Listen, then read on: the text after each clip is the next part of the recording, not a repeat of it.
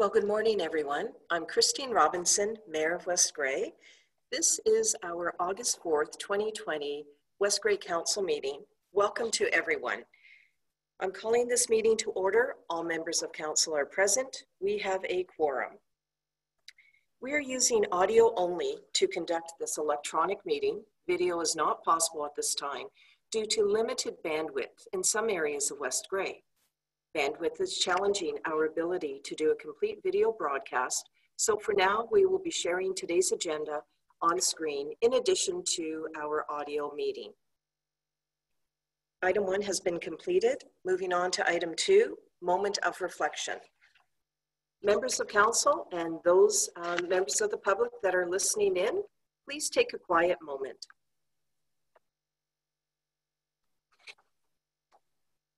Thank you. Item 3, declaration of pecuniary interest and general nature thereof. Members of council, are there any declarations of pecuniary interest? If so, please raise your hand.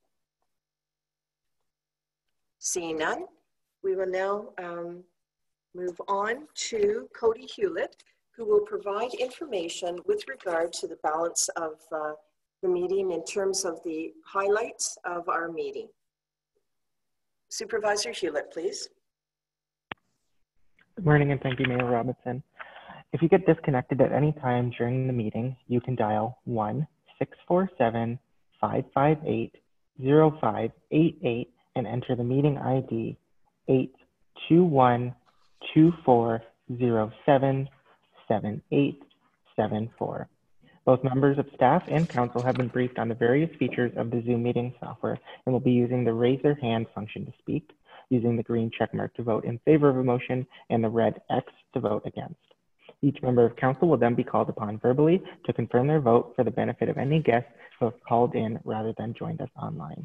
If you have any technical issues for members of the public, please send a chat message to myself, Cody Hewlett, Recreation Supervisor, and I will attempt to assist you. Thank you.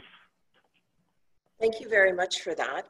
I also want to mention that our agenda has been circulated. This meeting is being recorded and will be posted on the West Grey website, the website being www.westgrey.com. So thank you very much for that. So just moving on in the agenda.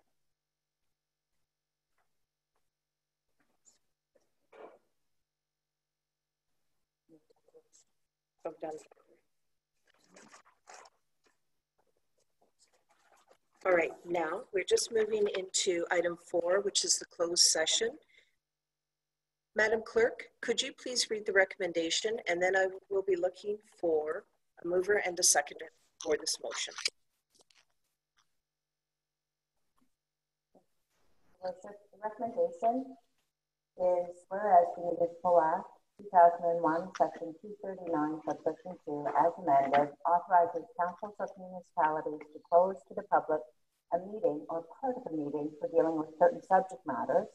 Now, therefore, be it resolved that the Council of the Municipality of West Grey does now go into a closed session at 9:11 a.m. with the CAO Deputy Clerk, Manager of Planning and Development, and Administrative Assistant of the Clerk's Office, as well as Recreation, to discuss items that relate to personal matters about an identifiable individual, including municipal or local board employees, a proposed or pending acquisition or disposition of land by the municipality or local board, and advice that is subject to solicitor-client privilege, including communications necessary for that purpose. Thank you. Councillor Herger, are you moving this motion? Councillor Herger, yes, I would move this motion. Councillor Townsend, are you seconding this motion? Councillor Townsend, yes, I'm seconding the motion. Questions on the motion? All those in favor, please signify with a check mark. Those not in favor, signify with an X mark. Mayor Christine Robinson, I am in favor of the motion. Councillor Townsend, state your name and how you are voting. Councillor Townsend, in favor. Councillor Hergert, state your name and how you are voting. Councillor Herger, yes. Councillor Shea, state your name and how you are voting. Councillor Shea, yes. Deputy Mayor Hutchinson, state your name and how you are voting. Deputy Mayor Hutchinson, in favor. Councillor Hamilton, state your name and how you're voting. Councillor Hamilton, yes. Councillor Hutchinson, state your name and how you're voting. Councillor Hutchinson, in favor. Motion carried. We will now go into the breakout room, and also please clear your dashboard.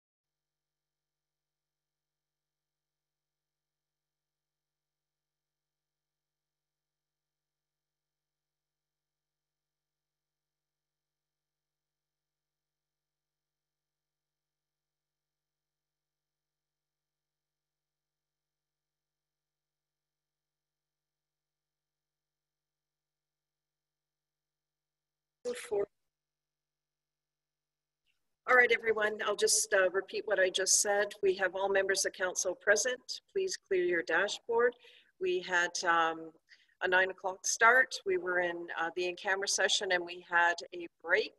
All members of council are present. We have a quorum. We're continuing. The first item of business that we need to deal with is a rise and report. So I'm looking for a motion to that effect. Councillor Hutchinson, is that why you have a check mark? And are you moving that motion?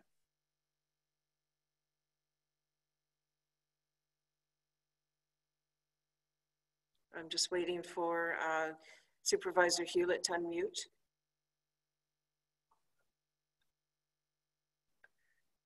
All right, one moment, please.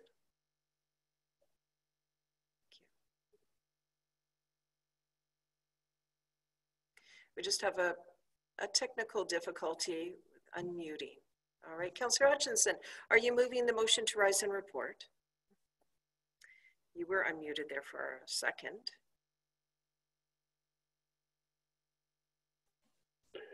Councillor Hutchinson, yes, seemed to be something funny going on with the muting, but yes, I'll make a motion to rise and report. To rise, yeah. Thank you, Deputy Mayor Hutchinson. Are you seconding the rise and report? We're leaving it with staff to unmute. Sorry, Mayor Robin. No, please go Mayor ahead. Robinson. Deputy Mayor Hutchinson, I'll second the motion. Okay, all those in favor, please indicate with a check mark. Those opposed with an X mark. Christine Robinson, Mayor, I'm in favor of this. Councillor Townsend, state your name and how you're voting.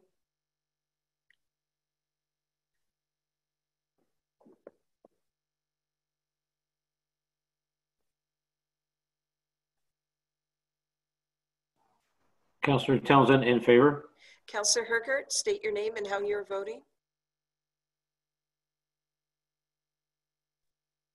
Councillor Hergert, yes. Councillor Shea, state your name and how you're voting.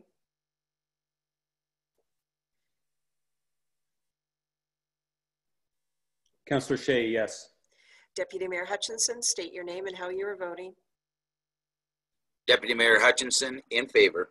Councillor Hamilton, state your name and how you're voting. Councillor Hamilton, yes. Councillor Hutchinson, state your name and how you're voting. Councillor Hutchinson, in favor. Thank you. The motion does carry. So we are dealing with a few items. We are on item 5, matters arising from the closed session. So the first one that we are dealing with is in regards to appointments. Quick show back, please.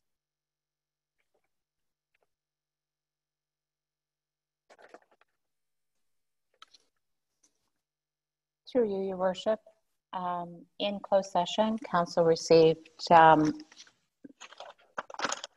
information regarding applications for residents to sit on committees of council, and the recommendation following that is that Becky Welts is hereby appointed to the West Grey Commercial Beautification Committee, and that Dwight Clark and Shirley Clark are hereby appointed to the West Grey Music in the Park Committee, and that an amending appointment bylaw be brought forward to a future meeting. So I'm looking for a mover and a seconder, please. Councillor Townsend, are you moving this motion? Councillor Townsend, yes, I'm moving the motion. Councillor Hergert, are you seconding this motion? Councillor Hergert, yes. Any questions? All those in favor indicate with a check mark, opposed with an X mark. Mayor Christine Robinson, I am in favor of this motion. Councillor Hutchinson, state your name and how you are voting. Councillor Hutchison, in favor. Councillor Hamilton, state your name and how you are voting. Councillor Hamilton, yes. Deputy Mayor Hutchinson, state your name and how you are voting. Deputy Mayor Hutchinson, in favor. Councillor Shea, state your name and how you are voting. Councillor Shea, yes. Councillor Hergert, state your name and how you are voting. Councillor Herger, yes. Councillor Townsend, state your name and how you are voting. Councillor Townsend, in favor. Motion carried. Please clear your dashboard. We also have an update with regards to roads. Clerk Scharback, please.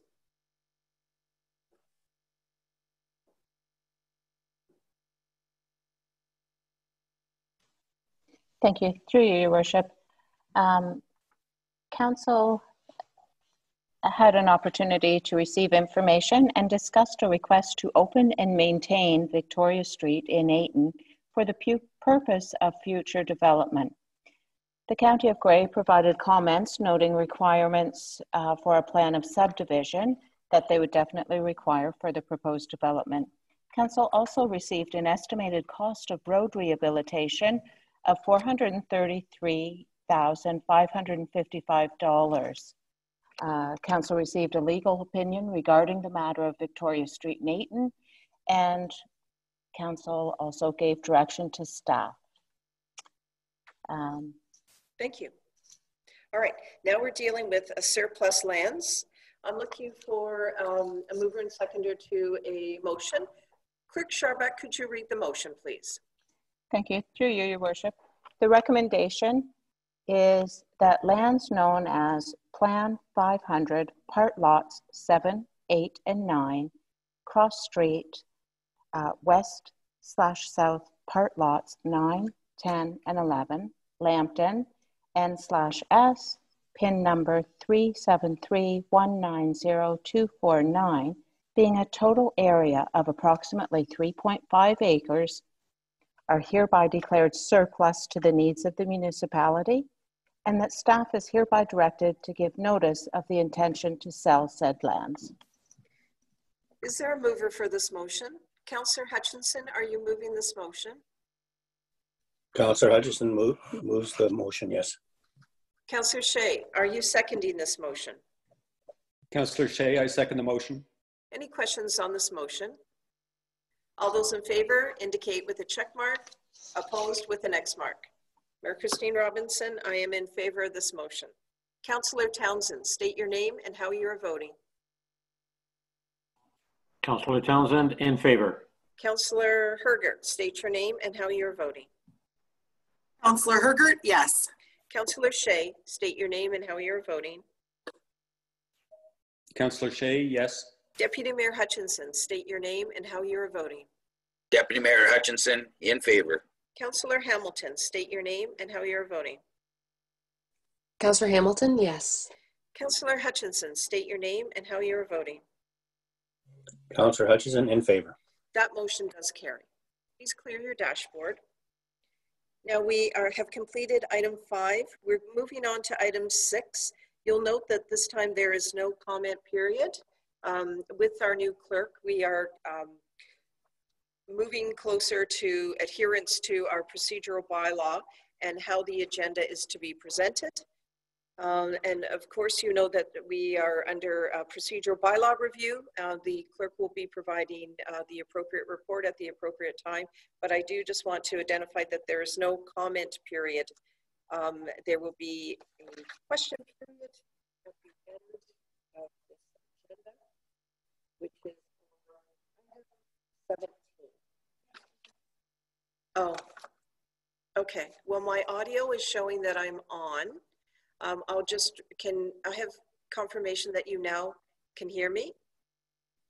Okay, so I'm just going to repeat that one and all, that we've completed item 5, which is the matters arising from the closed session. We will be moving on to item 6 in a minute, which is public meetings, but I do want to identify that there is no comment period on this agenda. As you know, we have a new clerk. She is ensuring that there's tight adherence to our procedural bylaw. in connection with our agenda. So comment period is not listed because it's not a procedural section in our procedural bylaw, but please know that under item 17, I believe, we have a question period. Yes, item 17. All right, so before I move on, I see hands up. Councillor Hamilton, please. Thank you, Mayor Robinson, and thanks for that clarity about comment period, and that is why my hand is raised. Okay. I was just a little, I was confused over the weekend. It was a long weekend, so we didn't have the opportunity to speak with staff about any agenda items, and I do appreciate the clerk emailing me this morning to indicate that comment period isn't part of our procedural bylaw, which is actually a great surprise to me, and because I know it's been in practice for a couple of years. And I know it came out of the desire for council at that time, before our term, to provide an opportunity for citizens to provide comment ahead of a decision being made. And so over the weekend, I just thought it was a typo, quite honestly. And I had 3 different residents reach out about wanting to comment. And I had indicated that I would connect with the clerk, but I just thought it was a typo and that I'm sure we could squeeze it in. That's just what I thought. So I'm just concerned that it was abruptly stopped. But I do appreciate our clerk following procedural bylaw. I think that is very important. Is there an opportunity to provide, perhaps with council's approval, to provide a comment period today, if anyone's on the line who still wants to comment? And then what would be a pathway forward to put this into the bylaw sooner than later? Yeah. So just a couple of questions. Thank you, Mayor Robinson. Sure. Well, thank you. It was a change. There wasn't complete notification that it was being taken off. It was just adjusted on the agenda. So perhaps clarity could have been provided that notification. There is an opportunity in the procedural bylaw, and our clerk is looking it up, to have that if it's on the consensus of council, the willingness of council, we can adjust it to include it on the agenda. I'll have the clerk respond to it, but it's interesting, it's now taken off and that we're now putting it back on for that. So Clerk Sharback, could you respond, please? Thank you. Through you, Your Worship. Absolutely. The procedural bylaw is council's bylaw, and council as a body has the authority with a 2/3 vote to suspend any rules contained therein.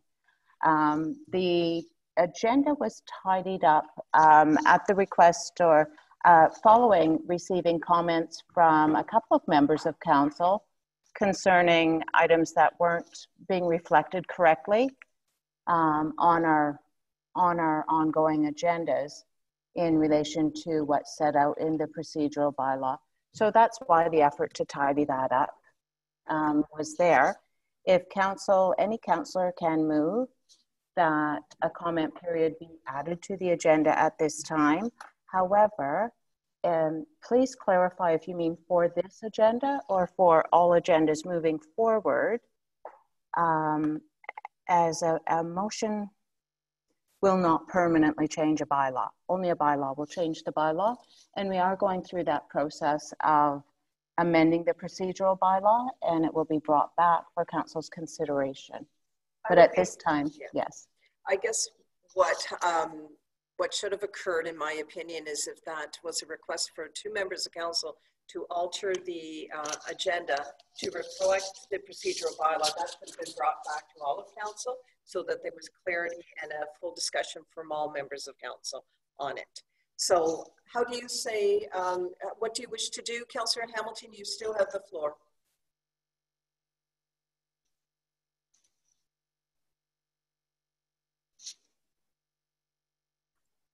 Is there an ability to unmute Councillor Hamilton? Thank you. Oh, thank you. I was struggling to unmute. Okay. I would like, I'm looking for guidance from the clerk. I certainly want to provide the opportunity today. If there's, I don't even know if there's citizens who remain on the line, but just to provide that window of time. And I understand that motion would be require 2/3 of council. And then I think amending the procedural bylaw maybe might be a separate motion, Clerk Sharbuck. Just looking for some clarification, but I do think continuing on with the tradition of comment period until we review the entire procedural bylaw would be most fair. So just looking for some guidance, please. Clerk Sharbuck, please. Thank you. Through you, Your Worship. Councillor Hamilton, at this time, you could certainly move a motion to add a comment period to the agenda. And if you wanted it to be remain as an item on the agenda, you should clarify that in your motion, or until such time as the procedural bylaw is reviewed, or just for today's agenda. There is the question period, of course, for public input on agenda matters. It's entirely up to you how you wish to proceed. So it wasn't a change in, it wasn't a change in our procedural bylaw to not have it on. It was trying to meet our procedural bylaw requirements. So you can move to have it included in today's agenda, or you could move to have it included in today's agenda and following agendas until such time as the procedural bylaw is amended. How do you wish to proceed, Councillor Councillor Hamilton? Thank you, Mayor Robinson. So I would move that we include it in today's agenda and subsequent agendas until we do the procedural bylaw review. Thank you. Is there a seconder for this?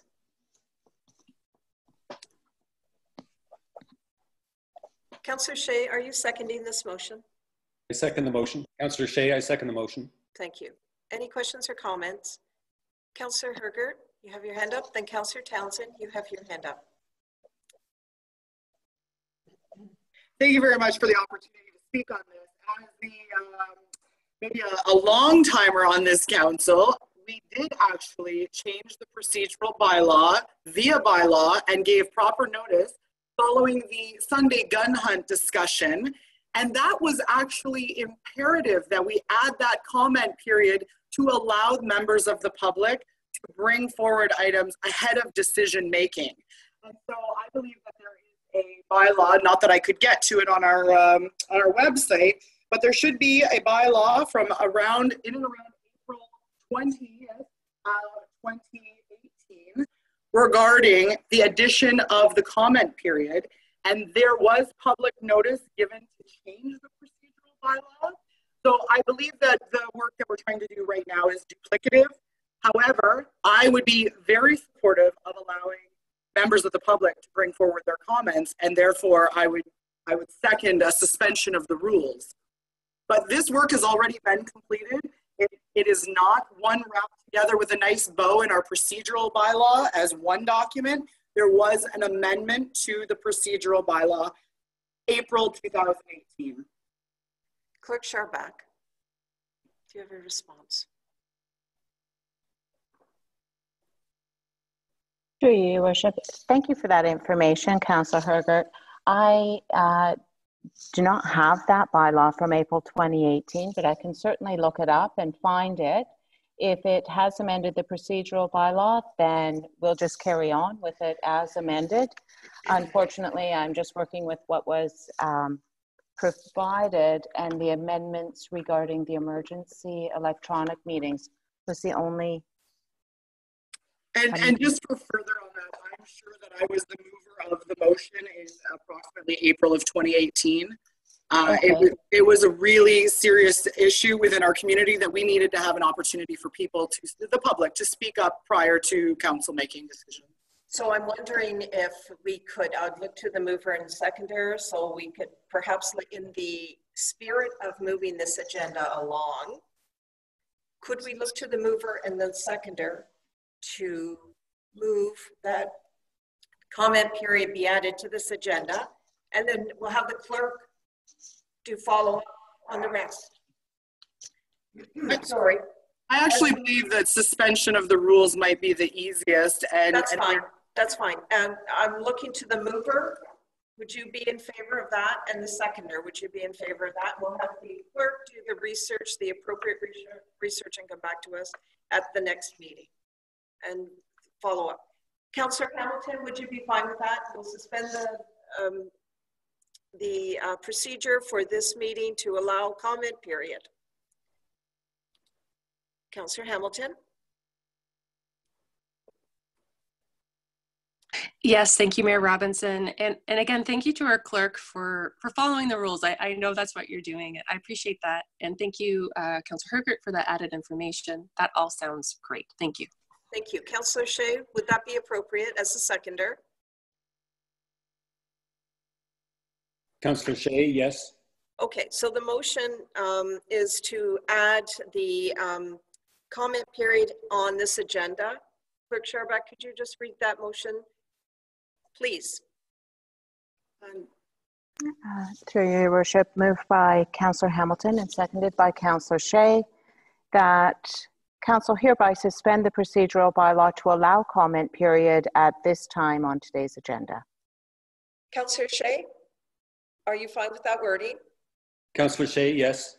Okay, as the seconder, thank you. Councillor Hamilton, as the mover, are you fine with that wording?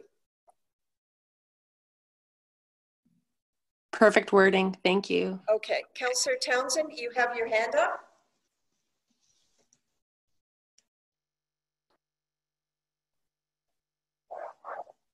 Thank you. On May 22nd, 2018, bylaw 58-2018 was passed, adding comment period to the agenda. Clerk Sharback, then.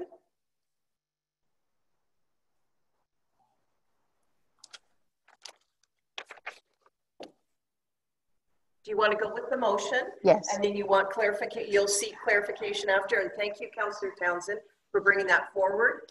So Clerk Sharback, would you suggest that we move ahead with the motion for a vote dealing with this agenda, and then you'll follow up with us? Thank you, Mayor Robinson, and thank you, Councillor Townsend, for that detail. We can certainly add those amendments into our working document and consolidated procedural bylaw. So at this time, the matter is not on the agenda, so we don't have to say suspend the rules, just that council hereby adds comment period to today's agenda at this time. And then we'll put comment period in immediately following, which I think would be agenda item number 7, and then adjust the agenda numbers from there. So if we don't have to suspend the rules, we just have to, council just needs to add an agenda item at this time, being comment period. Is that clear? And if that's appropriate and okay with the mover and seconder. So I'll go back to the mover and seconder, hopefully for the last time on this, but I understand the dialogue involved for sure. Councillor Hamilton, as the mover, are you fine with this? The wording from the clerk? Yes, thank you. Councillor Shea, as the seconder, are you fine with the wording? Councillor Shea, yes. All right, all those in favor, please indicate with a check mark. Those not in favor, please indicate with an X mark. Mayor Christine Robinson, I am in favor of this motion. Councillor Townsend, state your name and how you wish to vote.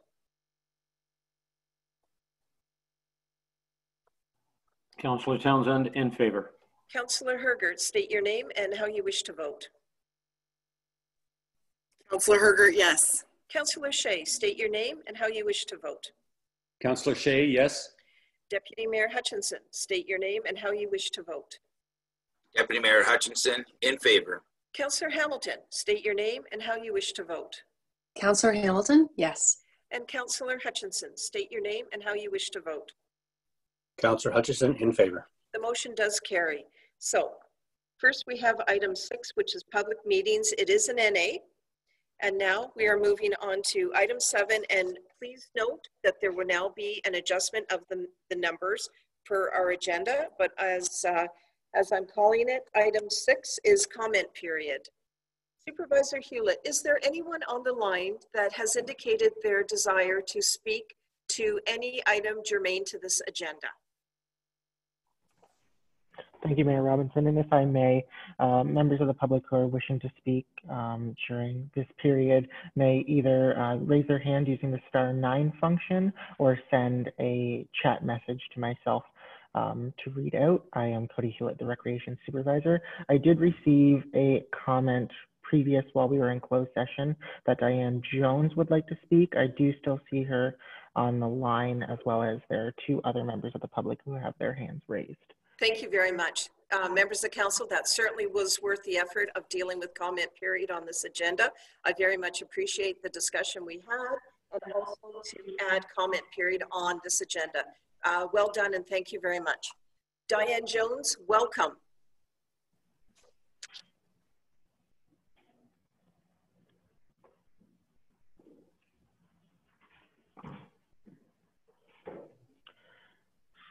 Hi, Diane Jones, please proceed. Good morning, Mayor Robinson, Deputy Mayor Hutchinson, and Council. I'm impressed with just witnessing your good governance and clarity. This has been quite impressive. Thank you. I'm participating this morning to support the motion coming forward from Councillor Beth Hamilton today. It's been 1 year since West Grey has declared the climate change emergency, which was epic. Yet despite much time and sweat equity by volunteers, staff, and councillors dedicated to this action, honestly, we're no further ahead. West Grey needs to develop a climate action plan. Councillor Hamilton's motion highlights the importance that West Grey join the Partners for Climate Action. And this would be joining 350 Canadian municipalities, which is a sharing of so much expertise and resources and possibility and access to grant bodies.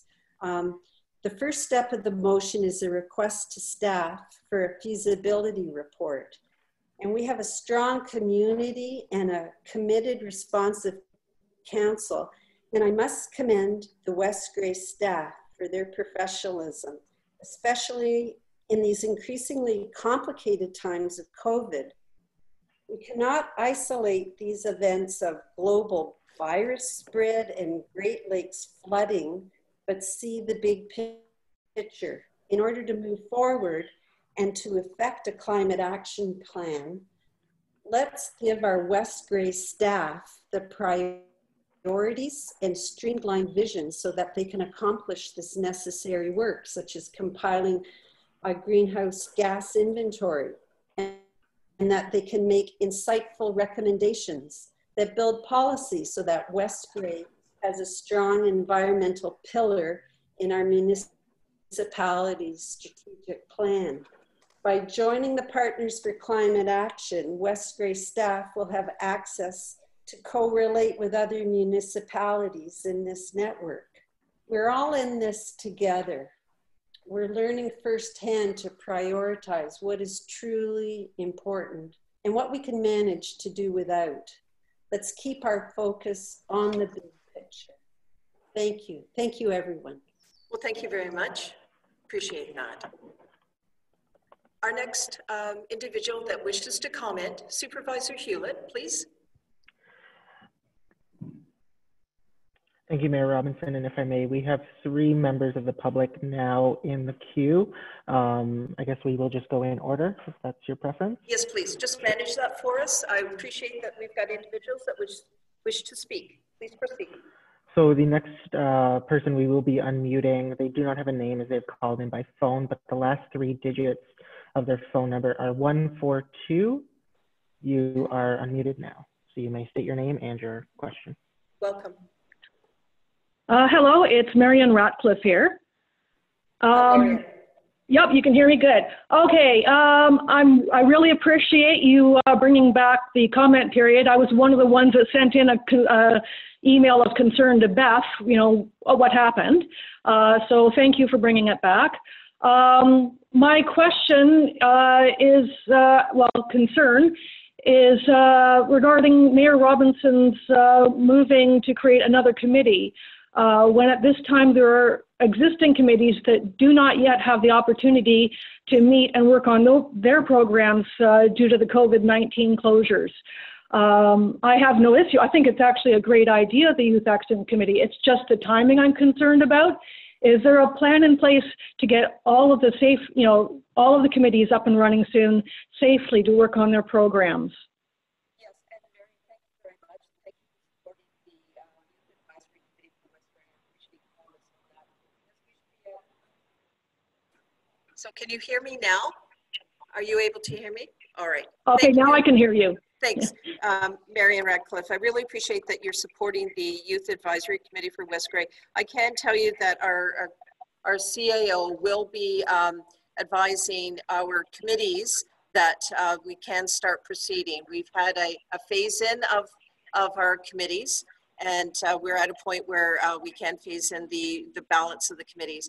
Sustainability is one that's working through a different type of mandate, but certainly Dark Skies should be up and running. And I do note that a Dark Skies event actually happened in the last few days in another municipality. So that is an exciting potential for here, but I leave that to the Dark Skies Committee. So yeah, the timing is right. And also to have that type of committee being called together through Zoom. I think it speaks a lot in terms of advancing the municipality. So thank you for that. Stay tuned. Our clerk or CAO will be providing notice of upcoming meetings for our committees of council. Thank you. Okay, great. Thank you. You're welcome. And it'll be good to get Dark Skies going again. Supervisor Hewlett, could you just proceed? Absolutely, and thank you, Mayor Robinson. The next comment comes as a chat through Charlene S. Klassen. It states, will Victoria Street be repaired and can lots be serviced? Also, if severing only 3 lots, why do we need a subdivision plan, when it is not a subdivision? So there, able to address that, or can I just say that for Charlene Clausen, that information we can have connected through our planner. We've had, our planner will provide the discussion and the procedure by which to address that. And I think that's the best approach at this point, that you'll have shall I say, an individual discussion with our planner. So thank you. We will move on to the next comment. Please, Supervisor Hewlett.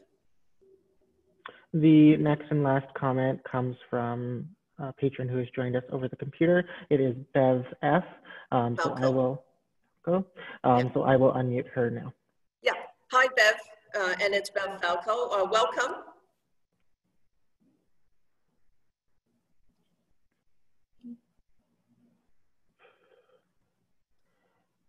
Bev, if you are on your computer, you may be receiving a pop-up that says we would like to unmute you. If you just want to click yes, which is the blue button. There you go. I think you're live now. Yeah, sorry about that. I was trying to do it somewhere else.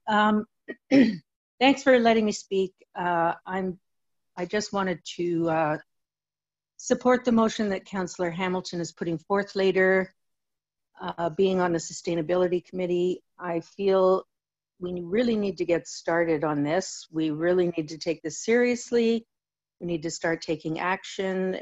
In my own opinion, and there's so much more to do than even the 5 milestones listed, but we've got to start somewhere, and I'm hoping we can get started. So thank you very much for listening. Well, thank you very much, Bev, for adding your comments to that. Very much appreciated. Supervisor Hewlett, just one last time, is there anybody else that wishes to speak? At this time, I have received no other comments. Okay, thank you. Bev, your hand is still up. Was there something additional that you wish to say before I move on? That's no, I'll put it down in a second as soon as I find where. Fair enough. Thank you very much. Okay, so we are now off comment period, and that really demonstrates the need for having that on the agenda. Okay, so we're going to keep in mind, we're adjusting the minutes or the agenda on the item numbers. So we are now on item 8, which is the consent agenda. Clerk Sharbat, could you read the motion, please?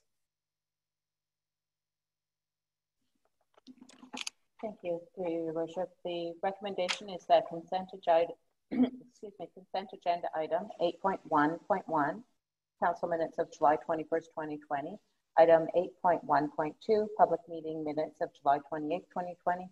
And item 8.1.3, committee of the whole minutes of July 28th, 2020 are hereby approved as presented, and that authorization be given for the actions to be taken as be necessary to give effect to the recommendations contained therein, and that consent agenda items 8.1.4 to 8.4 inclusive be received for information.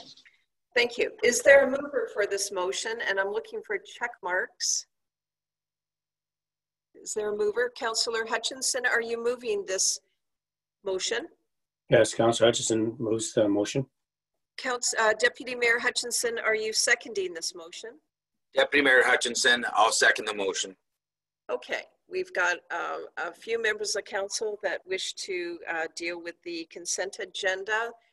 I will list it and then call upon you, Councillor Townsend, Councillor Herger, Councillor Hutchinson.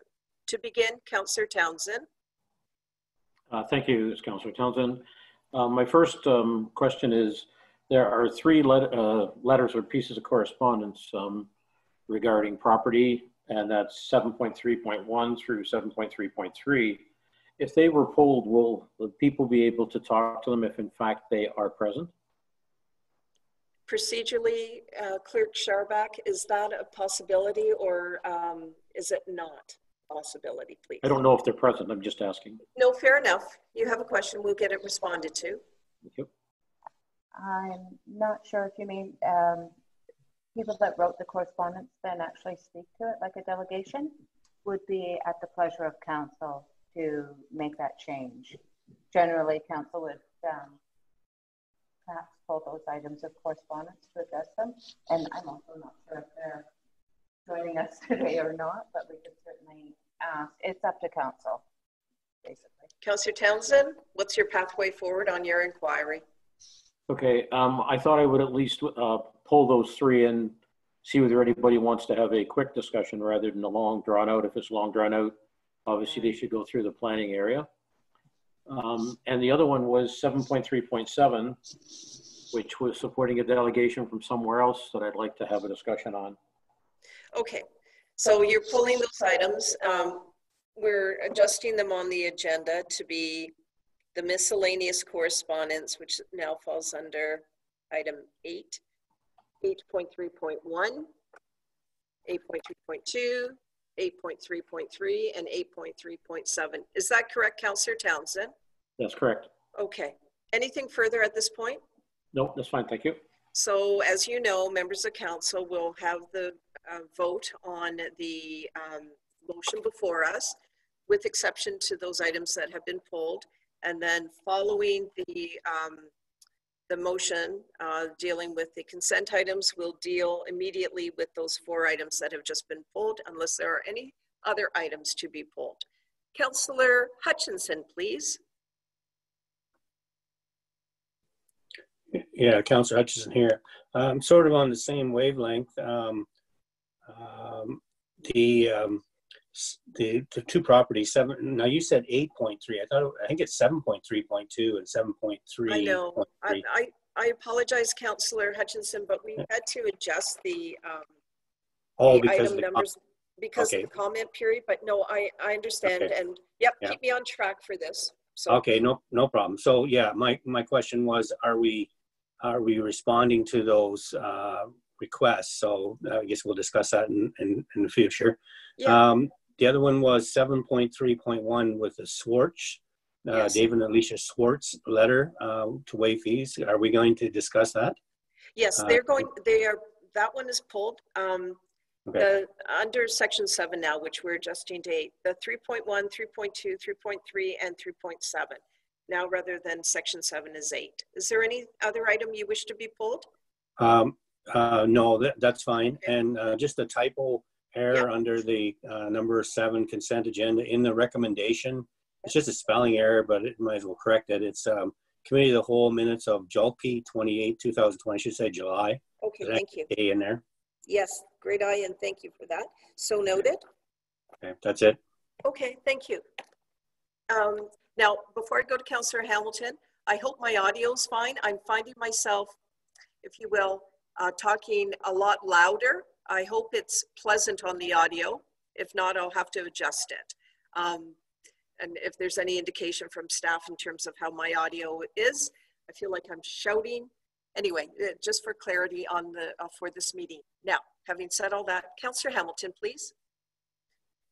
Thank you, Mayor Robinson, and your audio is perfect. Awesome. Thank you. So item 3.1, I recall that we dealt with that item. It was in the agenda July 7th, and the minutes of that meeting indicate that it would be that staff would bring forward a report to Committee of the Whole on July 28th. So I'm just looking for clarity about that letter. Oh, thank you. And then I have a couple more points. Okay, we'll come back to it. I thought this was the item, and I'm looking for clarity from our clerk. I thought this item was withdrawn because the individuals wanted it withdrawn from that particular agenda, and then here it is again. But I'm looking for clarity from a clerk staff on that, please.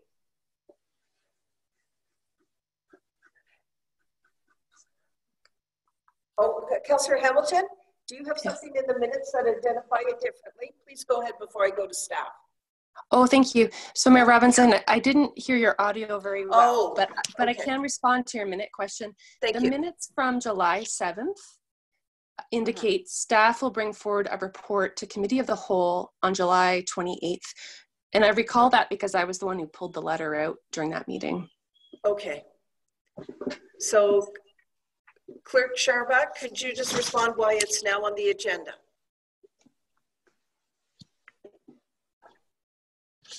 Hi, thank you. Through you, Your Worship. There was no report available or prepared for the July 28th meeting, and this is still an outstanding item, I guess, for Council's direction. I don't have a report. I'm not sure if that landed on you. Where that is at this point in time. Obviously on the 20th of July, we didn't hear a fulsome report on this, and I believe it was resubmitted.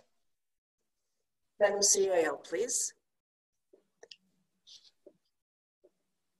Thank you, Madam Mayor, and thank you, Clerk, for that. Thank you, Councillor Hamilton. Clearly, this one got slipped through the process. So if Council is willing or agreeable, we will have that report brought to the next Committee of the Whole meeting. Okay, so Councillor Townsend, you were the member of council individual, I know, but councillor that pulled that. Are you fine with waiting till the appropriate meeting then?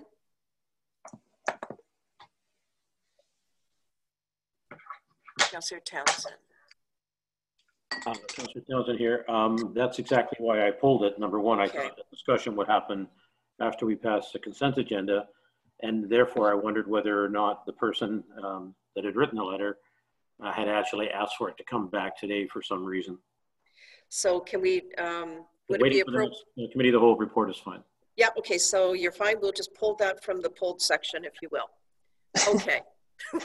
Councillor Hamilton, you still have the floor. Thank you for the clarity. Thank you. And so the 7 or 8.3.6 Emancipation Day resolution, I'd like to pull that, please, for discussion. Okay. And then Mayor Robinson, I just procedurally have a question. I'm just noticing we have a couple delegations today. Was there consideration for rejigging the agenda? I'm just concerned that the delegates have been waiting a little while. So I know in the past we have moved delegations up just so they don't have to wait too long. But just putting that to you, Mayor Robinson, is there consideration for moving the delegations up higher up in our agenda? Well, we're always looking at the agenda. Believe me, we do a strategy on it.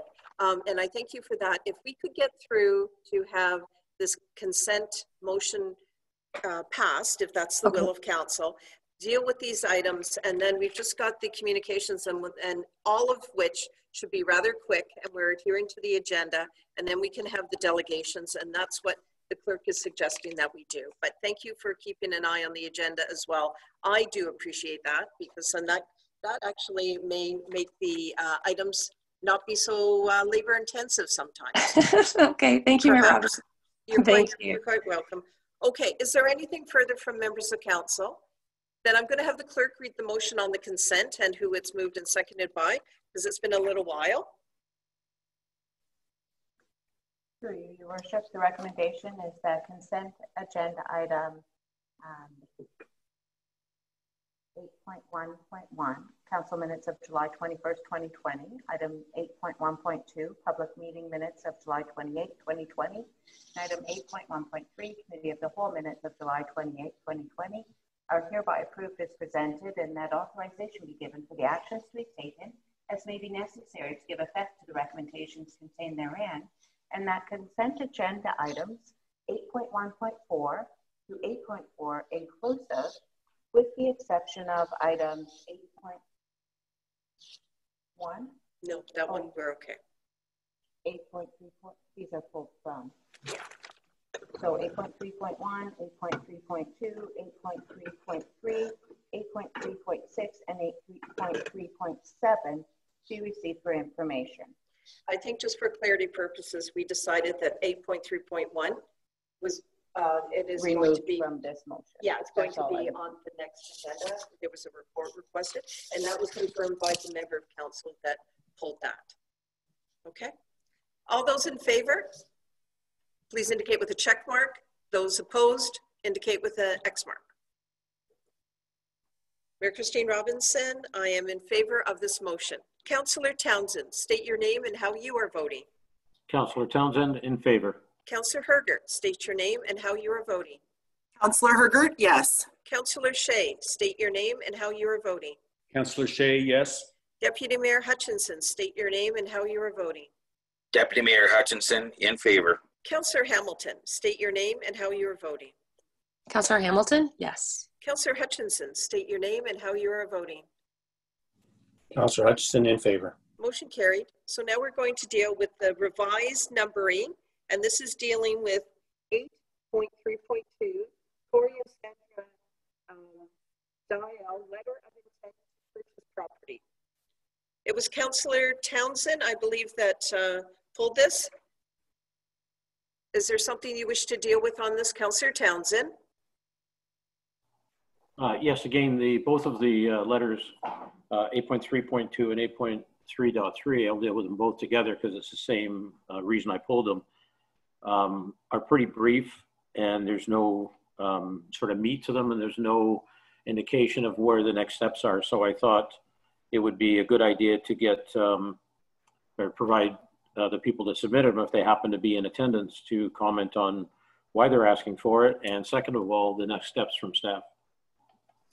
Okay, so council, are we fine with having, well, first of all, I'm going to do it a little differently. Is Corey and Sandra Dial on this, either on call or online? And Supervisor Hewlett, would you be able to identify that for us, please?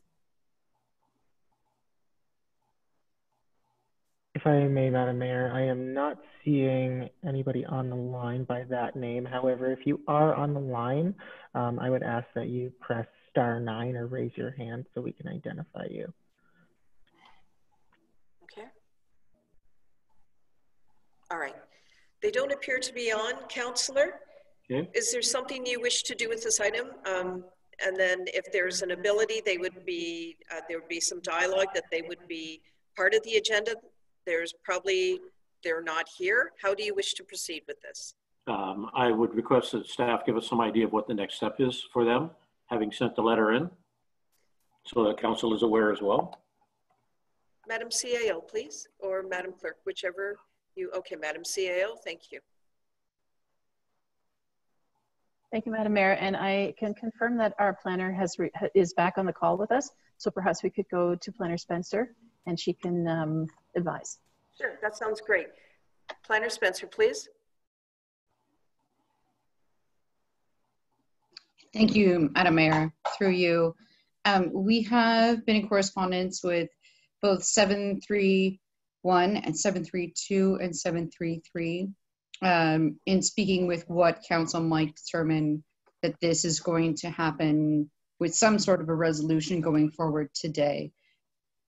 I don't want to extend anyone's day, but I do believe that this is the appropriate time to deal with these matters. So why would there not be a staff report accompanying this? I wonder, Clerk Scharabach, if you could provide some, just some background on this, please.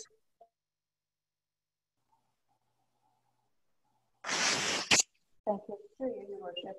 The request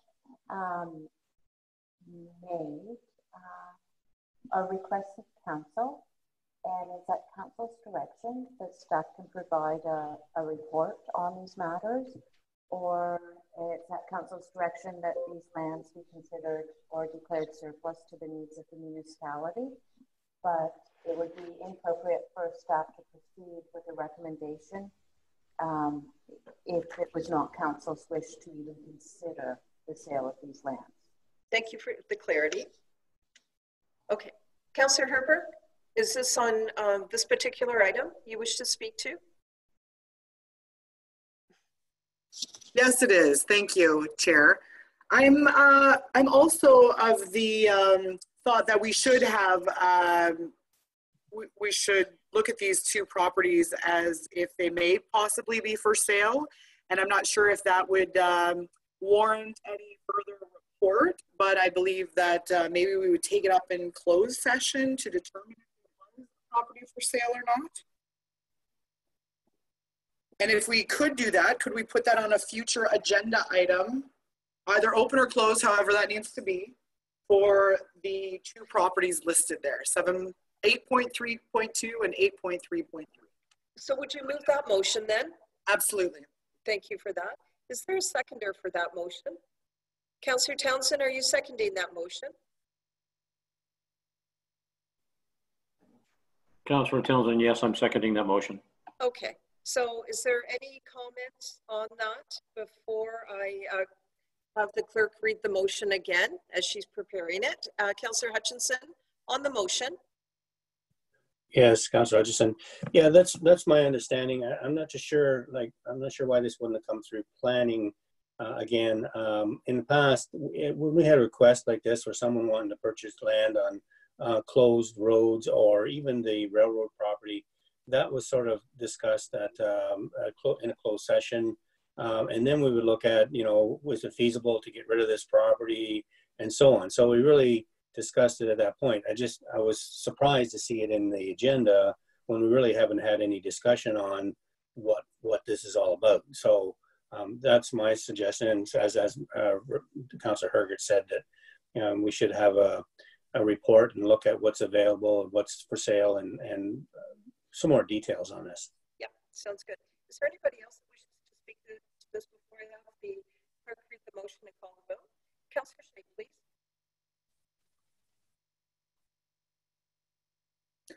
Oh, I'm sorry. Did you hear my audio?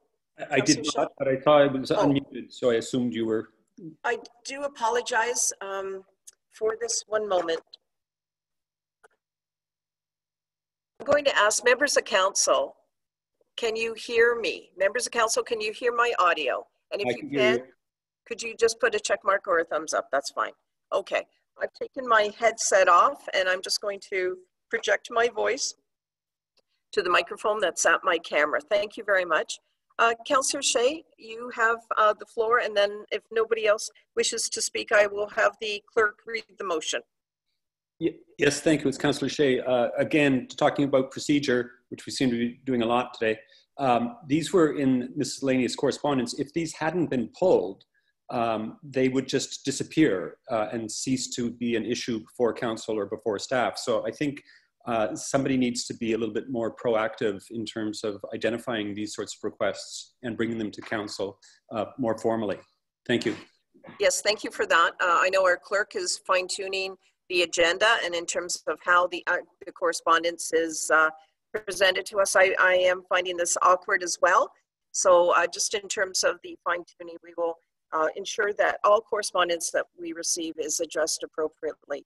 Clerk Sharbuck, could you please read the motion and as well identify the mover and seconder of this motion, please?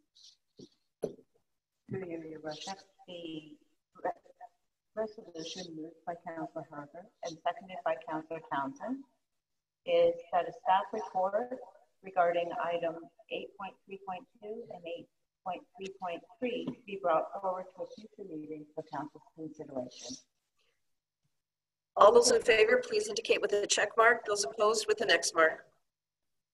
Mayor Christine Robinson, I am in favor of the motion. Councillor Townsend, please state your name and how you're voting. Councillor Townsend, in favor. Councillor Hergert, state your name and how you are voting. Councillor Hergert, yes. Councillor Shea, state your name and how you're voting. Councillor Shea, yes. Deputy Mayor Hutchinson, state your name and how you're voting. Deputy Mayor Hutchinson, in favor. Councillor Hamilton, state your name and how you're voting. Councillor Hamilton, yes. Councillor Hutchinson, state your name and how you're voting. Councillor Hutchinson, in favor. Motion carried. Now we are dealing, with 8.3.3 as well. Councillor Townsend, you pulled this one as well? Do you want sorry. to? That was 8.3.3? Yep. Yes, exactly the same thing. If the person's here or staff has a comment, I think we already know what staff's recommendation would be for the last motion. So it's just if anyone is here, and I don't know if they are again, but. Yep. Let's find out. Supervisor Hewlett, can you identify whether Stan and Marcy Whitehead are present either online or through phone? Thank you, Mayor Robinson. And doing a review of the dashboard, I am not seeing them on the line. However, if they were on the line and wanted to either raise their hand or press *9, we can identify them that way as well. Stan or Marcy Whitehead, are you online and do you wish to address this item in correspondence? Okay, I'm not seeing that, Councillor Townsend. Perhaps you have a motion? I do. I would repeat the same motion, but for this item as we did for the past one. Councillor, Clerk Sharbuck, did you have a concern? Oh. Are you okay just to identify that so everybody can hear? Sorry, I'm unmuted now. So, Your Worship, the resolution just passed by Council included a staff report for items 8.3.2 and 8.3.3. Okay. So that report will be coming back to a future meeting. Okay, so what we've done here is we've clarified that Stan and Marcy Whitehead are not here to speak to the item, and also that we've got a report coming forward. Okay, I'm just taking a 5-minute break and we will come back. Thank you very much.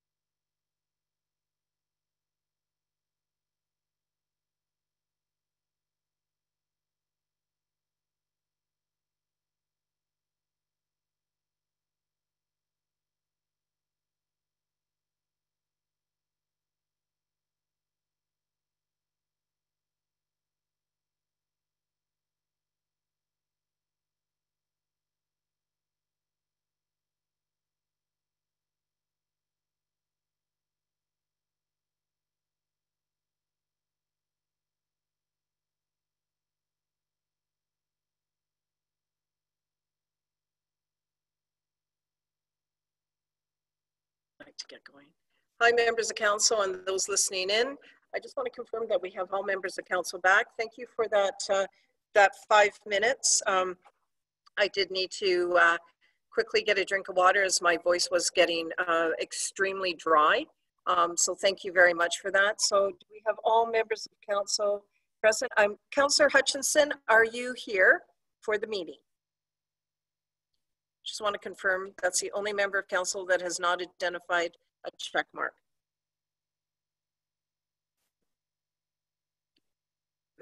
I'll ask again. Councillor Hutchinson, have you returned to the meeting?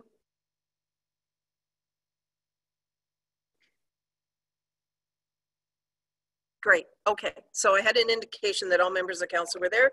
Please clear your dashboards. We're still dealing with 2 more items that we pulled from consent. We'll then go to the correspondence and then on to our delegations.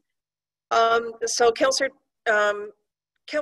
Hamilton, you pulled the new number 8.3.6, Chatham-Kent Emancipation Day resolution.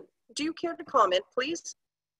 Oh, yes, thank you, Mayor Robinson. The timing of this on our agenda was perfect because I had a conversation with Councillor Merton in Owen Sound.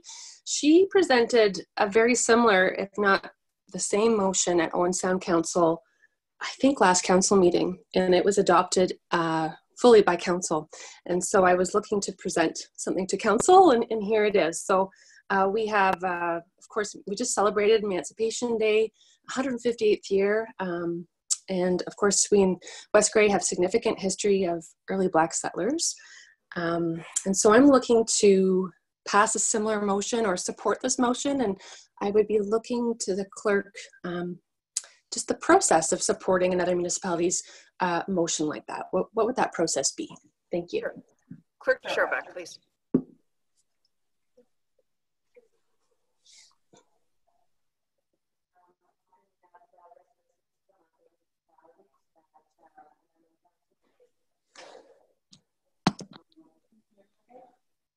No, we'll need to get you to repeat that. Okay. Thank you. Through you, Your Worship. That's an excellent question, Councillor Hamilton. There are often resolutions from other municipalities that a member of council may wish to support. The easiest, clearest way to do that is ask for a resolution of support to be included on the next agenda if it's not an urgent matter that needs to be dealt with today. Or you can move a direct motion to support something at this time if there's a tight timeline. If not, okay. Motion of support would be included on the next agenda. Councillor Hamilton, how do you wish to proceed? Oh, thanks for that clarity. So it sounds like almost like a notice of motion, that kind of format. And so I would like to go in that direction, please, clerk, where it would appear on the next council agenda, please. Okay, very good. And so noted by the clerk, I can tell you that. Thank you. So thank you. So clerk, then we have now dispensed with that particular item for today anyway. And now we're moving on to the new 8.3.7 Town of South Glengarry Long-Term Care Homes Resolution. I believe this was Councillor Townsend, if I'm not mistaken. Councillor Townsend, can you confirm this was yours? If it is, proceed. Thank you. I had it pulled because I definitely want to support it because I think anything we can do for long-term care, particularly since we have 3 homes in Grey County and 1 specifically in West Grey. However, I wasn't sure on the accuracy of the 9 inspections in 2019. That just seemed like unbelievable. And if it is, it's even more reason to support it. But I wondered if there was a way we could actually confirm that before supporting it, just to make sure it is in fact accurate. Well, we have to get the inquiry. We'll have to do an inquiry on the total number. Okay. I'm not able to get that now. So how do you wish to proceed with this correspondence? Do you want to wait? Yes, I do. I'd like to confirm that before I would suggest doing that, unless anyone else has a contrary opinion. Councillor Hergert? I might suggest that we could pass a similar resolution, except the second paragraph that says whereas, and with the specifics of how many were inspected. Okay, so Councillor. The rest of it seems to hold the essence of what we really want. We want to support this. Councillor Townsend, what do you think of that suggestion? No, I would support that. Okay, so are you moving that motion? Yes, I would. Okay, and Councillor Hergert, perhaps you're going to second the motion? Councillor Hergert, yes, I will second the motion. Okay, so would the clerk please read the, out of the correspondence, the motion so that it's read into the record and that those individuals that are listening in are also aware of it. Page number, please, Councillor Townsend. Sorry, I didn't hear that. It's okay. We've got it. The clerk has got that. Sorry, my audio. We'll have this my audio cleared up for our next meeting. I just want to clarify that we're leaving out the second whereas. Is that? That's okay. That's where we're dealing with the number of inspections that it's been suggested that it not be included in this motion. Right. So I have moved by Councillor Townsend and seconded by Councillor Hergert that whereas the COVID-19 pandemic has disproportionately affected the vulnerable elderly population in Canada's long-term care homes, and some of Ontario's long-term care homes are among those with the highest fatality rates in the country, as the pandemic has exposed deplorable conditions in many long-term care homes across Canada. And whereas residents have been endangered by personnel moving between infection zones without adequate equipment, and now therefore be it resolved that the Council of the Municipality of West Grey urges the Ontario government to provide funding to increase full-time positions in place of casual and part-time labour in long-term care homes, and requests that the Ministry of Long-Term Care acts to regularly inspect all long-term care homes, and sound infection control measures are put in place at all Ontario long-term care homes, and that this resolution be forwarded to Premier Ford, the Minister of Long-Term Care, Mayor Lee Fullerton, and all Ontario municipalities for consideration.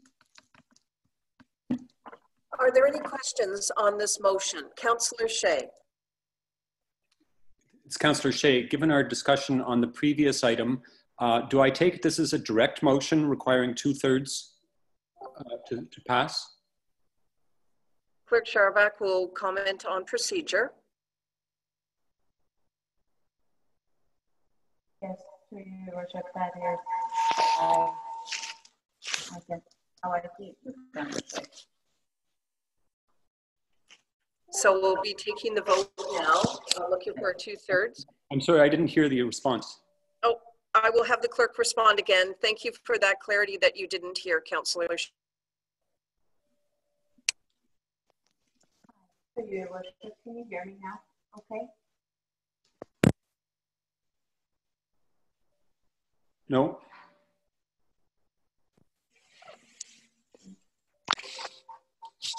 Okay, so the clerk has read the motion. We have a mover and seconder, and it will be addressed during the direct motion section, but it wanted it clarified. Anything further, Councillor Shea? I didn't hear the clerk respond. Oh, okay. We'll try for a second time. Thank you again. And could you also please? Okay. I'm not hearing anything. Can you hear me, Councillor Shea? Barely. Oh, I'm talking right into my computer. Is that a little bit better? A little tiny bit better. Okay, I'm sorry. I'm trying to be as clear as possible. Yes, I agree with you. It is a direct motion. Okay, thank you. Yes, so we have the mover and seconder that has have identified what the motion will be, and then under the direct motion section is where we will entertain this motion. Okay. That concludes our consent agenda. So we're now moving on to item 8, communications from mayor, members of council, and then we'll move on to our delegations. So I will begin. I wanted to let you know that the Grey County Cycling and Trails Master Plan. Public consultation will close on August 14th. Please comment, participate in that consultation process. I want to let you know that, and I'm very excited about this, with regard to transportation at Grey County. Grey County Council directed staff to enter into an agreement with Driver Seat Inc. to provide a service which will include routes between Owen Sound, Shelburne, Owen Sound and the town of the Blue Mountains, and Owen Sound and Wyerton. I am pleased to say, just give me one moment, I need a drink. Obviously, I'm speaking too much today, but I do want to say that I'm incredibly pleased because Grey County Council recognized the importance of a Grey Road 4 corridor. So that is an additional route between Flesherton, Durham, Hanover, and Walkerton, and that will be added on phase 4. Stay tuned, but there is a report that's attached to the last committee of the whole. Most excited as I was the mover for that and bringing that transportation for all-inclusive for Grey County. We held a remote community information session to provide updates on recreation, outline the new municipal alcohol policy, and also to receive public comments and input regarding the potential for possibly licensing our municipal facilities. That was a very good session. I also attended a web meeting with Premier Ford and Minister Stephen Clark, who's the Minister of Municipal Affairs and Housing, and with a number of mayors, and this was in regards to infrastructure. I want to let members of council and the public know that I will be speaking today at a standing committee on finance and economic affairs. It's a provincial committee, and I'm very pleased to do that. Our clerk or CAO will provide the link to members of council if you wish to listen in. Grey County is also hosting 5 climate change action plan workshops for the public. The dates are August and September. Look at the Grey County website, www.westgrey.com.ca rather, www.grey.ca, pardon me, for more information on that. There's many benefits to the climate change action plan for the community and businesses and the local economy. So I'd urge all to pay attention to that workshop and participate in that. Deputy Mayor Hutchinson, do you have information to add to this section of the agenda? No, it's Deputy Mayor Hutchinson here. Thank you, Mayor Robinson. No, you've covered the one item I wanted to bring to everyone's attention was that we worked hard up at the county for this transportation corridor, and it was recognized the need that was from Flesherton all the way through to Walkerton. So I'm pleased with that result as well. Thank you. Thank you. Before I go to Councillor Shea, I do want to let everyone know that we did receive acknowledgement for 2 of our delegations at AMO. This year AMO will be remote. So our first delegation, one of the delegations is funding for making archival documents accessible. Extremely timely because this council wants to ensure that our documents are available across the board. That's essential. The other funding that we received, or sorry, the other delegation that we received approval on is funding for schools and libraries to share resources. Stay tuned on the coordinates for that, but I'm just very pleased that those delegations were accepted by the provincial government. Councillor Shea, do you have comments with regard to this section? Thank you, Mayor Robinson. Councillor Shea, no, I don't really have much to report, but I'm very delighted to hear that the delegation on making documents accessible was accepted by AMO. I will be attending AMO remotely, along with a number of other councillors, I believe. So I will be eager to participate in that delegation if possible. Yeah.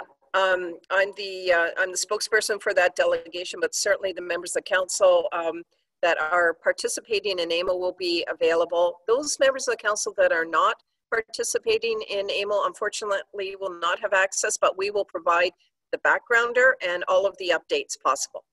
Anything further, Councillor? No, that's all for now. Thank you.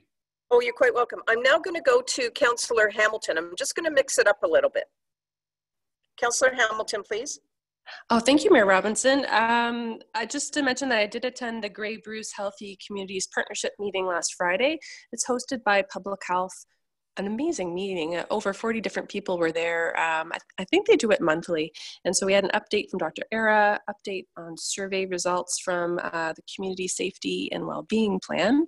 And then we had an update on climate change initiatives, including Grey County Planning, the Grey Bruce Climate Action Team, and Public Health. And Public Health, if you want to mark your calendars, Public Health is organizing a virtual climate change conference October 28th. So stay tuned for that. Thanks so much. Thank you. I'll put that in my calendar as well. Councillor Hergert, your turn. Then I'll go to Councillor Hutchinson and then Councillor Townsend. Thank you very much. A couple weeks ago, we had a council meeting. I brought some concerns from constituents forward. And I'd just like to thank our Public Works Department. They've been very responsive to the inquiries of our constituents, and I just want to shout out to them. I also would like to give a super congrats to two individuals, two youth from our community in West Grey. Taylor Draper and Tobias Aberhard were the inaugural winners of a post-secondary bursary from the Hanover, Bentic, and Brant Agricultural Society. And both of them are very community involved and definitely involved in agriculture. So I just want to be supportive, if not just in words, but really supportive of all the youth that are going away to school, but will come back and return to this lovely area to practice their trade. So congrats to both of them.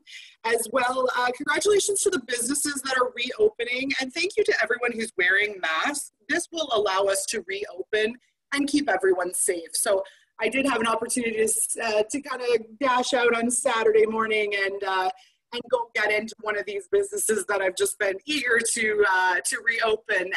And everyone was wearing their face masks, and that really is appreciated from everyone. Just as a little update for the Saugeen Municipal Airport, we have a new airport manager. There was a press release issued last week. So congratulations to Philomena McDonald. She is also a West Grey resident, and she will be our new airport manager at the Saugeen Municipal Airport. For right now, we are continuing to meet regularly online over Zoom for that, that commission. And Elmwood Fire Board is another one that I sit on, but we have not had any meetings since COVID began. So I was just bringing those updates. Thank you. Thank you. Councillor Hutchinson, please. Yeah, Councillor Hutchison, not a lot to report. Just wanted to make a mention to the that our town hall meeting regarding the alcohol policy that went over fairly well. Wanted to thank our recreation supervisor Cody for all his work on this, and look forward to his report. So I feel that the public has spoken. We asked the questions and they responded. So that was good. And just one other item, I guess, is the BIA annual is coming up. It's this Wednesday, or I can't remember, Wednesday or Thursday. Sorry, Thursday morning at 7:30 a.m. And that'll be done through Zoom. That's it for me. Thank you. Councillor Townsend, please.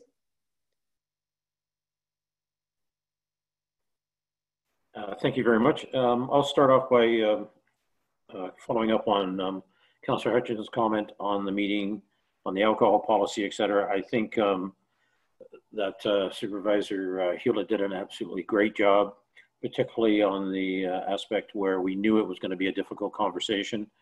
I knew people had prepared for being against it, as they were a few years ago when it came up. But again, it was absolutely excellent. Second comment is around Lions Catch the Ace is back, active. It's being held at the Legion on Friday evenings.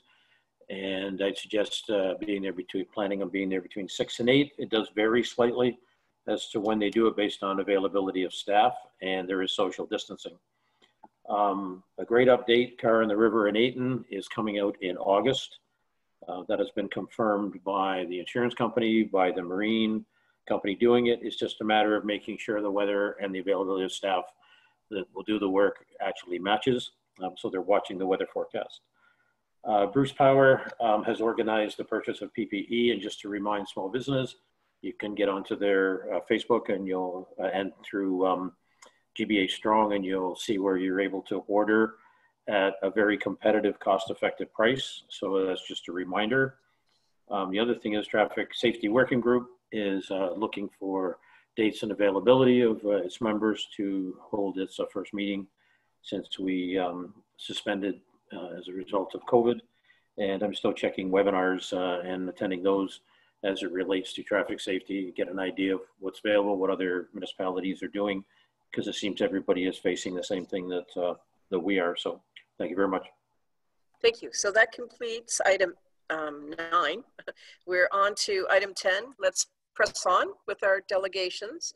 The first one is the new item 10.1.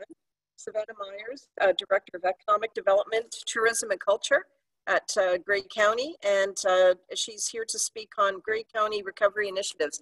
I invited Savannah Myers, Director Myers, to this council meeting to provide an update to our citizens, but also to our council members. I've heard a number of times Savannah speak at county. She is very, very good at what she does, and I know this council and those listening in will thoroughly enjoy this presentation.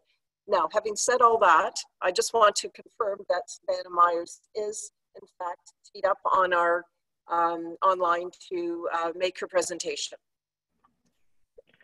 Given the username online, I believe she is on with us right now. I can unmute her at your request. Thank you. Hello, Savannah. How are you? Hello. Thank you so much. I am here. Yes. Oh, welcome. This is going to be a pleasure. Thank you very much, Director Myers. Please proceed with your presentation. We'll hear your presentation in entirety. If there happens to be questions, we'll have that at the end of your presentation. How's that? Sure, that sounds great. Thank you so much for the invitation to attend today. Thank you. Take it away, please. Excellent. Thank you. Yes, Cody, you and I are going to tag team this, so I'll get you to flip it to the next slide for me, please. Thank you. So I want to start off with how this recovery and resiliency plan has come to be.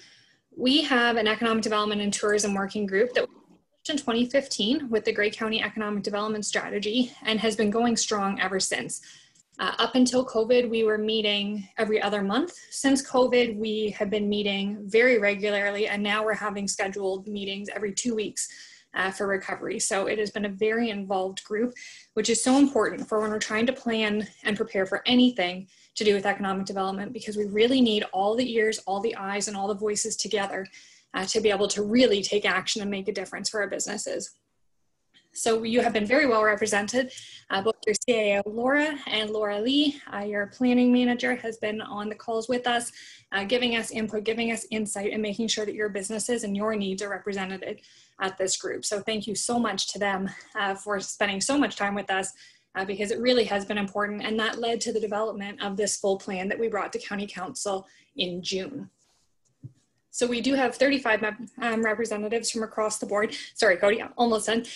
And that is municipal staff, provincial representatives, and community partners. So groups like Fort County Labor Market Planning Board, our Community Futures organizations, which are federally organized, Georgian College. Those are the types of groups that we bring together so that we have that good multitude of voices.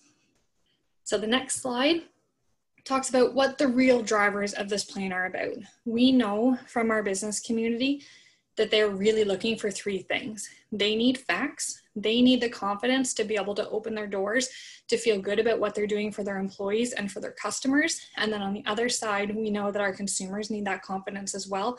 And in order to build that, they need the support from us. So that is really what underlies this entire plan. And we have about 27 different action items that have come together through this. And the next slide talks about what the goals and outcomes and objectives are.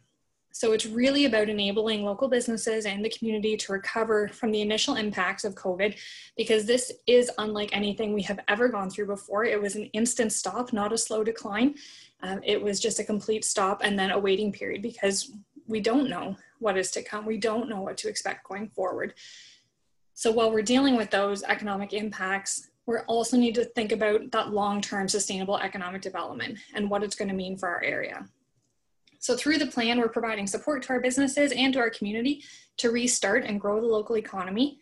Specific help for tourism sectors, our operators, our retailers, and our restaurants to recover because we know that they are absolutely being hit the hardest.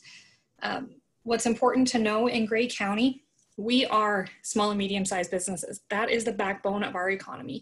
We have about 10,500 businesses throughout Grey County, and 70% of those are sole proprietors and home-based businesses. So we know we are going to be hit harder than other communities, and that's why the focus really is on those small and medium-sized businesses. We also need to ensure that we have the skills training and workforce ready for the adjustments that are coming in place.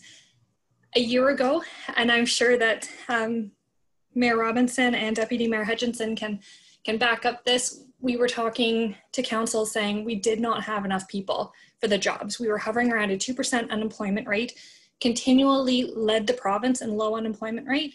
Today we're sitting at 9.3%. So we have really grown in the last little while, but it doesn't mean our businesses have any better access to local workforce and labor force, because now there are concerns about childcare availability and restrictions and health and well-being. So we're still in that challenge. It just looks completely different than it did a year ago.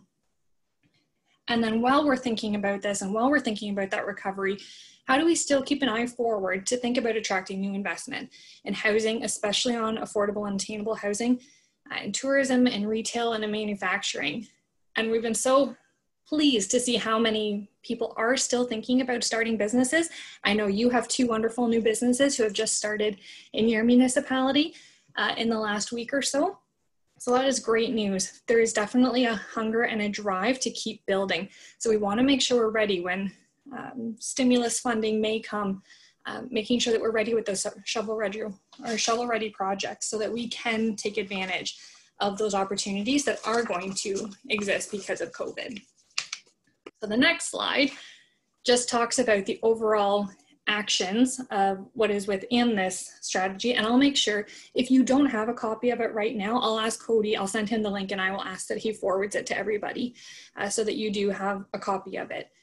And what we did to be able to make this feasible was relook at our economic development and tourism budgets at Grey County, look at everything we knew no longer made sense to do, everything that we thought with our working group would make sense to do, and we reallocated those funds. So we had $135,000 out of the economic development and tourism budgets that went into this plan so that we would actually have some dollars to make a difference. So it doesn't seem like a whole lot, but we are a crafty bunch and we can do a lot with a little. So we are certainly taking action in support of our businesses. And the next several slides I'm going to take you through talk about those action items specifically. And this was a key piece. This is really what started out our recovery plan, our action plan to support our businesses, the community and business resiliency map. This is something within the first week of COVID, we realized as businesses were deemed non-essential, businesses were being forced to close and rethink how they offered their business, that a lot of our businesses took that opportunity to go online, to do curbside pickup, to completely change how they would deliver their service. But we also knew that they did not have the dollars or the voice to be able to get that out there. So within 24 hours, our staff had worked with our GIS department to put together this community and business resiliency map that has been serving the region since the beginning of the pandemic and has grown each time something new comes out. So you'll see the very top button now is PPE, because we realized that there was a real need to know where the local suppliers of PPE are so that we can still support local as well. And then I believe it was Councillor Townsend who just mentioned that Bruce Power now has that information out through their supplier network, which is wonderful. The more the merrier, because we need to be able to ensure that we have PPE going forward for our businesses. So that's one example of how this functioned. But what's really cool about it is that through the Western Ontario Wardens Caucus, that's a group that we have been regularly communicating with. They are the group that we have done all of our surveys with for business impact to find out what is going on, how we best need to serve our businesses. We've done all of that with Western Ontario Wardens. And there were so many folks around that table that liked what we did. GIS turned this into an open source template, and it has been picked up right across Southwestern Ontario and even out to the East Coast. So that's kind of a cool little piece for Grey County and for our staff as a little pat on our back to know that we were able to help others because this is not the time to duplicate resources and to step on each other's toes. This is the time to work together, share everything we possibly can, and make a difference. So this was kind of that flagship first example of what we can do when we work together. The next slide will show you our business reopening guidebook and the postcards that we have right across all of Grey County now. So we've partnered with each of our municipalities and they're all co-branded. So this one on the bottom says Owen Sound, yours says West Grey, and they're available to all of our businesses for free to be able to stick on their window, and a white erase marker can change the information out as you go so that people know, what is the limit in my storefront now that I've had to physical distance? What are the base requirements that you're asking me to do? What hours am I going to be open? Have I had to shrink them? Have I extended them? But also making sure we always have the visit online or call us options, because the one thing that we've been championing with our businesses, we don't want them to forget everything that they've just learned, because we don't know if we're going to have to go back, if we're going to be able to go forward. We just don't know. So making sure that we encourage those new forms and those alternate methods of delivery throughout this entire pandemic, and maybe well into the future, will always help our businesses with that additional revenue sources. And the guidebook, I don't know about you, but there is information everywhere. We have been absolutely bombarded with information, and it is our job to be able to look at all the information out there, make sense of it, and provide it back to our businesses. So that's why we put the guidebook together, because we realized if we are struggling to keep up with all the information, we can't imagine what the businesses are going through, knowing that they've just changed everything about their entire operating. They're worried about their staff, they're worried about the future, and now they have to look through all of these different areas to try and find the proper information. So we worked very closely with public health, with the Ontario government, and that's where this guidebook has come from. So very, very proud of what we've been able to do as a team through that as well. And this is one little snippet that has come out of that guidebook. And just to give you a sense of what it really looks like for our business community, these are all of the new steps now, in addition to everything they had already been doing before because of COVID. So being prepared, understanding what it's going to mean. Is it going to mean renovations? Is it going to mean temporary plexiglass or PPE? How do you properly sanitize in between? How do you open a washroom? All of these things really have come into play. And I want to mention a couple of the pieces through the recovery plan that we've been able to do for this is our Starter Company Plus program, which runs through the Business Enterprise Center. We were able to get permission from the province actually to pivot that program and turn it into a transition and recovery program for our businesses. County Council was amazing, and they allowed us to almost double what those funds would have been. So we ended up with $113,000 in grants for our businesses, up to $2,500 grants, because that was another thing we learned through the surveys. They asked, please, absolutely no more loans. We don't want more loans. We need money, just the money to be able to pay for some of these changes. So that is exactly what happened. We were able to approve 45 businesses from across Grey County, and 2 businesses are from your community in West Grey, one in Durham and one in Newstead, received the funding for the program. In addition, they also get lots of training and new tips and tricks from public health and marketing and organizations like that. So that's been great news. It also complements the programs that are being provincially run through Shop Here and Digital Main Street. Those are also granting programs where businesses can go online free of cost. The Regional Relief and Recovery Program that was run through our CFDCs, that was a loan program, a portion of it forgivable though, so it was a really good focus for rural Ontario, and it was run through Saugeen Economic Development Corporation as well as Bruce Community Futures Development Corporation, to serve our businesses. And then FedDev also just announced in the last couple of weeks a Re3 program, and that is specifically for women entrepreneurs across Southwestern Ontario. It's up to $5,000 for exactly these types of things that you see on the slide, to help offset those, and that also is a grant. So there are lots of programs and funds available through the CIP. I know that is the next big thing on your agenda coming up. Next week, I believe, is your public meeting. There are lots of tools through the CIP and the dollars that Grey County has committed to you to be able to help your businesses as well as they look forward and think about converting and any facade or interior improvements that they could be making. So that's just another program to keep in the back of your mind as a COVID recovery tool. So the next slide. This is the outdoor activity map. This was just recently launched. It actually started as an internal map that we shared with law enforcement agencies because they were really struggling to keep on track of what was open and what was not because we have so many outdoor spaces across the county. It has now become a public tool so that when areas that are very popular become overrun, we have the ability to share information and spread that capacity out. So you can see within 20 kilometers of where you are, what are some other locations that maybe aren't as popular, aren't as well publicized, but could be just as beautiful for you to hike and experience and to see. So this has been a very, very helpful tool, and always linking back to how do you support local, how do you shop local, because we don't want to do one without the other. If we do all of our focus on outdoor activities, most of them are free. We don't see that money staying in our economy, and we want to support our businesses so that they can get through this and keep growing. So this has been a very useful tool. And it supports the ambassadors that we have out and about around the region as well. So we have internal staff from Grey Roots and Tourism and Economic Development who have been going to some of those popular destinations to help spread the word about other locations that we suggest so that people can get out and explore. And I believe Steve Furness, he had done a calculation for us, and I think he said based on how much outdoor space we have between our forests and our trails, that if every single person in Grey County went outside, we would all have, I think it was 200 meters of our own space, because we do have so much to see and do outside. So we're very, very fortunate, and others are seeing that, and we want to make sure that we help to spread that capacity. The next slide talks about Rediscover Grey.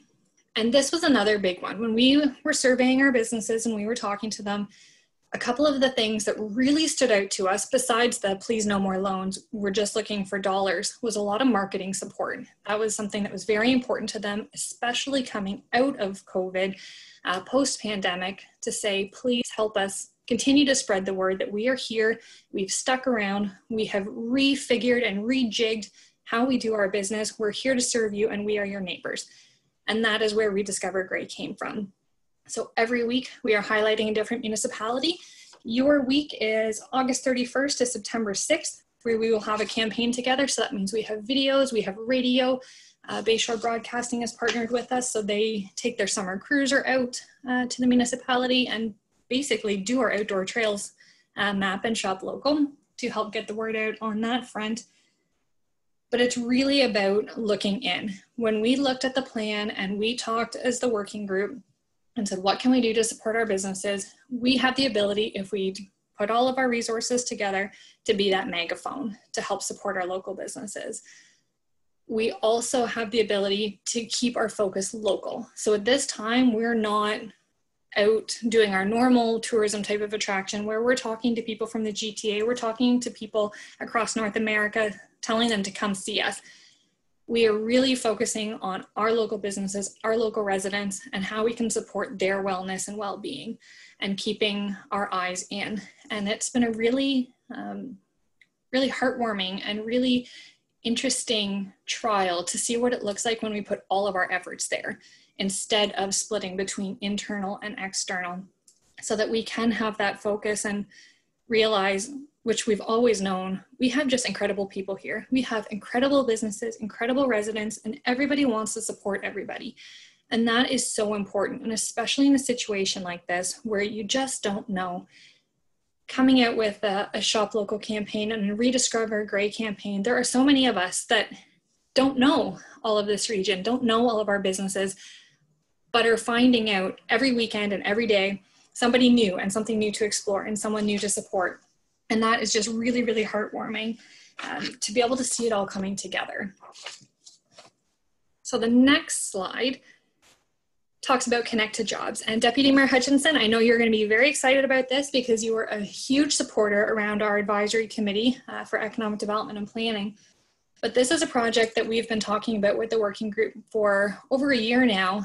ConnectToJobs.ca, it has now officially launched, and it didn't actually come through us. Fort County Labor Market Planning Board stepped up and did this for our entire region. So we are incredibly fortunate to have them as a wonderful partner who does sit on that working group. So we now have a one-stop shop that is vacuuming all across the internet to find out what jobs are posted, what jobs are available, and then zeroing in and telling you exactly what they are, what skills you need to get there. You can do career maps and builders, and it changes every hour. So this screenshot, it is old. I took that a couple weeks ago, but every single hour it is updating. So as a new job becomes available, it populates on the website, and as soon as a job closes, it comes off the website. So it is the most up-to-date source of local employment that you can get. And out of it, we also receive monthly reports to show us what types of jobs are being advertised, and as well, what types of people are looking for those jobs. What is it, part-time or full-time? What's the skill level? What's the location? And all of that information will help us in the long term to really figure out what it looks like going forward to keep supporting our labor force. Because we know that it is going to be an ongoing challenge. It will continue to be an issue for the area, but it's something that the more we understand, the more we can work towards enhancing that situation. So that is the last slide of recent projects, but this is an all-important one because this is really how we do everything. We have done economic development like this since 2015.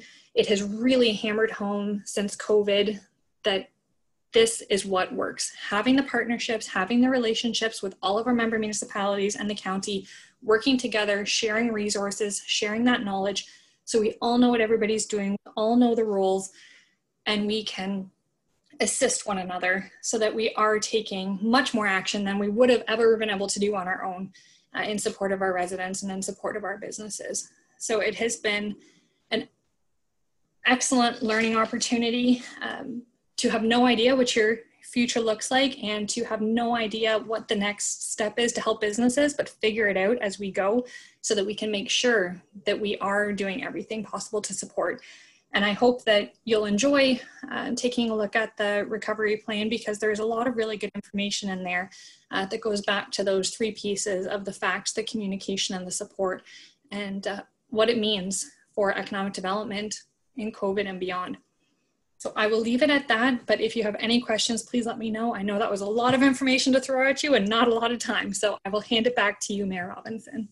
Well, thank you very much, Director Myers. That was an incredibly detailed and comprehensive presentation. Thoroughly enjoyed it. There's a lot of great work getting done through your championship of this and your leadership. So very, very much appreciate it. I know it's a group effort, but work's getting done. I'm taking questions from members of council, beginning with Councillor Hutchinson, please. Yeah, thank you, Savannah. Great presentation, and applaud you and all the work gone into this. As a representative on the Durham BIA, I do forward a lot of this information, whether it's from you guys or RTO7 or whatever, to the BIA and to the chamber.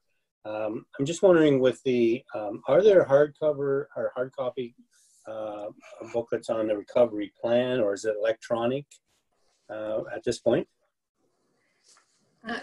Through your worship, at this point it's electronic, but we could certainly print some off and I could drop them in your Dropbox office if you'd like. Well, I just wasn't sure whether, when you were talking about it, whether the office, you said the office has copies of some material sort of thing, or it has, I guess, has access, obviously, like most people. I just wanted, the other thing I wondered about was the procedure in order to apply for your grants. Do you have an application online there? Yes. So through you, your worship, we had the Starter Company Plus grants are now closed and out, but yes, the information was online and it was shared, I believe, through all of our municipalities, because we actually ended up with 80 applications for 45 grants. So that was really good for a 2-week time slot. The rest of the information on all of the other programs that are available online, But I should also note that we do have a call-in line that goes right to Jacinda Rudolph. She's our Economic Development Officer who focuses on people and attraction and retention. And she has the most beautiful and the ugliest chart you have ever seen. It's an Excel document where we put every single program that we learn about in, and as things change, it keeps updates for us so that if somebody does call looking for an opportunity, because we know everybody's circumstances are so unique, she has a really good forum to be able to go to and make sure that businesses do have a link to the supports available specifically for them. So that number is actually in the guidebook, but if you call the county line, it's extension 1270. We'll go directly to that line. Okay. And my last question is the posters that you mentioned that shows the hours and the number of people in the building. Are you printing those posters, or is it the expectation that the businesses would print their own from the booklet? We printed those. They're all actually a vinyl cling that goes right on the window. They were delivered. I'd have to check back with Laura. I'm not sure if they were delivered to the municipal office or if they went through the chamber, but I'll certainly find out. But yes, you definitely have access, and they were printed and completed by Grey County. Okay, that'd be great. Thank you. Councillor Townsend, please. Thank you. I really do appreciate the presentation. It shows just how much work the county has done and the partnerships that you formed throughout to make it as successful as it obviously is and hope to continue to be. I had a specific request as it relates to CIP. You mentioned that as a tool for recovery, and that's not something we've included in our West Grey CIP. So I'm just wondering how you included it and what kind of adjustments you made. Sure, through your worship. What we're recommending actually isn't a unique CIP or a unique grant. It's just looking at the grants that you make available through your CIP and present them as recovery type options. So anything to do with conversions or any type of internal renovations that a business might have to do would be eligible under a CIP. So that's what we've recommended for businesses to really think about, is if they have to do anything physical to the building because they needed to make a change, if they had to redo their storefront or whatever it happens to be, or they now have you have an empty retail location that was set up as one type of business but could really function well as another type of business, that would all go through the CIP, in which case you would have grants available to businesses to be able to make that happen. Excellent, thank you. So I think you're saying more, you might prioritize that, if you will, as recovery. Absolutely. And then yes. My comment is that will help in our discussion, I think, at our public meeting next week as well. We can communicate during that. Yes. So, thank you very much. Again, excellent presentation. Thank you. Councillor Herger, please. Thank you, Savannah, for your presentation. I'm also just following along with Councillor Townsend there. How do we have the wording for the CIP? Do we have the wording in there to offer the grants for recovery or conversion? And I'm not sure if you know that, if you've read our CIP, or if that's something maybe I'll look for staff to advise. Through your worship, that will probably have to be one that staff advises on. I have seen the CIP. I know Steve Furness is very excited about your public meeting next week, and he will be attending, but I'm not sure if that's something that staff can comment on right now, or if we need to go back and look. Okay, question specific for you then, Savannah. Oh, excuse me, Councillor Herger. We can get a response to your question. I'll just invite Madam CAO to respond. Thank you. Thank you, Madam Mayor, and thank you, Councillor, for the question. We do not have language specifically for recovery because, as you may recall, the CIP was drafted and posted to our website quite some time ago, pre-COVID.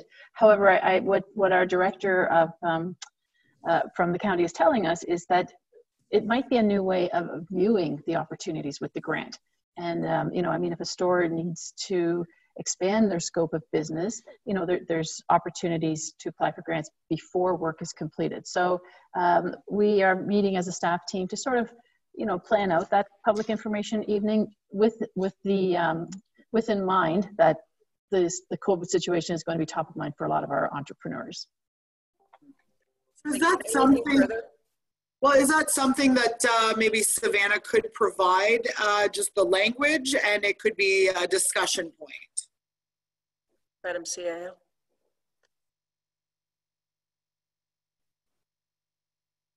Through you, Madam Mayor, we are working with, as Savannah has mentioned, we are working with Steve at the county, and we'll take this conversation to that meeting. Thank you very much, Councillor. Thank you. I do have one last question or comment, I guess, for Savannah. The business succession plan, Saugeen Connects, is really through Saugeen Economic Development Corporation. I would say of the business owners that I've spoken to since COVID started, this seems to be one of the hot topics around here, where individual owners of businesses would be 60 plus and maybe not knowing how long this is going to carry on for, might just consider that they would wrap the business up, or be able to turn it over to somebody else, get somebody else trained on it who's interested in running the business for the next 30 years or so. Now, I find this very important because we have very small little villages, and one business closing could be very impactful for the whole community. I was curious if there's any renewed partnership or workings together with the succession planning that Saugeen Connects provides. Sure, through you, Your Worship. We don't have a partnership specifically for the succession plan, certainly with SEDC and Saugeen Connects as a whole. Making sure that we're sharing that information and we all have access to make sure succession is a success. We certainly know that this COVID situation has really turned up, like you mentioned, the desire to think about succession, where it's become that opportunity for businesses who have been thinking, the time is coming to move on and to close my business or to sell my business, that this really is a time when people look at that because of the situation that we have. And at the same time, we have never had so much interest in new business and entrepreneurship. I know Courtney and Taylor have been reporting that the consultations for new business startup has just been overrun. So that's really good news. And we think it's because people have had the time and opportunity to think about what are we missing? What aren't we doing locally that we could be doing locally, because that push really is on that close to home and that shopping local. So it's been a very unique situation that's really enhanced that entrepreneurship support. So I know that through Business Enterprise Center, which is our program, that one's provincially funded and provincially mandated, that there are certainly succession pieces to it, but not the focus that Saugeen has, because they have it, so it makes no sense that we duplicate it. So we definitely refer businesses who are thinking about that there. So if there's one that I could leave with you and all of Council, if you do have businesses who are talking about transitioning or growing or maybe reducing, or folks who are looking to start businesses, if you can connect them to Courtney at Business Enterprise Center, she can be your one-stop shop to help get businesses and to get individuals where they need to go. So whether it means getting them connected with Rose and Saugeen Connects to make sure they get those supports, or getting supports elsewhere, she really can be your go-to. And they have officially moved into Sydenham campus, so they are there, staff only, no public at this point, because we're just getting our feet wet in the new building. But I would really recommend taking Business Enterprise Center first if you can. Thank you very much, Savannah. Members of Council, are there any other questions? Deputy Mayor Hutchinson, please. Thank you, Mayor Robinson. It's Deputy Mayor Hutchinson. Wonderful presentation once again, Director Myers. Really appreciate it. I can see your dedication to getting this program together. Again, thank you very much for the connect to jobs.ca. But how are we getting that information out to the workforce? Is I guess one way, are we hitting the schools before some of our younger people, once they graduate, leave the community, or how are we getting that to them? Certainly, through your worship. We are looking at all of those options right now and not knowing what September looks like completely for all the schools at this point. It has been a work in progress, and we've been working with Gemma and her team to work out any of the kinks. So right now it was a soft launch, and the hope is by fall, then there's a full-fledged launch. So you'll see media releases and you'll see advertising everywhere. We'll be working with the school boards to get the information out.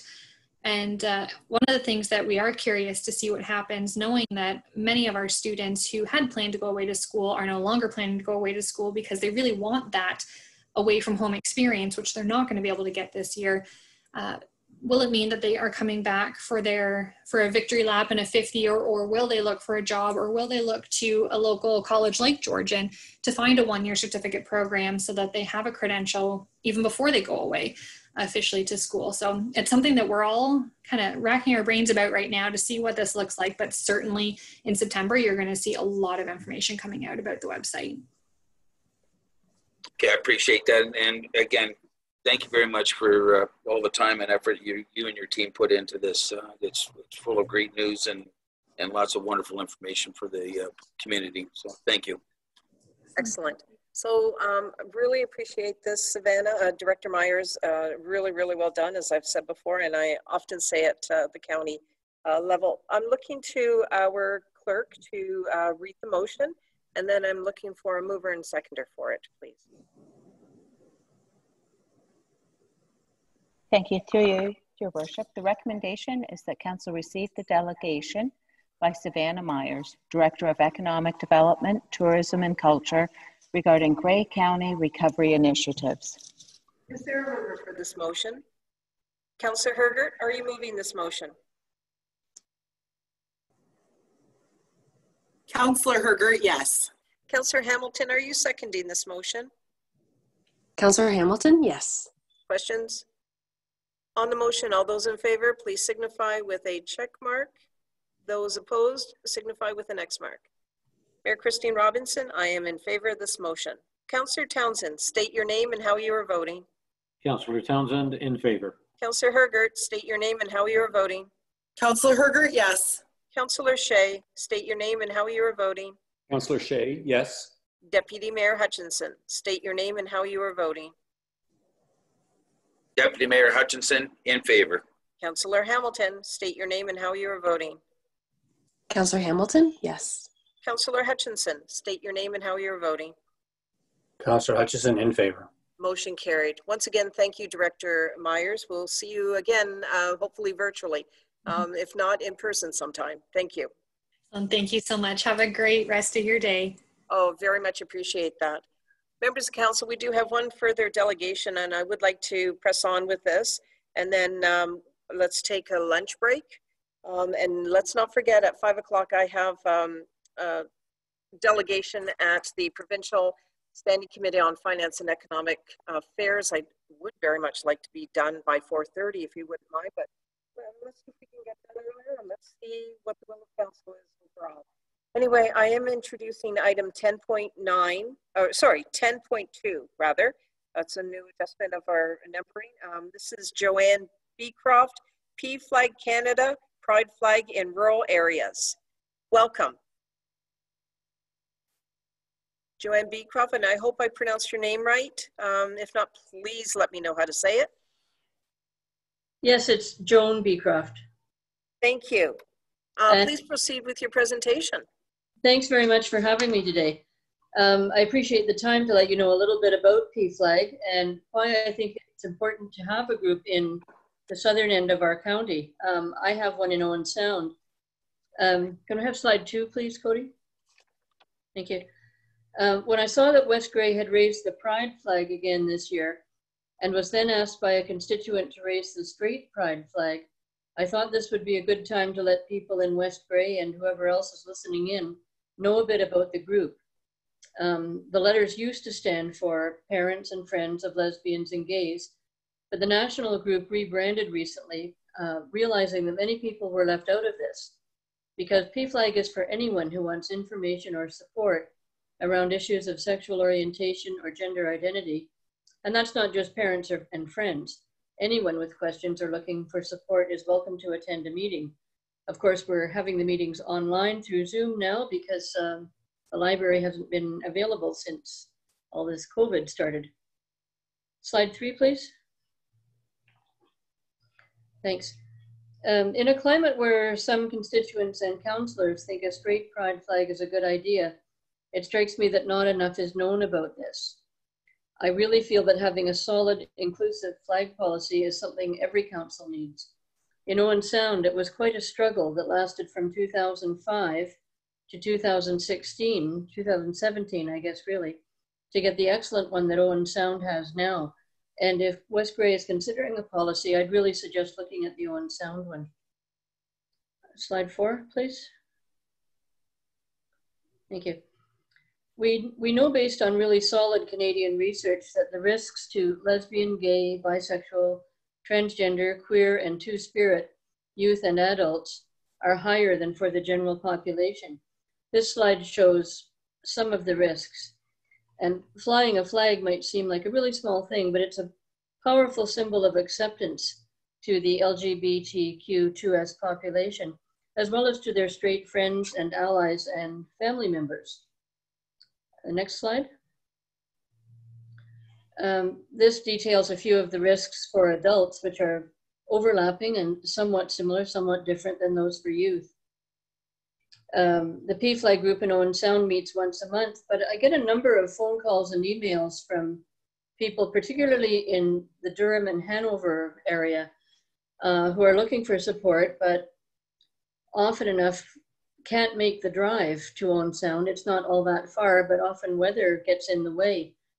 I guess it's a good thing we're doing it on Zoom now, but when life as we once knew it returns, or if that ever happens, that's why I think it would be great to have a group down county. So I'm hoping that somebody will follow up on that. Next slide. Thank you. I started the group in Owen Sound about 3 years ago. Before that, I just took emails and phone calls. But one of the social workers at Keystone in Owen Sound, which operates across both counties, told me about the number of parents who need information in order to support their children who are coming out as LGBTQ or 2S. In a climate where there are people, not only in West Grey, but elsewhere, who think a straight pride flag is a good idea, I think we don't know enough as a general population about the medical, social, and emotional needs of LGBTQ people. And that's what a PFLAG chapter helps to find. One of the commitments is to have local resources available, whether they're social, emotional in terms of counseling, or medical for people who are looking for something specific. And there's a really supportive network for the leaders too, where we can ask questions and get answers. That really concludes my presentation, but if anybody has questions, I'd be happy to take those. Okay. Well, thank you very much, Joan Beecroft. Really enjoyed this presentation. I'm looking to members of council if there's any questions. Councillor Hamilton, please. Oh, thank you, Mayor Robinson, and thank you, Joan, for your presentation and your patience waiting for us to get to this moment. I guess I try to be an ally, so I'm not part of the LGBTQ2S community, and so I do my best to have those conversations with those who do identify as part of that community. And I'm just wondering, what does it mean to fly the pride flag in your hometown, in your community? What does it mean to see that pride flag at a school or police station or the municipality? If you don't mind giving us some insight into the meaning of the pride flag. Happy to do that.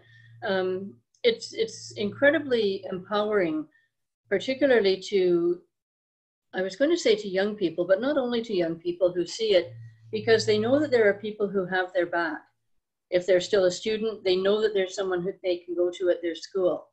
If they're an adult, they know that they can find some kind of support if they start to ask the questions. And even if they're not ready to say anything yet and to be out publicly, they know that it is possible to be so.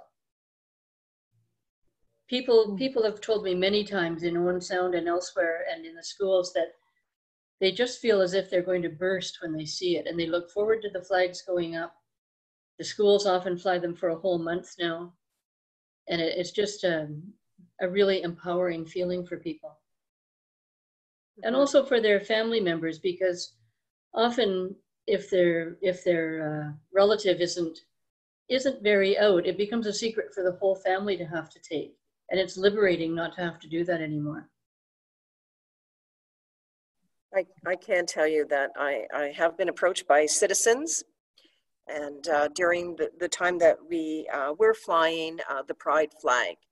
And I can tell you that I was thanked myself and also council for flying the flag, that there were two separate individuals, two separate situations where, but I can tell you that it was the same message, that both individuals felt very much that this was their community and that their community supported them in seeing the flag flown here at the municipal office. I'm just sharing that with one and all, just to further what Joan Beecroft has said. Councillor Hamilton, you still have the mic. Oh, thank you, Mayor Robinson, and thanks for sharing that experience out in the community. So Joan, we recently passed a motion where council will actively work towards anti-racism and anti-oppression. And as part of that motion, it includes training for council, committee members and staff. And so staff will be coming back with a report and recommendations about the kinds of training that are available. But I'm just wondering, with your experience with PFLAG, does PFLAG provide that kind of support to organizations such as us, or do you have any other recommendations? I don't mean to put you on the spot, so if you can't think of anything right now, that's okay. But I just thought I'd ask you while we have you here. That's training for organizations. Thank you. There's certainly training available. After I retired from teaching, and while I was still teaching, and in the years after that, I worked part-time for the AIDS Committee of Guelph out of Owen Sound. And in both capacities, as a teacher and as an HIV awareness educator, I did a lot of training in Grey Bruce and as a teacher across Ontario around issues on homophobia. There's a group in Owen Sound, or based out of Owen Sound, called Inclusive Communities.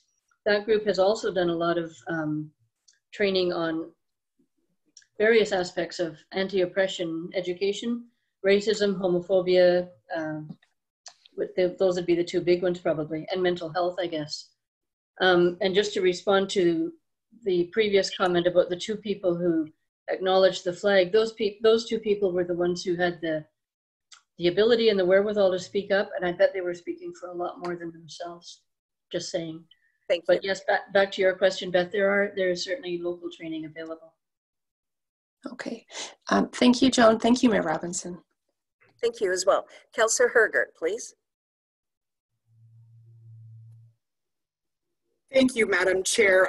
Just since our last meeting when this was brought up, and a member of our community also wanted to have a separate flag flown, I went back and I reviewed the Constitution Act of 1982 and Part 1 that comes up with the Canadian Charter of Rights and Freedoms. And actually I studied this in university, so I really come back to our overarching federal legislation that talks about, whereas Canada is founded upon principles that recognize the supremacy of God and the rule of law, that there are guarantees of rights and freedom.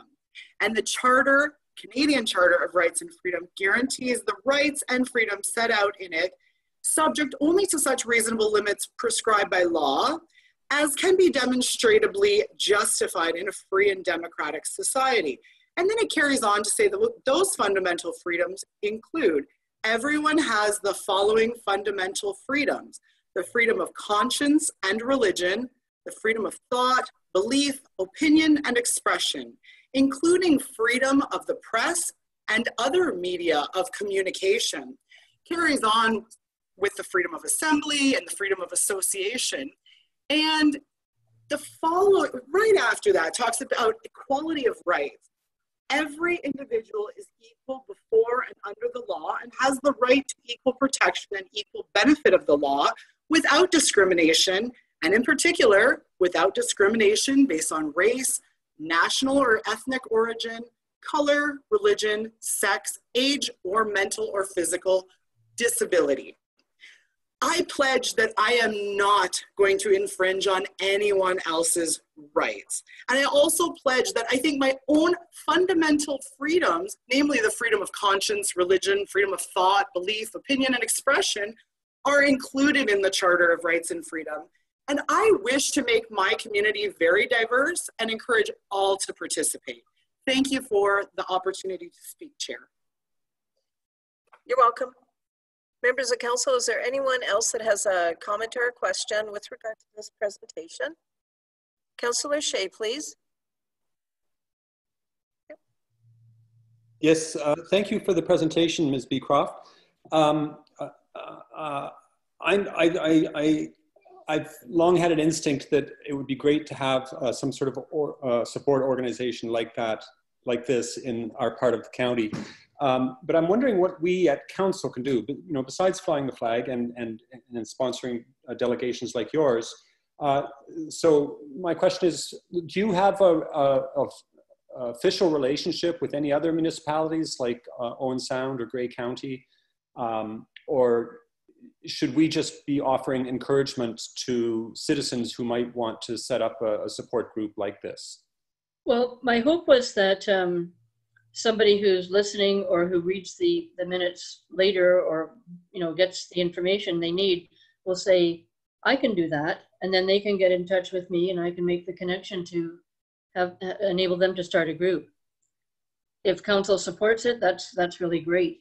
I'm not expecting council per se to start a group, but my hope is to get the word out there that it's possible. The next closest one to us is Kincardine, and other than that, I think it's Orangeville. So the groups are pretty far apart.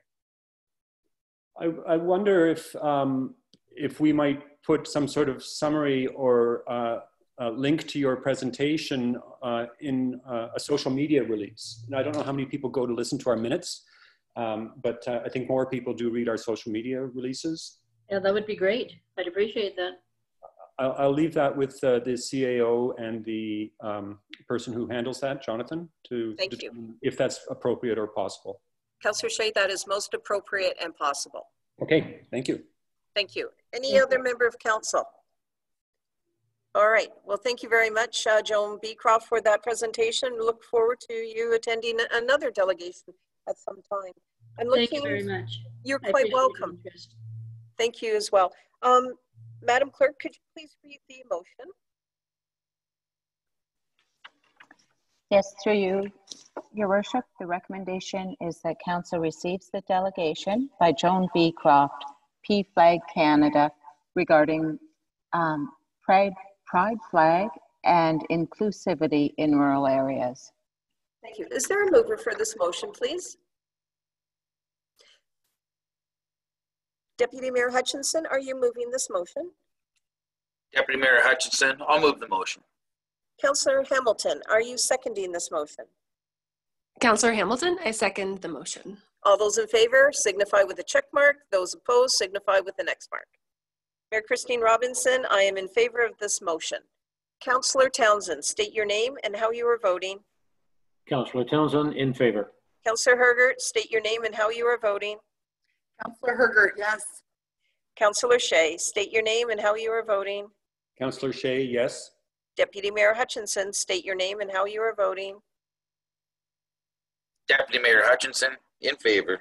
Councillor Hamilton, state your name and how you are voting. Councillor Hamilton, yes. Councillor Hutchinson, state your name and how you are voting. Councillor Hutchinson, in favor. Motion carried. Please clear your dashboards. Members of council, how about lunch? We could take a recess. So 10 after 2. How's that? Is that long enough? Do you think? Madam Chair, you want a half hour? Okay, we'll do the half hour. So we'll come back at 20 after 2. Could I ask members of council to be sharp on that? And right at that time, I will take a roll call to make sure members of council are present. I do know that Councillor Hutchinson, are you good for time? And also Councillor Shea, I know you did a thumbs down. So I just want to double check with you folks before I conclude into the recess on this one. Or unless you've got some other options. So Councillor Hutchinson, did you need to say anything? I'll just put it to you that way. Were you good for timing? No, yeah, my plans have changed, so I'm okay now. Okay, thank you.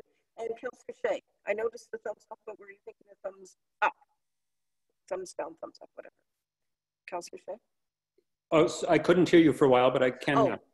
I'm looking for a lunch break. I'm just looking for consensus till 20 after 2 on that. Okay, we seem to be good for it. Councillor Townsend, is it a question?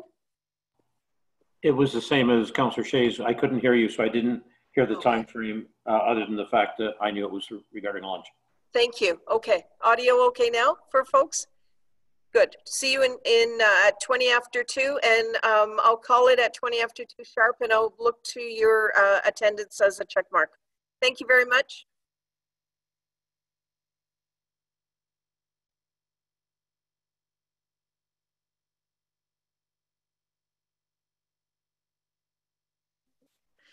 Hello, everyone. It's Christine Robinson, Mayor of West Grey. Thank you very much. We are now back after a lunch break. I just want to confirm, yes, Councillor Shea and Councillor or Deputy Mayor Hutchinson are here, so we have everybody present. Thank you for clearing your dashboards. All right, let's move on. Item 10, business arising from the previous meeting. Clerk Sharbach, are you aware of anything?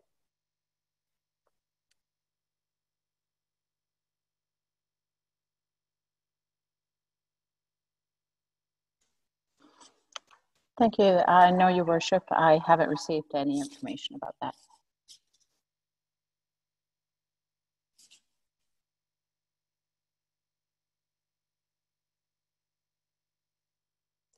Thank you very much. Councillor Hamilton? Oh, thank you, Mayor Robinson. Last meeting, we approved the minutes with the wording of the anti-racism motion. So I just wanted to check in on the progress of circulating the motion to media, the lower tiers, etc. Thank you. Yes, let's check in. Thank you. Who would like to take that? Our clerk or CAO? Madam CAO, is it in the process? Or? Through you, Madam Mayor, yes, thank you. Thank you for checking in, Councillor. We do have that in our to-do this week. Okay. Great, thank you. Thank you, Mayor Robinson. Thank you, CEO. You're quite welcome. Councillor Hergert now. Thank you, Madam Chair. March 4th, 2020 meeting, we had a committee of the whole during the day. At that time, the minutes of the meeting were recorded something to the effect that the mayor and the CAO and myself as a Sauget Municipal Airport Commission member would be meeting regarding our shared asset. And that meeting hasn't taken place, and I was curious, how can we revive something from March? You know, I'm totally understanding of COVID, I understand that, and we've had a new clerk and so on, and so I just want to make sure that we don't miss that opportunity. Well, thank you for the question. I think we're also going to address it with our Integrity Commissioner first before we proceed. I think that was what our CAO was suggesting. So we'll do a follow-up with that one. Perfect. Anything further from members of council? Well, thank you very much. Let's swiftly move on to item 11, actually, probably item 12, pardon me. This is dealing with staff reports. The first one, 12.1, Director of Finance and Treasurer, Director Mighton. 12.1.1, approval of accounts voucher 13-2020. I'm looking for any comments or presentation from Director Mighton, and then I'll look to our clerk for reading the motion. Director Mighton?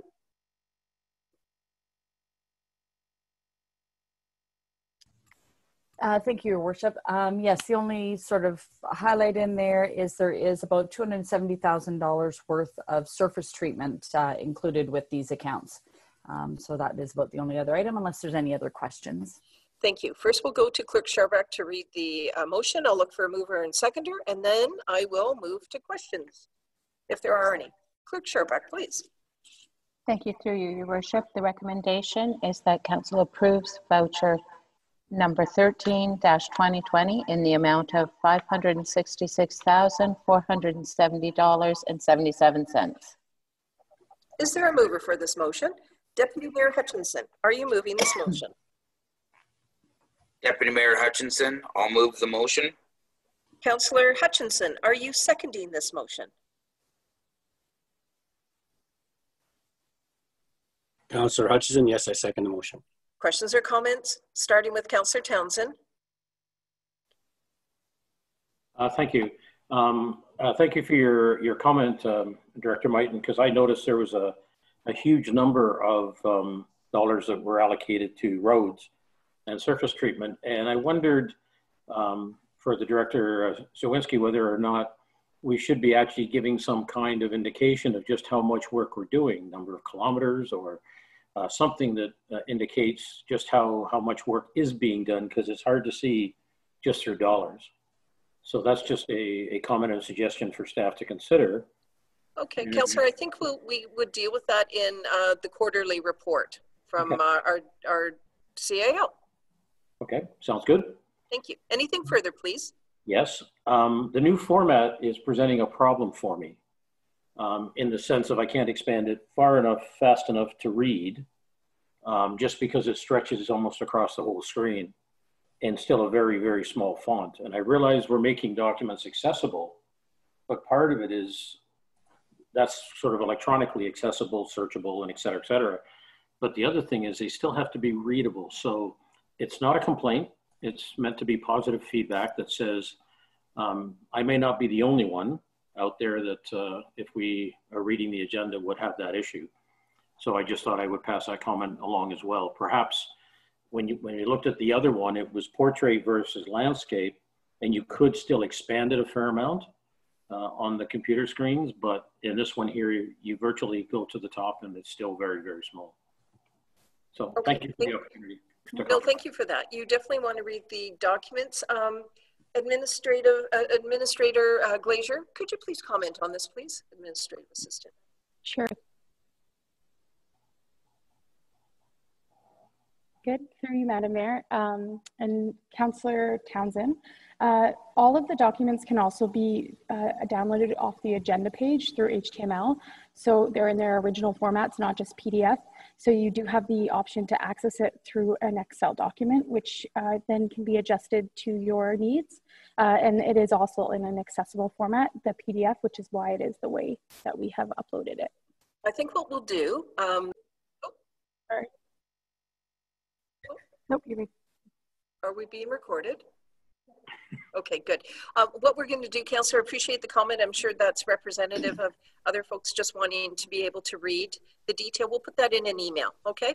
Just in terms of downloading and other options available, and see if that's going to work. And if not, then we'll take feedback. Thank you very much. Yep. You're quite welcome. Anybody else on this? Okay, good. So we have a mover and seconder, and we have the motion already read, and we've had the question time. All those in favor, please indicate with a check mark. Those not in favor, please indicate with an X mark. Councillor Hamilton, before I call the vote, your hand is up. What's up? Pardon me, wrong button. Here I go. Thank you so much. Good. All right. Mayor Christine Robinson, I am in favor of the motion. Councillor Hutchinson, state your name and how you are voting. Councillor Hutchinson, in favor. Councillor Hamilton, state your name and how you are voting. Councillor Hamilton, yes. Deputy Mayor Hutchinson, state your name and how you are voting. Deputy Mayor Hutchinson, in favor. Councillor Shea, state your name and how you are voting. Councillor Shea, yes. Councillor Hergert, state your name and how you are voting. Councillor Hergert, yes. Councillor Townsend, state your name and how you are voting. Councillor Townsend, in favor. Motion does carry. As you clear your dashboard, I'm going to move on to item 12.1.2. This is reconstruction of the Durham Ballpark stairs. Director Mighton, please. Yes, so this is following up from a request on the construction of the ballpark stairs at the Durham Ballpark. This item was deleted when we were through budget deliberations. So I provided some background on it there. So just looking for direction if there's any changes. Okay, I'm looking for the clerk to read the motion and then a mover and seconder.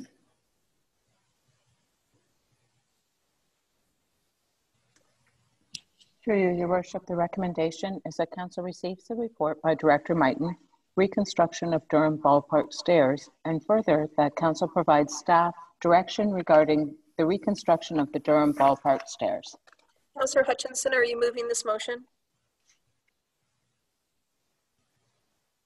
Yes, Councillor Hutchinson, I would like to move that motion. Is there a seconder? Deputy Mayor Hutchinson, are you seconding this motion? Deputy Mayor Hutchinson, I'll second the motion. Questions or comments, members of council? Councillor Townsend? Yes, just one point of clarification. When we talk about taking money from reserves, were we talking about the Mighton Estate Reserve or just general reserves? Director Mighton? Yes, through you, Madam Mayor. So there's two reserves in the prior year. Council had put half of the funds away into a reserve for this specific project. In the 2020 budget, we would have had to raise the other half of the funds, and that was cut. A suggestion was made to pull the other half of the funds from the Mighton Estate Reserve, and then further discussion, the entire project was cut from the budget. But it would be two reserves that would be used if the budget is changed. Thank you very much. I thought that's what your report was saying. I just wanted to confirm it. Thank you. Thank you. So Councillor Hutchinson and Deputy Mayor Hutchinson, I see that the first part of the recommendation is to receive the report. And then the second part is council provides staff direction regarding the reconstruction of the Durham Ballpark stairs. So could you just provide information in terms of how you wish that second part to be filled in, please? Councillor Hutchinson, you go first. Yes, Councillor Hutchinson. So recommendation is to use the reserve that was set aside for the stairs and use, which was I believe it was $12,000 and then $10,000 taken out of the Mighton Estate for parks improvement to complete this project this year. Okay, now before I go to the seconder, Director Mighton, is there enough clarity in that motion for you? In the motion as it was read, I would prefer to have the project approved since the budgeted expense is not approved. Okay. Nor is the funding. So just that the project be approved and funded from the reserves. Okay. Councillor Hutchinson as the mover, are you fine with that? Yes, that's fine. Deputy Mayor Hutchinson, are you fine with that wording? Yeah, it's Deputy Mayor Hutchinson. Yes, I'm fine with that. Thanks, Mayor Robinson. Members of council, any questions? All those in favor then? Signify with a check mark. Those opposed, signify with an X mark. I'll start. Mayor Christine Robinson, yes, I'm in favor of this motion. Councillor Hutchinson, state your name and how you are voting. Councillor Hutchinson, in favor. Councillor Hamilton, state your name and how you are voting. Councillor Hamilton, yes. Deputy Mayor Hutchinson, state your name and how you are voting. Deputy Mayor Hutchinson, in favor. Councillor Shea, state your name and how you are voting. Councillor Shea, yes. Councillor Hergert, state your name and how you are voting. Councillor Hergert, no. Councillor Townsend, state your name and how you are voting. Councillor Townsend, in favor. Motion does carry. All right. We're moving on to 12.2, Recreation Supervisor Kay Hewlett. This is 12.2.1. I hope I've got my numbers correct. Yes. Recreation 2020 Ball Diamond, Durham Ball Diamond Concession Agreement. Supervisor Hewlett, please. Thank you, Madam Mayor. And if I may, I did receive correspondence from Robin Brown, who was the proposed leasee of the Durham Ball Diamond Concession for the 2020 season, late Friday afternoon, and she has made the decision to no longer lease the area by the Ball Diamonds. So I guess the lease and report will be redacted, as well as the bylaw. So this item is now taken off consideration. So there's not only this particular item, but the associated Was there a bylaw associated with this one? I believe so. Yeah. Or I put back in the section. Okay. Just so noted, everyone. So I'm not looking for a mover or a seconder, obviously, on this. So clerk, how will this be represented in the minutes then? Clerk Sherbrooke, how will this be represented in the minutes? I'm just clarifying for audio purposes. Okay. Yes, through you, Your Worship. The agenda item will be noted in the minutes, and at that time, the title of Supervisor Hewlett's report will be listed in the minutes, and just that Supervisor Hewlett advised that the lessee was no longer interested in proceeding with the lease agreement, and as such, the recommendation is not required, nor is the bylaw. That will be in the bylaw section of the agenda. And that one actually is the right. For everybody following along on the agenda. Oh, sorry, so audio. So I just want to let you know that the bylaw that will not be addressed is proposed bylaw 56-2020. That's in relation to this item which has been removed from the agenda. Thank you, Councillor Hamilton, for identifying the audio issue on that. I do appreciate that. Councillor Hergert, do you have a comment, please? Yes, thank you. I'm just curious if we have contacted the Normandy concession leasee from last year to if they are interested or not, and if Durham is, you know, open, we should contact Durham last year concession holder as well. What is the process in regards to this to keep it fair and open? Supervisor Hewlett. Thank you for the question, Councillor Hergert. To answer your question, frankly, no, I have not contacted the other renters. Previously, it has always been Robin Brown who has rented that area in the past. Now that it is, I'll say, up for grabs, that no longer is wishing to rent it, or sorry, that Robin is no longer wishing to rent it, I suppose it could go to another renter. But just given the nature of the season currently, given the COVID pandemic, it is almost prohibitive to rent it out to another renter, as Robin Brown had a system in place that she had worked out, but for another renter to come in, I suppose they could take it, but I doubt that we would find somebody for 2 months at this point. Thank you very much. My question actually was more about the other arenas, and if we're able to open the concession areas there, and would we be able to touch base with who rented it last year? But that's not an item on the agenda? Sorry, it relates to this because we're talking about concession leases. Okay, we'll see where this goes. Madam CAO, please. Thank you, Madam Mayor, and thank you, Councillor, for the question. The other facilities are still not open to the public. So once they are, then we would start those conversations. In their leases, it does say that it's renewable on a year to year, but either party can indicate if they wish to step away from their lease. But at this point, because the buildings are still closed, we haven't initiated those conversations. And then when we do, there will be an item on the agenda that would reflect that. Well, I guess further, I was curious if we were going to be reducing costs in other areas. This one was suggesting that we would take the rent from a $100 monthly down to $25 monthly. Curious if we're doing that in any other area of recreation or any other area of West Grey. Supervisor Hewlett. And if I may, thank you for the question, Councillor. To respond, given the reason we had made the decision to lessen the rent down at the concession was that the Minor Ball Association, as well as a few other regular renters of the Ball Diamond, were not going to be functioning this year, meaning if Robin Brown were to take on a lease, she would probably only be able to open 1 to 2 nights a week. This, with our ice, as we continue to open, we will pretty much be running at full capacity, meaning there will be no impact to the renters when we reopen the facilities to full capacity.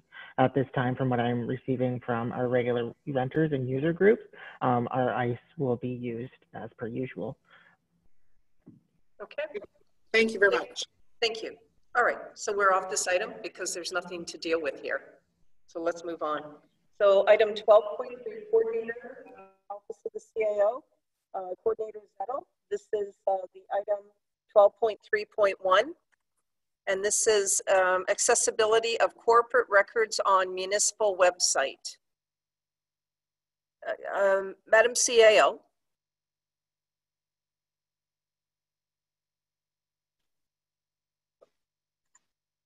Thank you, Madam Mayor. And if I may, before the clerk reads the recommendation, I'd like to just give a bit of an introduction to this report. And Council, once we open up to questions, Mr. Zettel will be able to assist. This report is before you in response to the recent motion or direction from Council to look at getting our archived documents back out into the public realm. So what staff took this away, and you know, we take it to heart that we do want to have all of the documents once again available publicly and searchable. One of the options that we looked at was, well, we looked at a couple of options, and the one that we are absolutely recommending as a streamlined and it will streamline our process, and it will ensure accuracy, is that we secure a remediation software. That way we are not duplicating work. We can fix the reports that need fixed and post them as we get them completed. Looking at other options like a third-party hosting isn't something that we would like to do necessarily, because there is an awful lot of duplication of efforts, and it doesn't necessarily guarantee that the reports are going to be in the state that they eventually need to be after January anyway. So I just wanted to give that clarity on what this report was here for. It's really just to explore. We've come up with a tool. We've identified a tool that will help us do this work quickly and accurately, and that tool again will be able to be used post for every file going forward, because it would be consistent with what we've needed to do with the historic files. And with that, I don't know if our author of the report has anything further to add, but that's my brief intro. Thank you, Madam Mayor.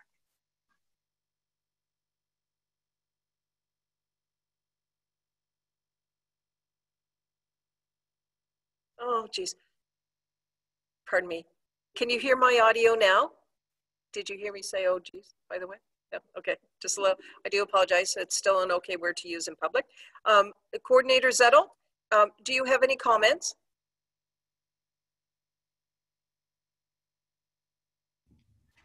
No, thank you, Mayor.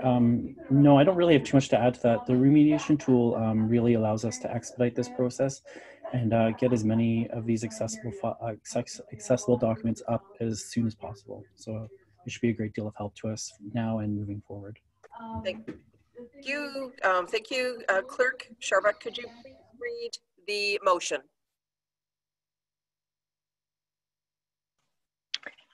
Through you, Your Worship, the recommendation is that Council receives the report by Coordinator Zettel, accessibility of corporate records for the municipal website for information, and that staff use remediation software to continue to convert corporate records into accessible versions from January 2018 onward and post to the website by January 1st, 2021. Thank you for that. I'm just confirming that my audio is still fine.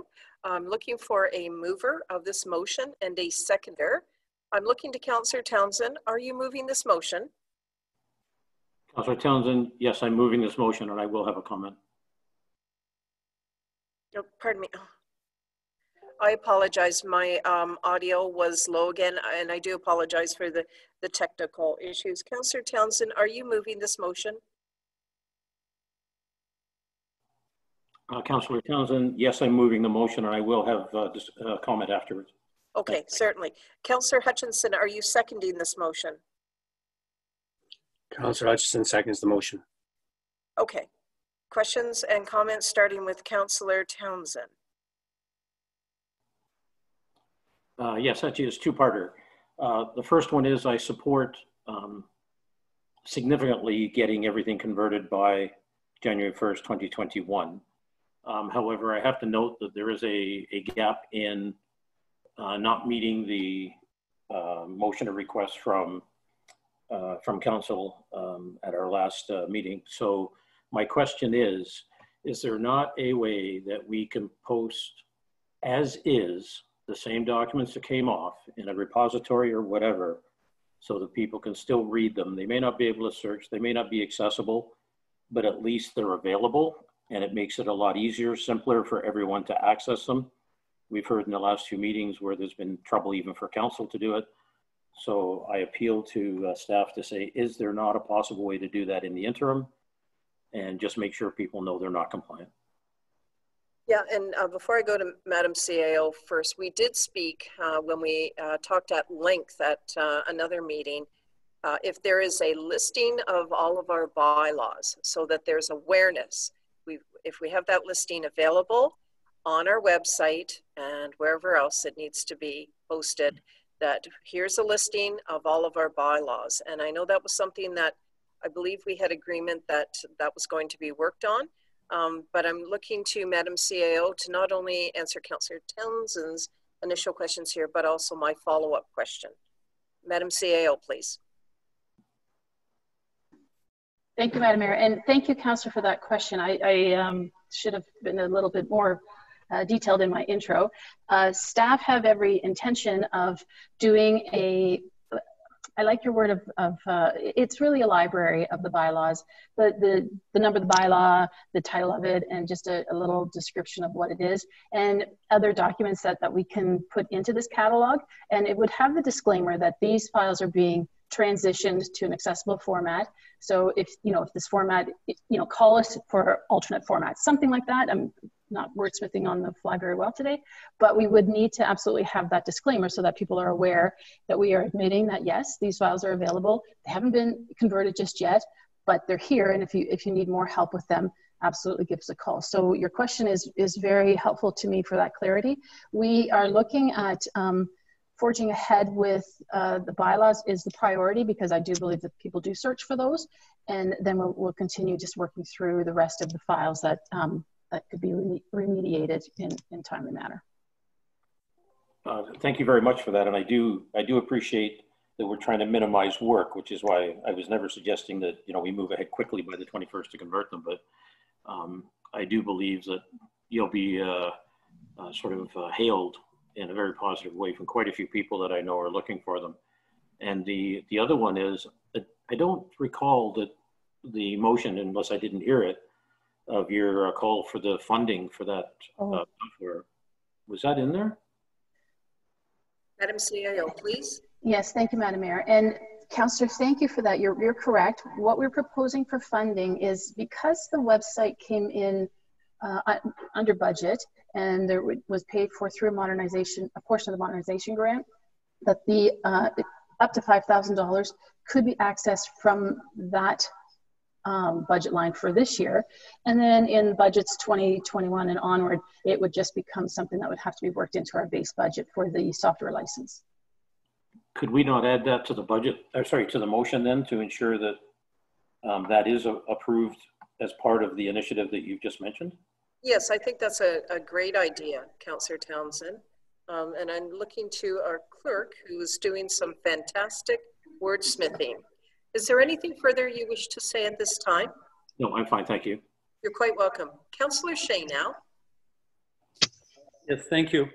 A couple of things. One is there's a reference in the early part of this report in the recommendation section that says, referring to documents from January 2018 onward. And then 3 pages later, records transition, it says files from 2016 be remediated. So there's 2 dates in play there.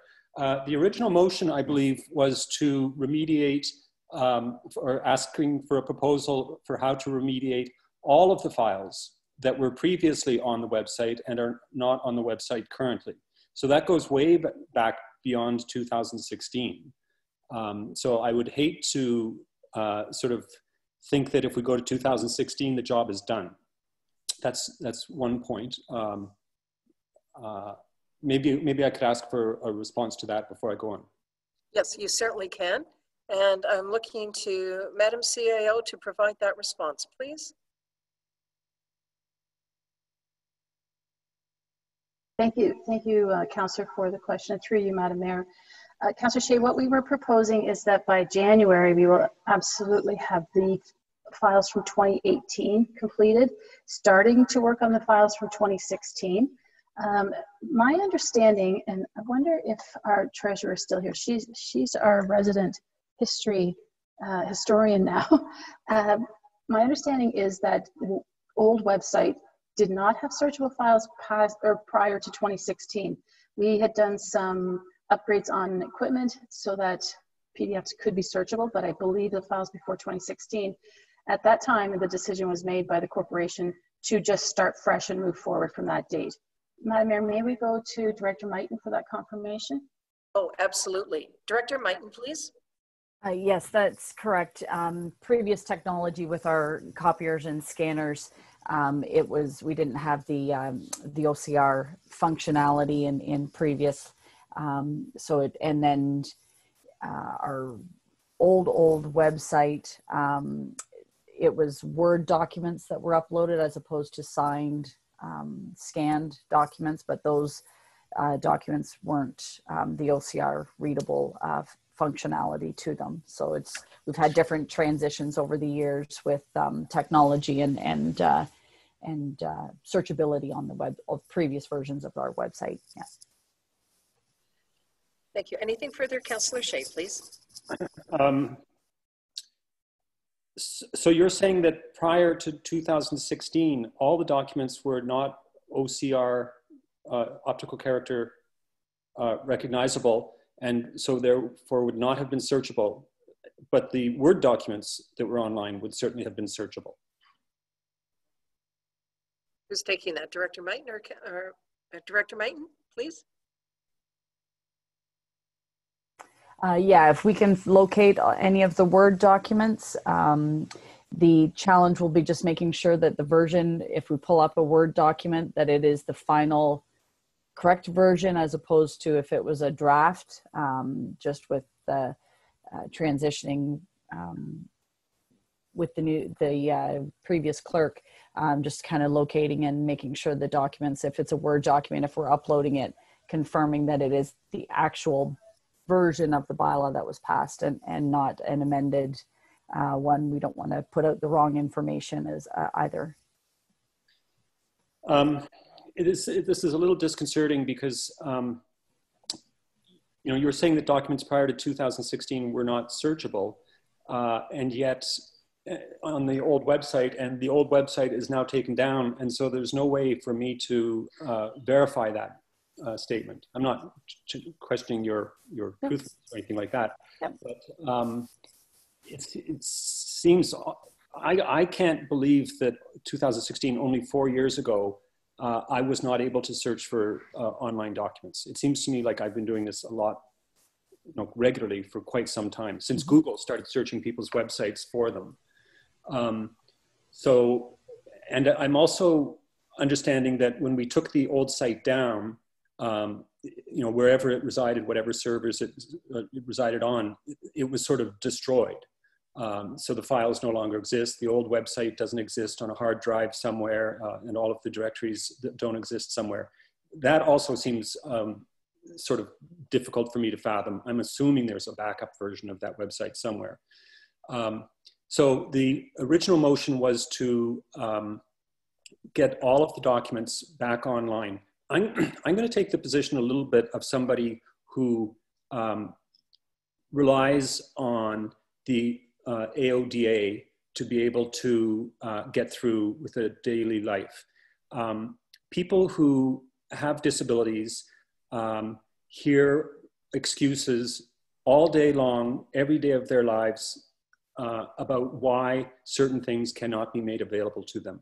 The purpose of the AODA was to say, no more making excuses. And the Ontario government gave us 15 years to prepare for January 2021.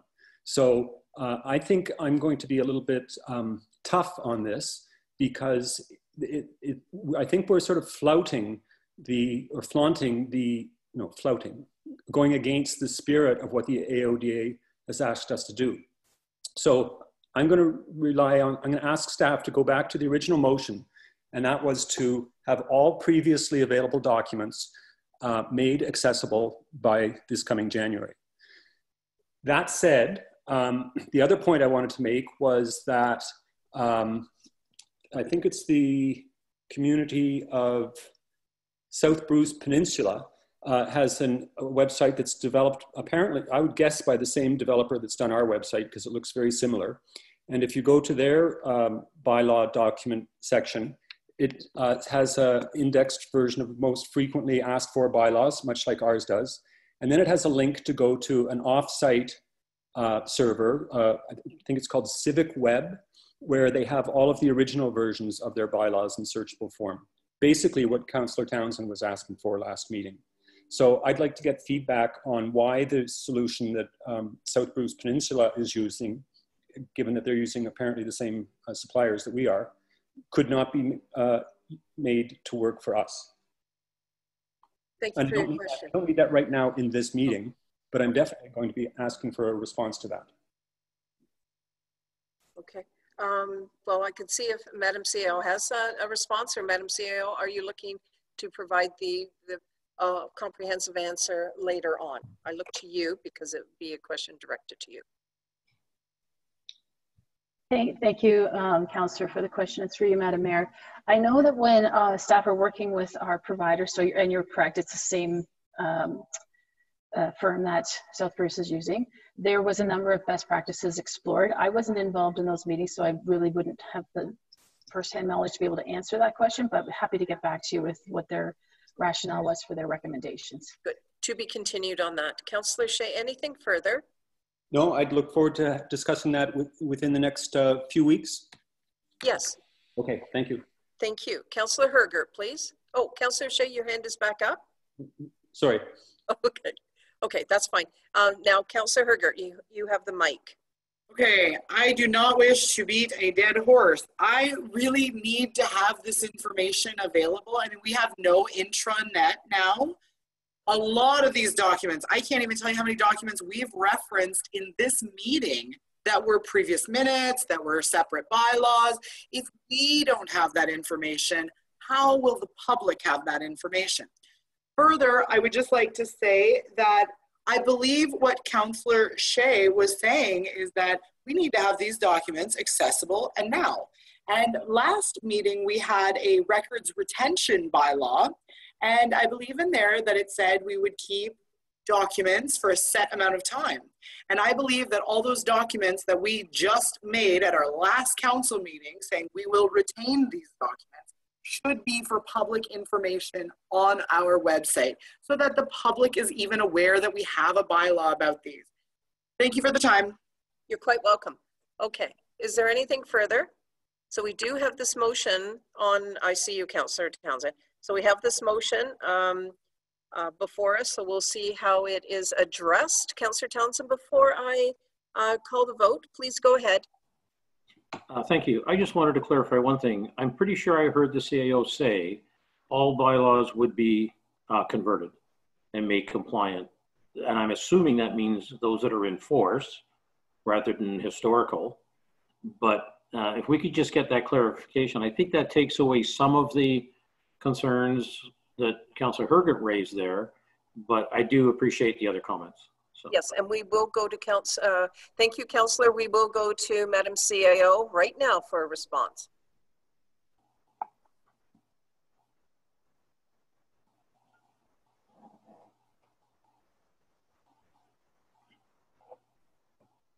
There we go. Thank you, Councillor, for the question. Through you, Madam Mayor. Yes, Councillor Townsend, what we are proposing is that all active bylaws, the latest version of all of our bylaws, will be converted through this software and posted to the website. The historical pieces of, you know, this repeals version, whatever, we wouldn't be going that far. It would be the active versions of the bylaws. So indeed, we probably have some bylaws that go back to 2006. Those documents would be converted. Thank you. Thank you. Anything further, members of council? I'm going to have the clerk reread the motion because we've had a little bit of discussion, and I want to make sure, as always, that our members of council know what they're voting on, but also our listening public is aware. Madam Clerk. Thank you. Through you, Your Worship. there was an addition at the end of this regarding the funding. So I'll start at the beginning. The recommendation is that Council receives the report by Coordinator Zettel, accessibility of corporate records for the municipal website for information, and that staff use remediation software to continue to convert corporate records into accessible versions from January 2018 onward and post to the website by January 1st, 2021, and that the remediation software be funded in 2020 up to $5,000 by utilizing the surplus realized from the website development budget and funded by the IT operational budget in 2021 and moving forward. Okay, before I call the question, the mover, Councillor Townsend, are you good with the wording?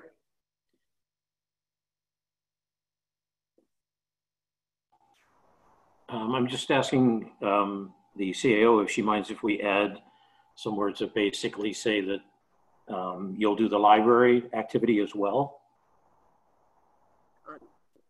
Madam CAO, please.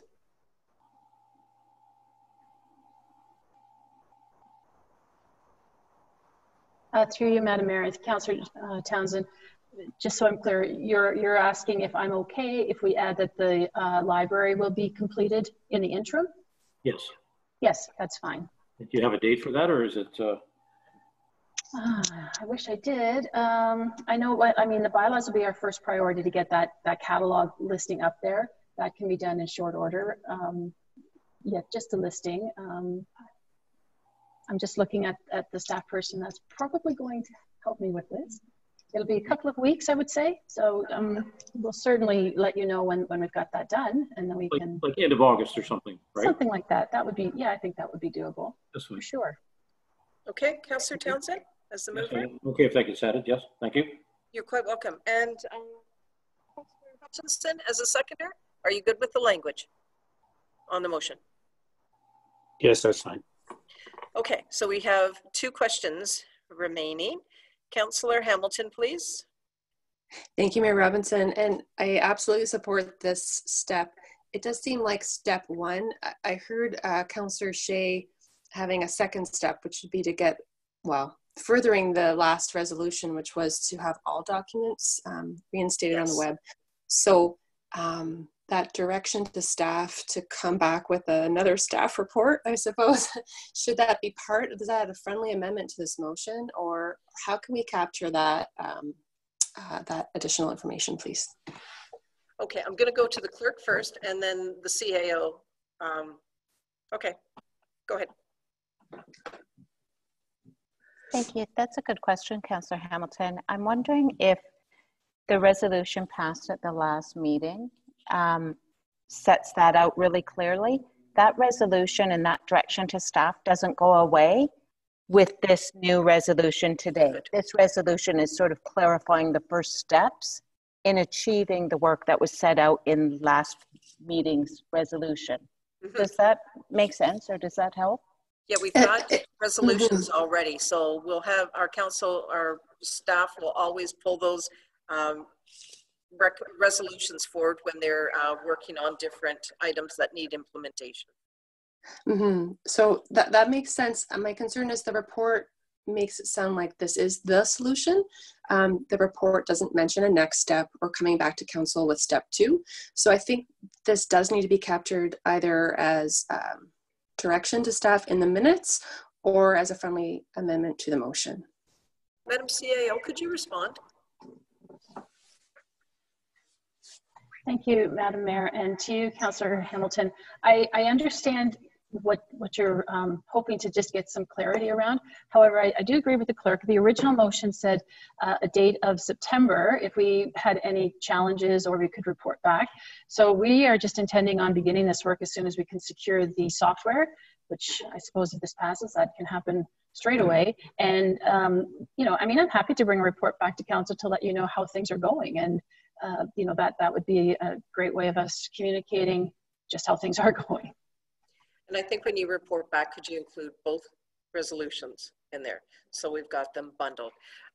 Councillor Hamilton, anything further? Thank you for that. So just to clarify, will staff be investigating how South Bruce Peninsula has their archive of materials on their website. Will that be part of a future report? They will definitely be investigating it. Madam CAO, can you identify how that will be articulated? Thank you. You're welcome. Yes, thank you, Madam Mayor. And to the question, Councillor, in response to Councillor Shea's request that we report back on that, that would just be something that I would have staff put together so that we can send it back to Council. Okay, great. Thank you very much. Thank you. Thank you. Councillor Herger, please. Thank you, Chair. It was mentioned that the money to pay for this year would come out of the monies that remained from modernization of the website. But you also mentioned, someone also mentioned, and it's part of our motion, that we're going to be paying for it next year and the year after and so on. How much does the software cost? Is it an annual? Is it by usage? Is it by upload? What is the cost on the purchase of this software? Sure. Coordinator Zettel, please.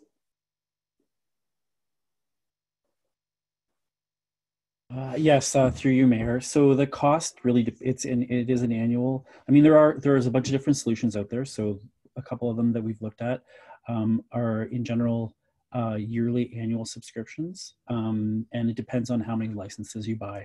So you can purchase one license and several people could work on that same license, but not at the same time. So I think there might be some inner office sort of discussion around just how many licenses we need.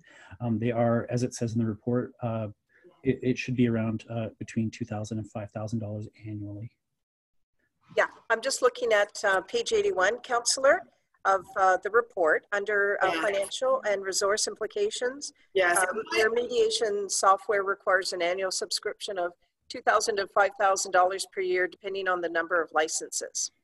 And so I did read the report. I'm curious though, we're making several budget discussions for 2021 that are outside of the scope of budget time. And obviously we need to do this. Is there any possibility that this is a 1 year, like we get through this year, with as much bylaw as we can do, and then it's next year, but we wouldn't need it in the future, or we will always keep needing it in the future? Madam CAO, please.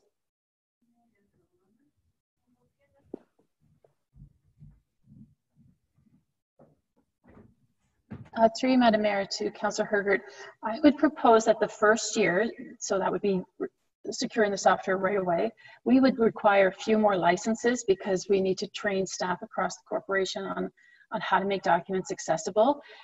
Now that we have eScribe and we're working out the kinks in that, those documents are automatically meeting that accessibility requirement. So we would be able to reduce the licenses in subsequent years. But at this point, I would like to be able to have as many staff exposed to this software and how to make documents accessible from the beginning, rather than always remediating documents. That way we, have I lost my mic? Am I still good? Okay. That way we, we probably will be able to reduce the licenses in subsequent years. So another question, if I might, Chair, was there any reach out to the library about how they were able to get a grant? I brought this up a couple meetings ago. They were able to get a grant to digitize all the newspapers for like 100 years. And so I'm curious, is there, I know and understand we're going to be advocating at AMO for money or possibilities, but you're asking us today to approve it. And so would we still need an AMO delegation if we're just going to pay for it? Well, first of all, Madam CAO, could you answer the first layer of that question with regards to the connection with the library? And if you're not able to, perhaps maybe one of the library representatives, but let's start with you first. Through you, Madam Mayor, no, I have not specifically spoken with our CEO about the archive project that she did. I believe that was a few years ago. And I think our discussion at the AMO table, in addition to providing funding for other municipal, for anyone that's wanting to do this work, it's really more about what the scope is and the expectations of the legislation. So we are not just disputing the fact that this is the right thing to do and it's going to come with a price tag, but let's have a conversation on what their real goals are behind providing those historical documents. And before you go any further, Councillor Hergert, that is definitely the question that I would like to answer. I think it's imperative that we continue with our approved delegation to discuss funding for making archival documents accessible.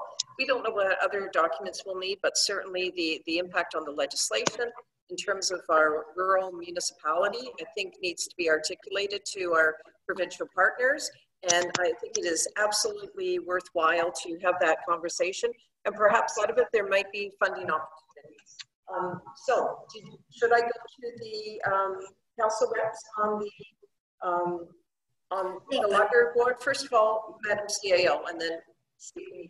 Yes, thank you, Madam Mayor. And just to add one other topic that we could add to our delegation, a lot of our challenges come from when we retain consultants and they provide reports with charts and maps and diagrams. And, you know, the expectation from my perspective would be that it's their responsibility to make those forms, those documents, those reports also in an accessible format. So I think that would be a very good conversation to have with the ministry, because, you know, our goal is to make sure that we're keeping in the spirit of the legislation, and we need to make sure that all of our agencies and providers and consultants also follow suit. So I think there's a really big conversation that will be very enlightening.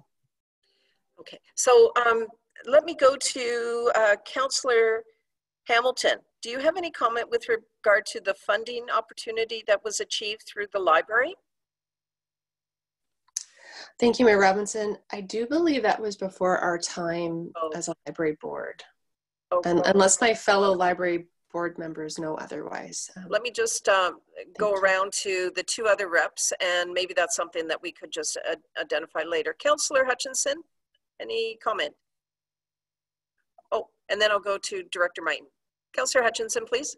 Councillor Hutchinson, yeah, it's something that's been ongoing for a number of years, and I couldn't say for sure. I'm sure there was some historical funding involved there, but no, I can't say for sure. It's been done for quite a while ago. I see. Okay, Director Mighton, do you have a comment?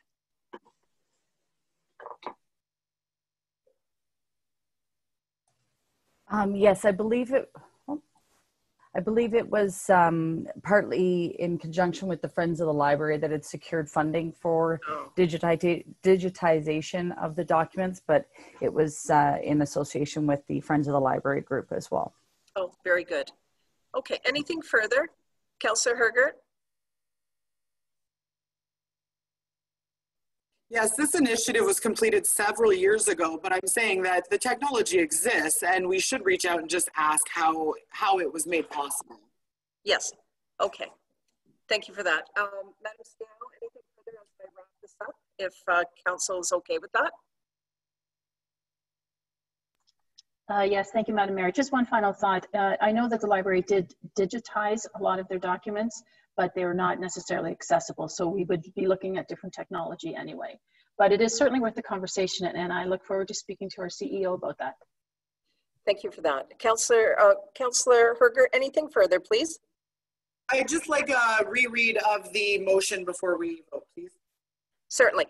Before that, Councillor Hamilton, please.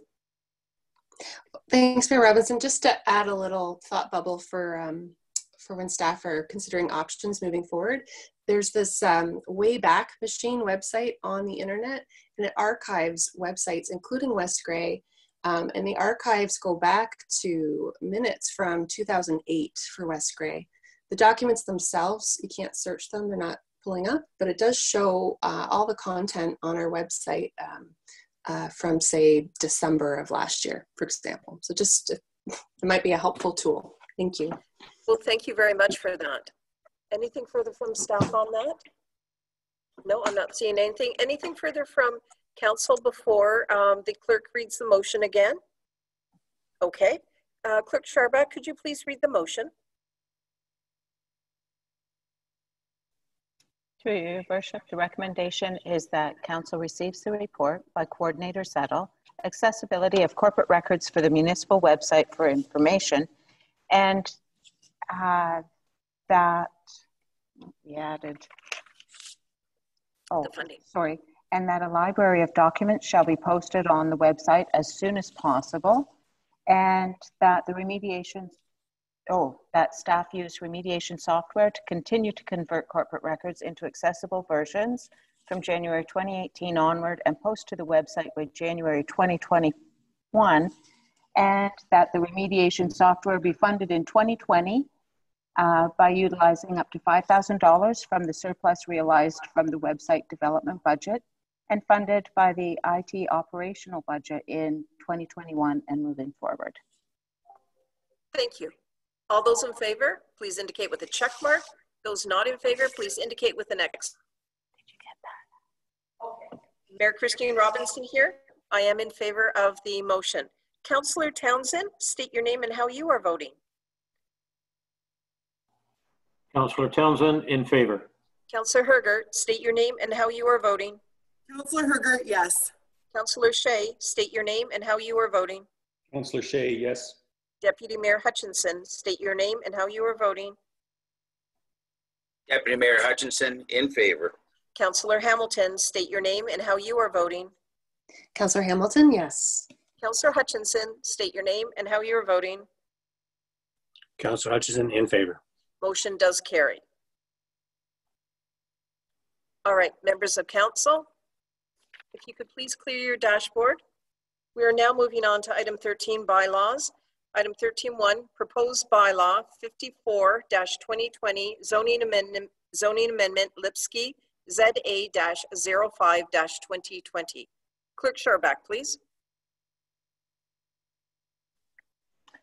Through you, Your Worship, the recommendation is that West Grey Council gives first, second, and third and final reading to bylaw number 54-2020, being a bylaw to amend the zoning bylaw number 37-2006. Thank you. Is there a mover for this motion? Councillor Hergert, are you moving this motion? Councillor Hergert, yes. Thank you. Is there a seconder for this motion? Councillor Townsend, are you seconding this motion? Councillor Townsend, yes, I'm seconding the motion. Thank you. Any questions? All those in favor, please signify with a check mark. Those opposed, please signify with an X mark. Mayor Christine Robinson, I am in favor of this motion. Councillor Hutchinson, state your name and how you are voting. Councillor Hutchinson, in favor. Councillor Hamilton, state your name and how you are voting. Councillor Hamilton, yes. Deputy Mayor Hutchinson, state your name and how you are voting. Deputy Mayor Hutchinson, in favor. Councillor Shea, state your name and how you are voting. Councillor Shea, yes. Councillor Hergert, state your name and how you are voting. Councillor Hergert, yes. Councillor Townsend, state your name and how you are voting. Councillor Townsend, in favor. Motion does carry. Please clear your dashboard. Councillor Hergert, I notice your hands up. Shout out to staff who put in the July 28 Committee of the Whole minutes that related to that zoning amendment. I just feel like that was a full circle from our recommendation to council and now the bylaw coming through. So I appreciate that. Actually, I think it's really easy for members of the public to read that. Thank you. Thank you. 55-2020. Oh, I'm sorry. I'm going to restart. I've been asked to restart because my audio was not clear. Again, I do apologize. We're now dealing with item 13.2, proposed bylaw 55-2020, borrowing bylaw. Clerk Sharback, a motion, please.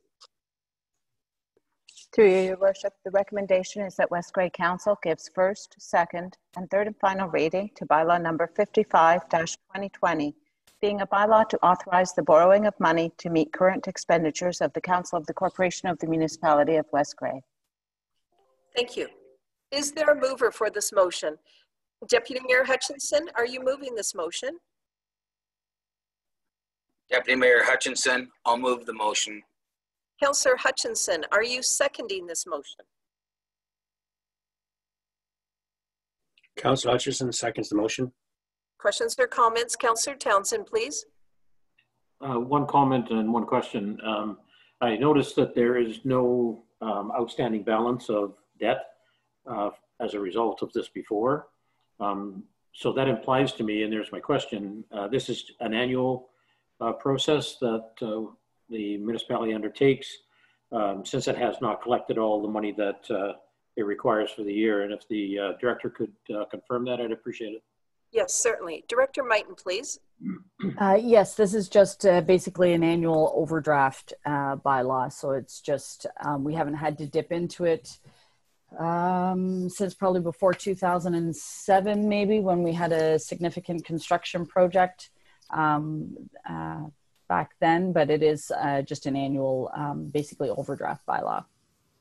Thank you. Anything further, Councillor Townsend? We just appreciate the clarification. Thank you. Oh, you're welcome. Further, members of council? All right then. All those in favor of the bylaw, please signify with the check mark. Those opposed, please signify with the X mark. Mayor Christine Robinson, I am in favor of this motion. Councillor Townsend, please state your name and how you are voting. Councillor Townsend, in favor. Councillor Hergert, state your name and how you are voting. Councillor Hergert, yes. Councillor Shea, state your name and how you are voting. Councillor Shea, yes. Deputy Mayor Hutchinson, state your name and how you are voting. Deputy Mayor Hutchinson, in favor. Councillor Hamilton, state your name and how you are voting. Councillor Hamilton, yes. Councillor Hutchinson, state your name and how you are voting. Councillor Hutchinson, in favor. That motion does carry. Just flipping the page here and also clearing our dashboard. Thank you very much, one and all. So you'll note that item 13.3, the proposed bylaw 56-2020, lease of the Durham Ballpark concession stand, has been removed from this agenda. So now we're moving on to item 13.4, proposed bylaw 57-2020, confirming bylaw. Clerk Scharback, please. Through you, Your Worship, the recommendation is that West Grey Council gives first, second, and third and final reading to bylaw number 57-2020, being a bylaw to confirm matters addressed at the August 4th, 2020 regular council meeting. Thank you. Is there a mover for this motion? Councillor Hamilton, are you moving this motion? Councillor Hamilton, I move the motion. Councillor Hergert, are you seconding this motion? Councillor Hergert, yes. All those in favor, please indicate. Oh, first of all, questions? Seeing none. All those in favor, please indicate with a check mark. Those opposed, please indicate with an X mark. Mayor Christine Robinson, I am in favor of this motion. Councillor Townsend, state your name and how you are voting. Councillor Townsend, in favor. Councillor Hergert, state your name and how you are voting. Councillor Hergert, yes. Councillor Shea, state your name and how you are voting. Councillor Shea, yes. Deputy Mayor Hutchinson, state your name and how you are voting. Deputy Mayor Hutchinson, in favor. Councillor Hamilton, state your name and how you are voting. Councillor Hamilton, yes. Councillor Hutchinson, state your name and how you are voting. Councillor Hutchinson, in favor. Motion does carry. Now that takes us off the bylaw section. We are now on item 14, new business. All right, 14.1 is the notice of motion that I brought forward on the agenda. Clerk Scharback, I would like to transfer the chair to the deputy mayor so that I'm able to read my motion, also move it. And so the deputy mayor would be conducting this portion of the new business, and then have it, once my matter has been addressed, I will take the chair back when we're dealing with the notice of motion from Councillor Hamilton. Correct on procedure?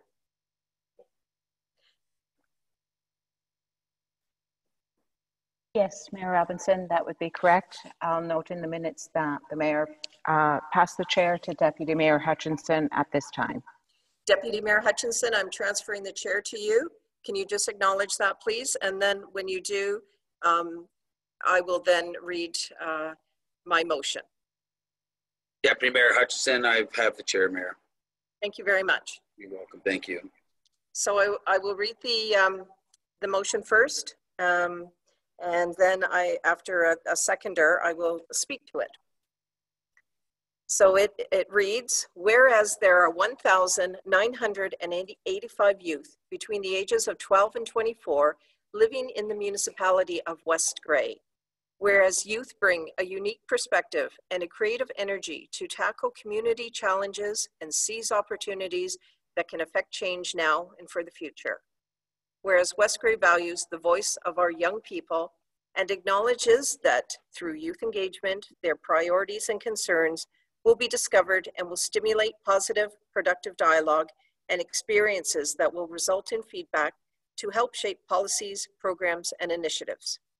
Whereas youth are a strong, untapped resource for promoting our community, and their insights and contributions are essential to building healthy communities. Whereas youth are vital to our community by contributing to social, economic, and cultural factors.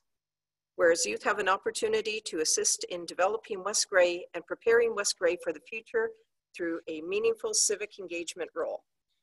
Whereas youth are our future leaders and supporters of the community and will act as an important link between Council and West Grey youth. Now therefore be it resolved that West Grey Council hereby establishes the West Grey Youth Action Committee that will be comprised of the Mayor and 2 members of West Grey Council and youth ranging from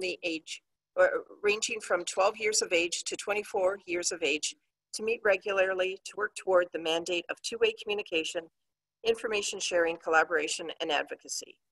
And further, that this committee will act in an advisory capacity to Council in matters of concern to youth of this municipality regarding activities and programs for and by youth of West Grey.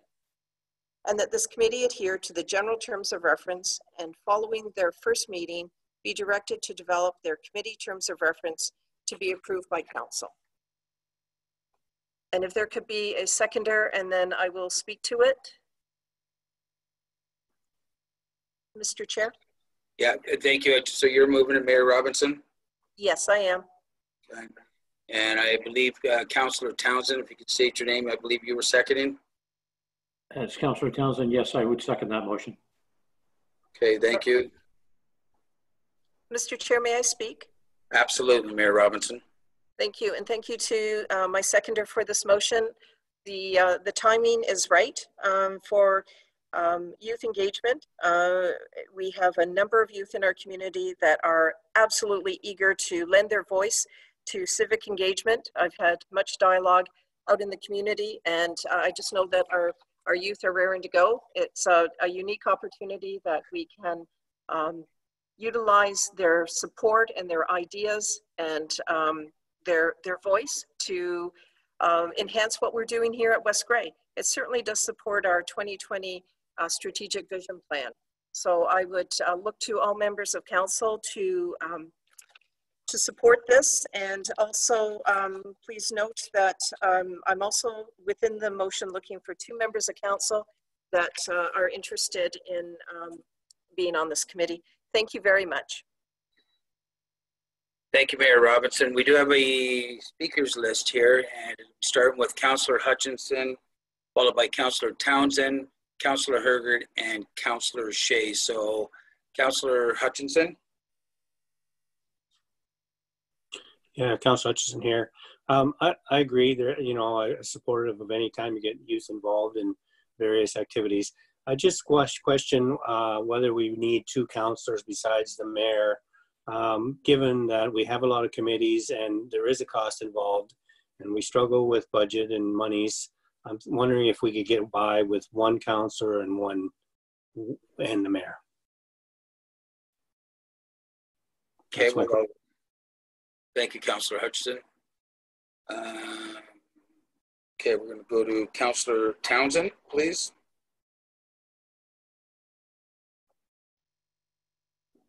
Thank you very much. We've talked a lot about youth and how we attract youth into our committees in general, participating in committees and doing all kinds of work around, and we talk about their energy. And then there's some criticism about energy being spent the wrong way, and I think part of that is the proper outlets in that are not there, and the proper or appropriate, whichever you wish, type of involvement hasn't occurred. So we're not really hearing them. They're not really talking to us, or if they are, we're not hearing. And that's probably older generation in tandem or in completeness. So I really believe this is a great initiative. And I also believe that it fits in very nicely with the strategic plan that we've put together, you know, to listen to the community and listen to this section of our community. And it is a fairly large number if you look at it, that we need to be listening to. I would certainly put my name forward to join that committee. Thank you. Thank you, Councillor Townsend. Next on the speakers list is Councillor Herger, please.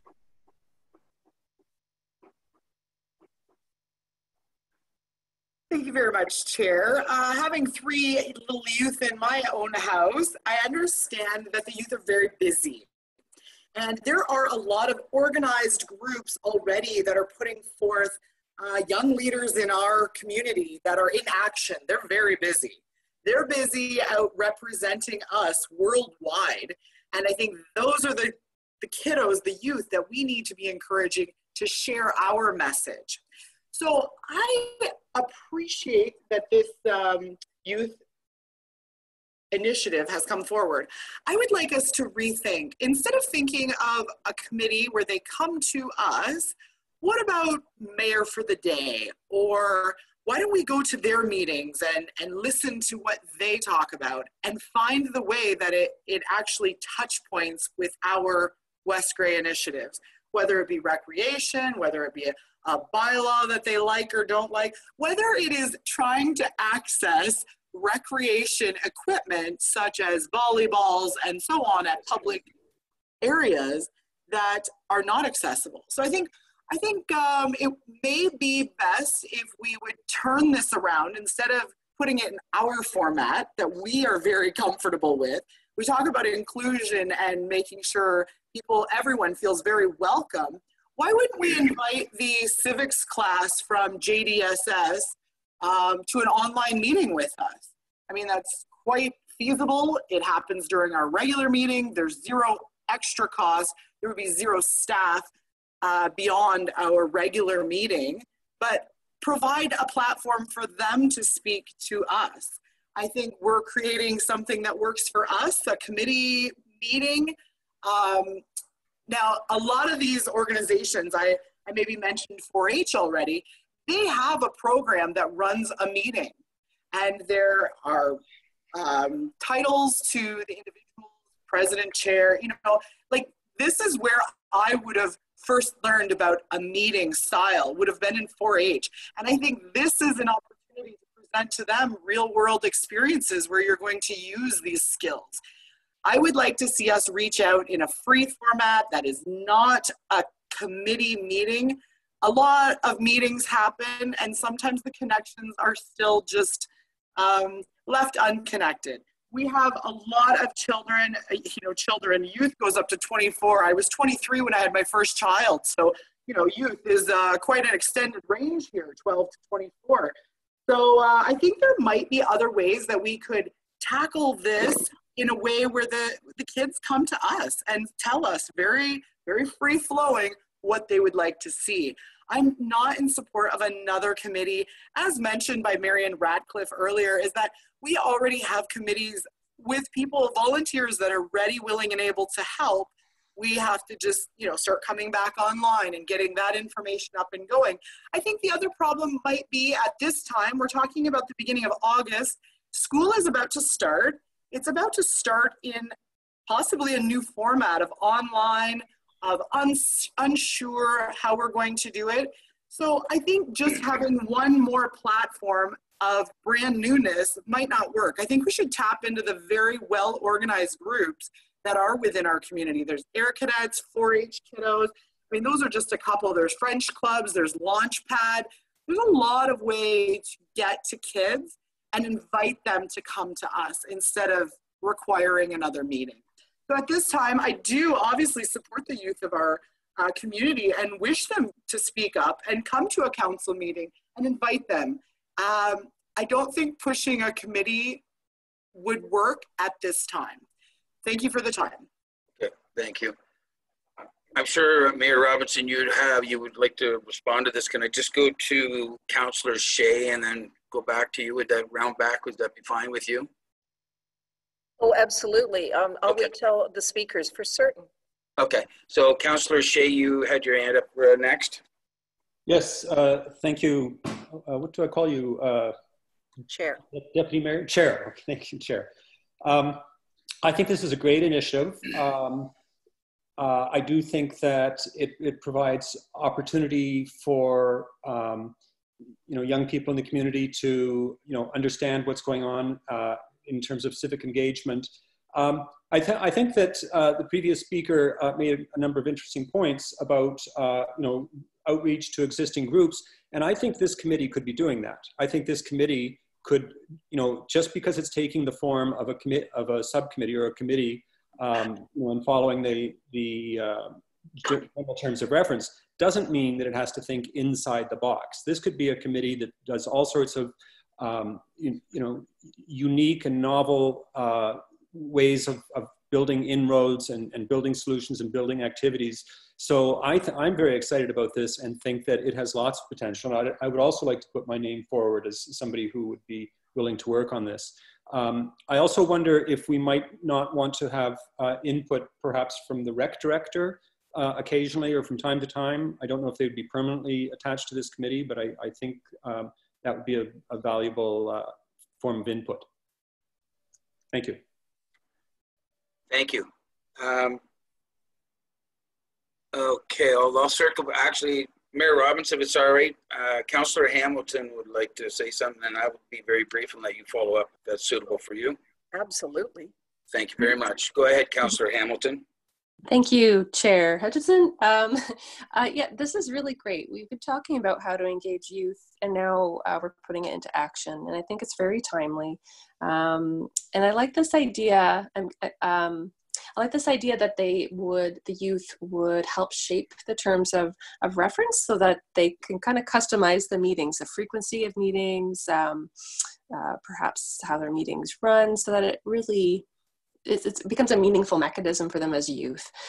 Maybe they even rename their committee, something that they can really own and identify is another idea. I was also wondering if this committee would need dedicated staff support. So perhaps when Mayor Robinson speaks to her motion again, she could comment if she's envisioning dedicated staff support or just staff support as needed. I also like Councillor Hurt's ideas about Mayor of the Day and having council go into youth spaces and not only asking youth to come to us. And I think that's very achievable and should happen in conjunction with this committee format. I think that's a wonderful idea. And certainly as individual councillors, we can do that anytime too, call up a school and offer to go in and visit on our free time as well. Really great ideas. So I think all these ideas can run in tandem or all run at the same time, and I'll be supportive of this committee. Thank you. Thank you. Just briefly, just so for the record, I'd also like to put my name forward. I think the success of our community, this is a great initiative. It's going to have our youth interact. We could be possibly building future political leaders in our community. I think it's a fantastic concept. I also think it's our own vision that we're looking at, not so much of what's always going around outside of our West Grey area, but we got to get them involved here. And I think it's a great initiative that's been brought forward. But I see there's a couple more hands, but I did say I would go back to Mayor Robinson, and I see there's a couple of names which I can follow up, but I'll go to Mayor Robinson right now, please. Thank you, Mr. Chair, and I appreciate all of the positive comments from members of council. I think this is an exciting opportunity to engage our youth, and certainly I'm looking forward to a positive motion carried on this. So what I would say, first of all, before I forget, Mr. Chair, I would be looking for a recorded vote on this item, and I would ask that perhaps this motion be addressed, and then after this motion is carried, and we would then be looking at who would want to serve on the committee along with me, and whether that is done directly at this meeting or another one. I would look to the clerk for that, but this is very exciting, and I would hope that we could get everything addressed right now so that we can start engaging our youth. Certainly, this committee can do the outreach. I expect it will not be in the box committee, and that there will be collaboration with youth throughout West Grey. And let's keep in mind that we do not have a high school here, that our youth are out in different communities during school, whether that is through Zoom or physically attending. So this is a really great initiative to bring forward different ideas from our youth in terms of, dialoguing on policy and program ideas. And to answer the question about staff dedication, I do know in conversations with Madam CAO that Supervisor Hewlett will be participating in this, whether I don't know the percentage of hours on it. I leave that to Madam CAO to address, but certainly in terms of his assistance, Supervisor Hewlett's assistance, I think it's really exciting to do that. So please don't forget, I'd like a recorded vote, Mr. Chair. Thank you, Mayor Robinson. Okay, so I guess Councillor Herger, your hand's up, and that'll be followed by Councillor Townsend. So go ahead, Councillor Herger. Thank you very much, Chair. So just a few items. There are a plethora of well-run organizations within our community, and the volunteers do a lot of training. There is training on different behavior types of children. There is training on safe play, which I'm sure that our manager has some manager of recreation there has some training on. However, I would also ask that any individual involved, any and every individual that's involved with this committee would have a background check. This is very important. You don't even get into a soccer club as a volunteer without a background check. So I would look for that. I also would suggest that we have this commence after council has received our diversity training.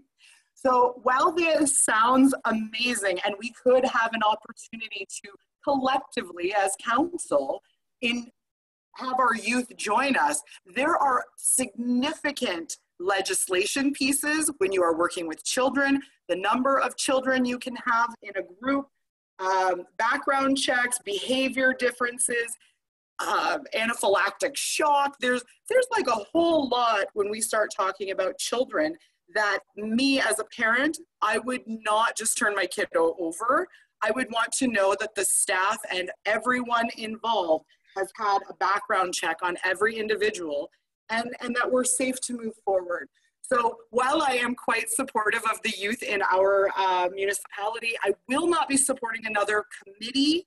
I will be out in the public working hands-on with these kids, not sitting on a committee, but busy doing with our youth. So thank you very much for your time. Okay, thank you. Councillor Townsend, and then I'll probably be looking to, well, I'll circle back to Mayor Robinson. She's got any closing comments, and then I would like to get the recorded vote going on this, please. Thank you, Mr. Chair. First of all, I think it's good that we're having this discussion and all the different perspectives are coming out. But I think some of the comments that are being made miss one point. It's an opportunity for us to listen, not just take action, and see what action youth want. Where are youth coming from? Because there are the standard programs around, but not everybody participates in that. And that may not be satisfying the group that we're looking at or all youth within the area.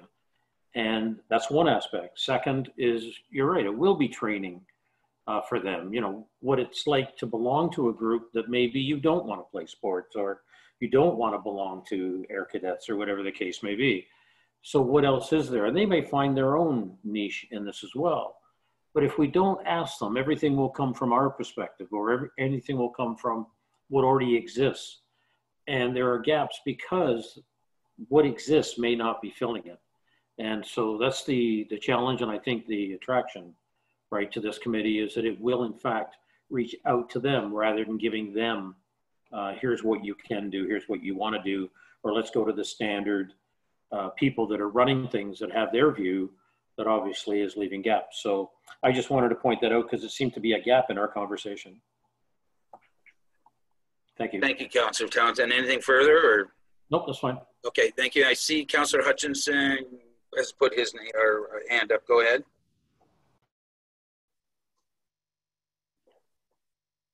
Yeah, it's Councillor Hutchison. Yeah, again, I'm supportive, but I still like to come back to the fact that I don't know if we really need two councillors, considering that we're going to have staff involvement through our recreation director. I think we could get by one councillor given our budget constraints. And I really hope we do have young people get involved, because when I look at our recreation committee in Durham, for example, where we can't get enough volunteers, our trails committee, maybe it would be nice to have some youth on those committees. So I'm not sure how we get those people onto some of our committees, but you know, it's worth the effort for sure. But I do think we could get by with one less councillor just to try to keep budget in mind. Thank you. Thank you, Councillor Hutchison. I see CAO Johnson has her hand up. Go ahead, please.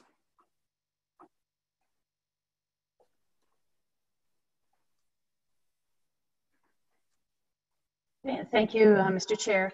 One of the things, oh, there we go. One of the things that I wanted to point out, and it's explained quite nicely in the notice of motion, is that this committee would adhere to the general terms of reference that all of our committees adhere to.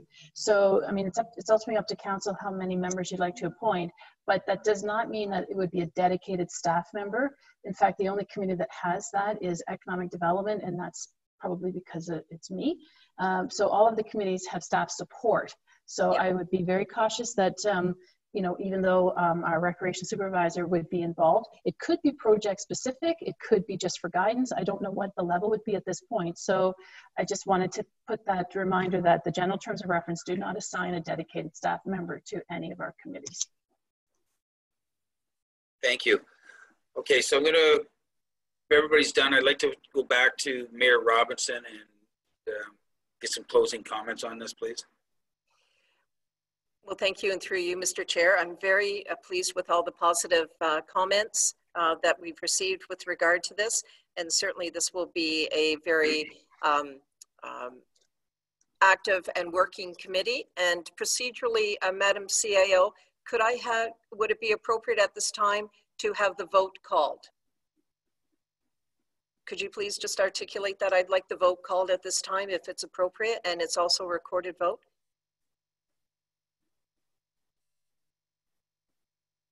Through you, Your Worship.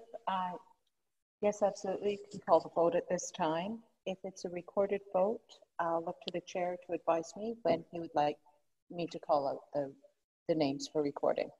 Mr. Chair, I'm looking for the recorded vote to be called immediately, please. Okay, then we will proceed with that. Do we need to read the motion first just for my clarification, or are we going right to the vote? Through you, Chair. I think the motion is as it was written on the agenda. Okay. Unless there's some confusion, there hasn't been any amendments or changes to it. No. Would you like me to begin calling the recorded vote? That's fine. I just wanted that for clarity, Clerk Sharbeck. I appreciate that. So, okay, I'm going to, I'll start. Is that suitable? And then we'll go through the council. Actually, Chair, I can call out the names for you. Yeah, okay, you go alphabetically and we'll go from there. Yes. Thank you. So recorded vote on the motion moved by Mayor Robinson and seconded by Councillor Townsend. Councillor Hamilton, how do you vote? Councillor Hamilton, yes. Councillor Herbert, how do you vote? Councillor Hergert, no. Councillor Hutchinson, how do you vote?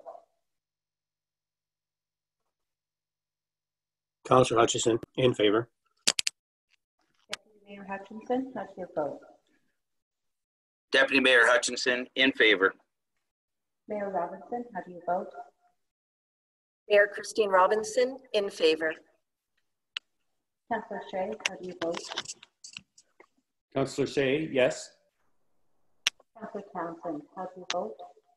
Councillor Townsend, in favor. And that motion is carried.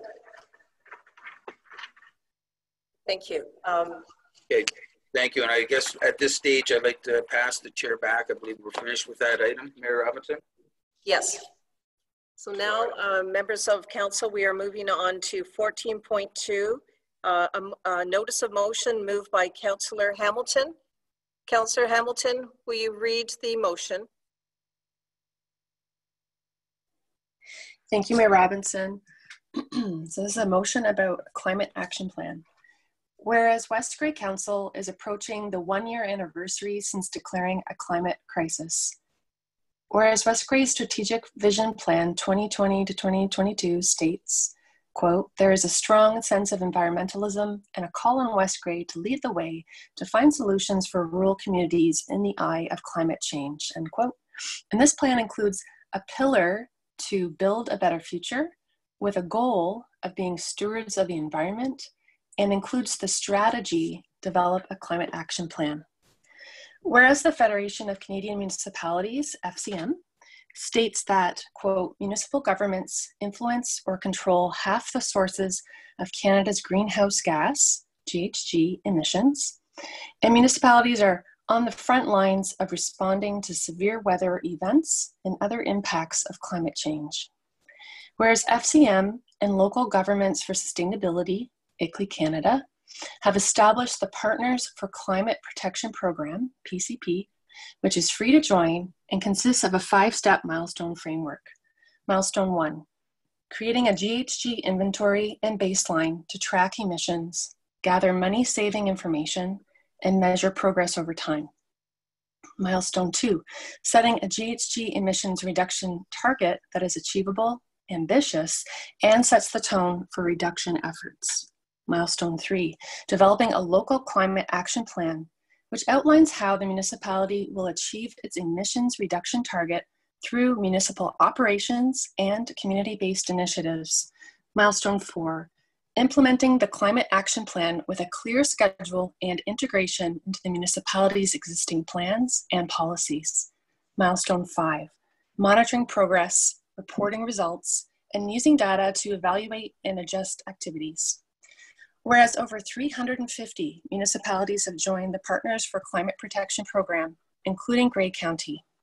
Therefore, be it resolved that staff report by September 29, 2020 on the feasibility of the Municipality of West Grey joining the Partners for Climate Protection Program, including an overview of the Partners for Climate Protection Program, consultation with Grey County Planning, which is developing a climate action plan and has joined the PCP program, consideration for leveraging resources and expertise with the Municipality of Grey Highlands, which has also set a goal to develop a climate action plan.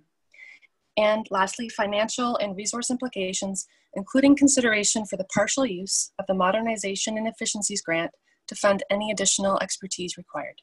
Thank you. Thank you, Councillor Hamilton. Appreciate that.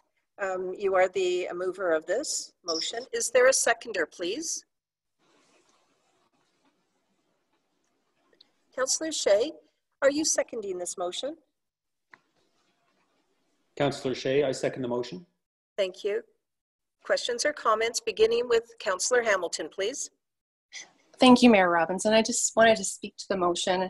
I think it's really fitting that we're talking about climate action planning a year after declaring a climate crisis, and also after just having talked about engaging youth. We know that climate change is top of mind for many youth who are concerned about their future. As I mentioned earlier today, I attended Public Health's Healthy Community Partnership meeting just last week. And during that meeting, Grey County Planning provided an update on their climate action plan. Using the FCM milestone framework, they started just last fall, and even through COVID, they have completed milestone 1 and are now actively working on milestone 2. They're making great progress. So at this meeting, I asked Grey County Planning to comment on the value of lower tier municipalities developing climate action plans while Grey County is developing their plan. And the response from the planner was, and I quote, "It's absolutely critical." The planner went on to speak about how 50% of emissions are under the control of municipalities, and also how each municipality has unique needs and challenges, in particular when it comes to adapting to climate change. So Grey County Planning sees tremendous value in lower tiers developing climate action plans right now.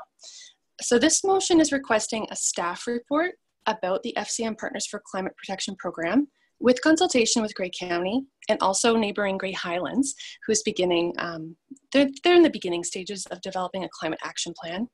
We're in this climate crisis together. There might be an opportunity to share resources and information. The motion also asks that the report look at financial and resource implications.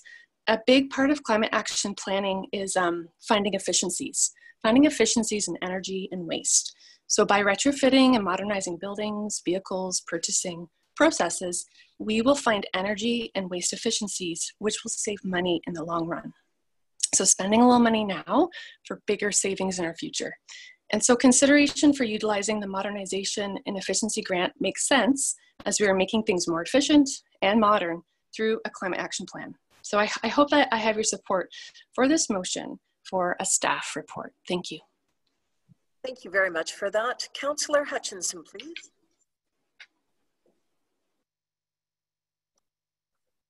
Yes, Councillor Hutchinson here. I have no problems with the motion. I think there's definitely a need out there, and definitely it's the time to go ahead. But I do have some concerns with, first of all, staff time, and considering our Director of Infrastructure has a bridge study that he's has to work on, and then there's the asset management plan, and now we're going to ask him to do an inventory of all our vehicles. Now, maybe that comes out in our asset management plan. I don't know. So I just wonder a little bit about staff commitment at this time. And then I also wonder a little bit about budgeting and how much budget we're looking to put towards this, considering we're going to be going into budget deliberation soon. Is this something that's going to be, put into next year's budget? So I have some questions with this right at this time. Okay, thank you for that. I'm wondering, Councillor Hamilton, have you envisioned a lot of this, and can you respond? And if not, I will move this these questions over to Madam CAO. But let's begin with you, please. Oh, thank you for the opportunity to answer that question, Mayor Robinson. Yeah, so the motion is just a staff report that would capture and answer the questions that Councillor Hutchinson has. So the staff report would report back and say, okay, this is how much we think it would cost to go through the milestone process. This is the kind of expertise we have in-house or would need to hire from out of house. And so those questions would be answered through this report. So this motion is not committing council to the FCM process. It is asking for more information to be gathered in one report. Okay, Councillor Hutchinson, does that satisfy your response, or did you want anything further from our CAO? Just the greenhouse gas inventory. I'm not sure what all is involved in that. To me, that sounds like an onerous task, but I don't know that for sure. But I guess getting more information would be definitely beneficial to know what we need to move forward. Okay, Madam CAO, anything further to elaborate on that, please?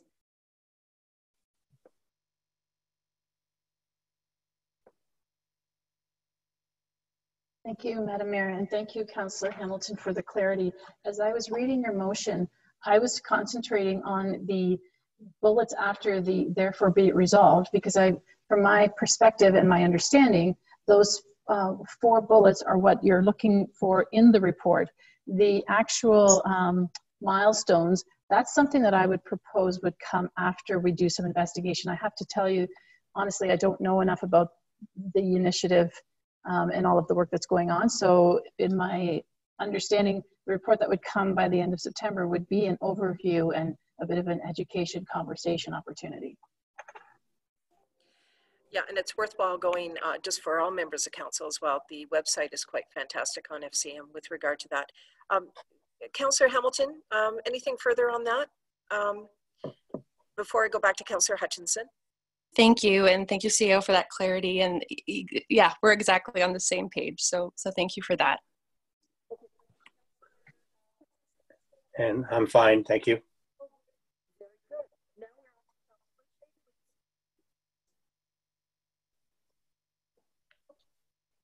Councillor Shea, please. Yes, it's Councillor Shea. I think this sounds like a great initiative. I appreciate the fact that it's fairly modest, a staff report. and I'm hoping that the staff think there's enough time. I haven't heard any complaints about that. And I want to remember how impressed we were today with the economic development report from Grey County, where they stressed that things happening at the county level and happening at the local lower tier level is the way to get things done. So I think this really sort of capitalizes on that strength, and I think it would be very easy for me to support this. Thank you. Thank you very much. Councillor Hergert, please. Thank you, Chair. Looking for an update from our sustainability committee that we have locally to see what work we're already doing. I know when it was budget for 2020, we were really cutting back. I'm not sure that we'll have an easier go ahead for 2021. So just when will we have an update on our committees? And I say that in whole, but really this one is the sustainability I think it really targets. Okay, so our sustainability committee is in transition right now. I'm wondering if either Councillor Shea or Councillor Hamilton wishes to just give a quick update, and then we'll keep it focused to the notice of motion. Beginning with Councillor Shea, please. Yes, Councillor Shea. There is some transition going on. Of course, the committee has been on hold for quite a long time. There was a sort of flurry of activity and a lot of progress being made in terms of some grassroots initiatives, some tree planting. We did have a little bit of budget set aside for some initiatives which might happen this year still. But the difference with this is that the staff report sort of shifts the focus away from the grassroots and more to the administrative infrastructure of the municipality. And I think we need to have both of those channels operating simultaneously and in dialogue with each other. So I don't think this takes away at all from the work of the Sustainability Committee, and I'm sure that the Sustainability Committee would be keen to see this initiative go forward. I agree to that. I guess I was looking for, it seemed like we had a significant amount of local, like you mentioned, grassroots initiatives that were easy to achieve, that were successes that we could actually see this year and next year. But now it appears as though we're taking a different approach, and we're going to zoom out and collectively, as like Grey County, work on a climate action plan. So I would ask, just as we had Savannah Myers come down, I would ask that we have a planner from Grey County tell us of all the good stuff that's going on at the county level, if that's something that our chair or deputy chair or deputy mayor couldn't handle. So I guess what I'm asking is, it sounds like this work is being undertaken at the county level. Maybe we should start with just an update from the county on what's going on. Okay. And I could support that for sure. Well, I can tell you, both for myself being at the county and also our deputy mayor who's at the county, we are just ensuring that all good information that's happening, or good information, good news from the county is being articulated through to this council. That's been going on for close to 2 years now, that I just invite, or the deputy just invites directors to come out and speak to various items or initiatives as well. I am inviting our warden to come out to speak. I've had a conversation with him to provide an update as well in terms of what's going on at the county. So that's ongoing for sure. So that is just, I'm going to say separate and apart, because that will always continue. Councillor Hergert, you still have the mic. Yeah, so I'm curious, could we, it sounds like right here, that therefore be it resolved, that it would be a West Grey staff member coming up to speed on what the county already has done. So at that rate, I'm just asking, could we have a full wholesome discussion with the planner that provided Councillor Hamilton with the, the valuable information that was municipalities are 50% of the greenhouse gases and so on. And I look for that because I don't want to be duplicative, and we do have very finite resources here at West Grey. So I would be able to support this if we would just ask, like we did earlier for, you know, economic development. Savannah Myers came down. Could we have a planner from Grey County come down and explain what they're doing at the county level, and then how that fits into our West Grey? What's still left for us to deal with?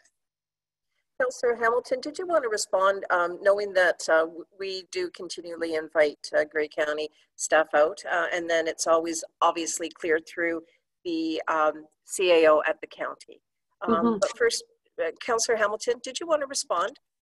Yes, thank you, Mayor Robinson, and thank you, Councillor Hergert, for that idea. I think it's a great idea, and perhaps that could be staff direction to invite them to delegate, and perhaps they have time to come delegate before the end of September, or maybe even when the report arrives. I think that would be wonderful, and I would leave it up to staff to make that happen for us at the right time. Thank you. Okay. Anything further, Councillor Hergert, before I go to Councillor Townsend? So I'm just curious, are we changing the notice of motion that we would just have the Grey County staff come down, or no, we were still leaving this for our West Grey staff to reach out to Grey County staff? So the notice of motion still stands. We do have the motion on the floor, moved by Councillor Hamilton, seconded by Councillor Shea. Certainly the invite can occur. Thank you. Thank you. Councillor Townsend, please.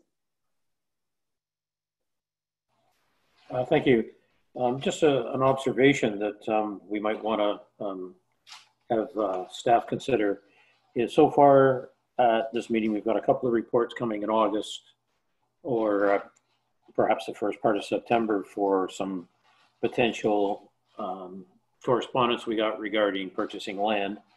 We've got the accessibility of creating the library by the end of January. End of August, we've got the January conversion. We have another topic coming up on asset management 2.0 for a request to do something in August.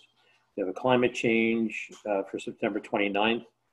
And I have a new business item coming that'll take about 3 minutes that's going to ask for something by November. So I'm wondering if the end of this meeting, along with everything else that's on the plate, if all their requests, although they may or may not get passed, let's assume they all do, then the issue is, will staff need to go back and determine, can they meet those deadlines?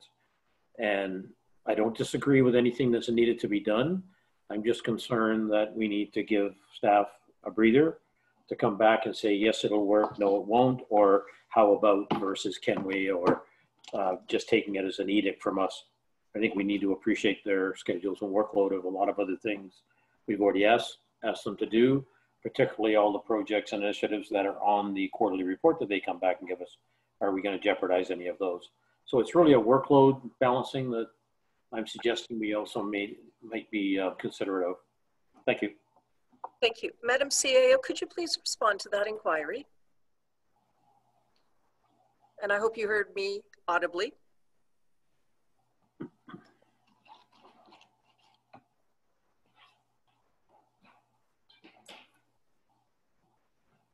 Yes, Madam Mayor, you came through loud and clear, and Councillor Townsend, so did you, in fact. And I appreciate your question, and it's been going through my mind as well.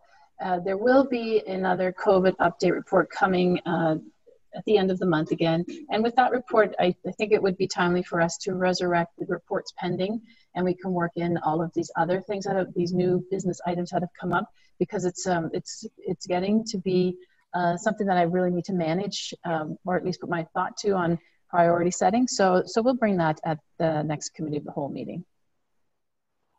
Thank you. Thank you. Is there anything further? No. Thank you. I'm just cognizant of the time. I know we got a little bit more on the agenda, but I'm just suggesting, and hopefully it will work out, if we could perhaps conclude our business by 4:30, because I do have a delegation at the Standing Committee of Finance and Economic Affairs at 5 o'clock. So I just want to really have my preparation time, if that would work out. I'm not seeing any other questions. So we do have the motion that is on the agenda, by the way, that has not changed. The motion is on the agenda. It has been read into the record, and it's moved by Councillor Hamilton, seconded by Councillor Shea. All those in favor, please signify with a check mark. Those opposed, please signify with an X mark. I will begin. Mayor Christine Robinson, I am in favor of this motion. Councillor Hutchinson, state your name and how you are voting. Councillor Hutchinson, in favor. Councillor Hamilton, state your name and how you are voting. Councillor Hamilton, yes. Deputy Mayor Hutchinson, state your name and how you are voting. Deputy Mayor Hutchinson, in favor. Councillor Shea, state your name and how you are voting. Councillor Shea, yes. Councillor Hergert, state your name and how you are voting. Councillor Hergert, yes. Councillor Townsend, state your name and how you are voting. Councillor Townsend, in favor. Motion does carry. Now we are moving on, members of council. You clear your dashboard. And if I will turn my page on the agenda, we're now dealing with 14.3. Another notice of motion moved by Councillor Hergert. Would you care to read it into the record, Councillor? And then I'd be looking for a seconder. Absolutely. Thank you very much, Chair. Notice of motion begins, whereas West Grey Council deems infrastructure and connectivity as a priority, whereas West Grey has a 2014 asset management plan. Whereas West Grey staff and council have advocated to the federal and provincial governments about the need for urgent infrastructure investments and will continue to advocate. Whereas West Grey will be reviewing the Asset Management Plan 2.0. Whereas West Grey has undertaken bridge condition indexes, bridge rationalization studies, and carries out continual OSUM, Ontario structural inspections. Whereas West Grey bridges require substantial monies to repair and several years to plan these major infrastructure investments. Whereas it is West Grey Council's fiduciary responsibility to maintain our assets and imperative to budget to promote connectivity throughout our municipality in support of commerce, property access, and emergency services access. Therefore, be it resolved, West Grey staff will develop a list of top priority bridges needing major and minor rehabilitation. B, West Grey staff will bring all financing options for bridge and infrastructure repairs, including federal and provincial government grant and lending options, bank lending options, and decommissioning/closure costs. C, West Grey Council dedicates a portion of our August Committee of the Whole meeting and as part of our annual August Committee of the Whole meeting to strategically plan for bridge closure/repair/replacement and financing for the same. D, West Grey staff will be on hand to collaborate as well as emergency and other services, fire, police, ambulance, bus companies, post office, etc., related to our service area and contracts with other services. And West Grey Council will annually be reviewing the infrastructure priority list prior to the budget cycle with forecasted projects, including expenses for the following budget year. And West Grey Council will tour the assets annually scheduled for closure, repair, or replacement. And that is all, Chair. Is there a seconder for this motion? Councillor Townsend, are you seconding this motion? Councillor Townsend, yes, I will second the motion. Are there any comments or questions? Councillor Hutchinson, please.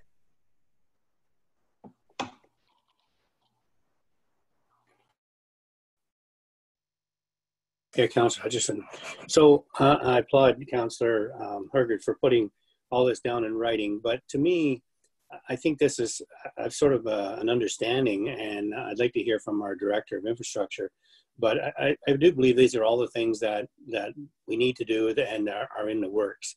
So I'm not so sure whether we really need to have a resolution on them when I think, to me, I think they're already part of the plan.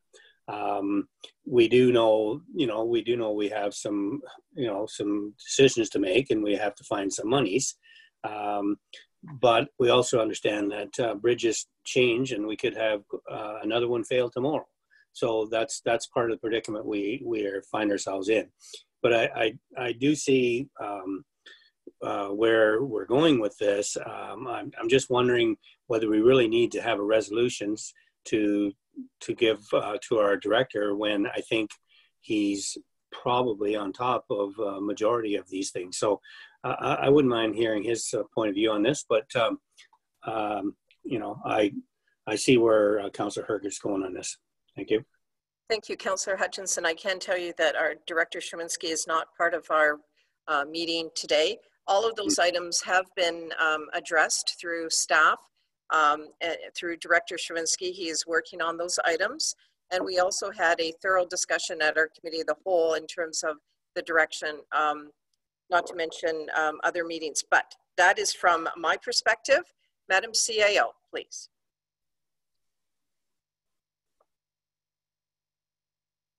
Thank you. Thank you through you, Madam Mayor, and to Councillor.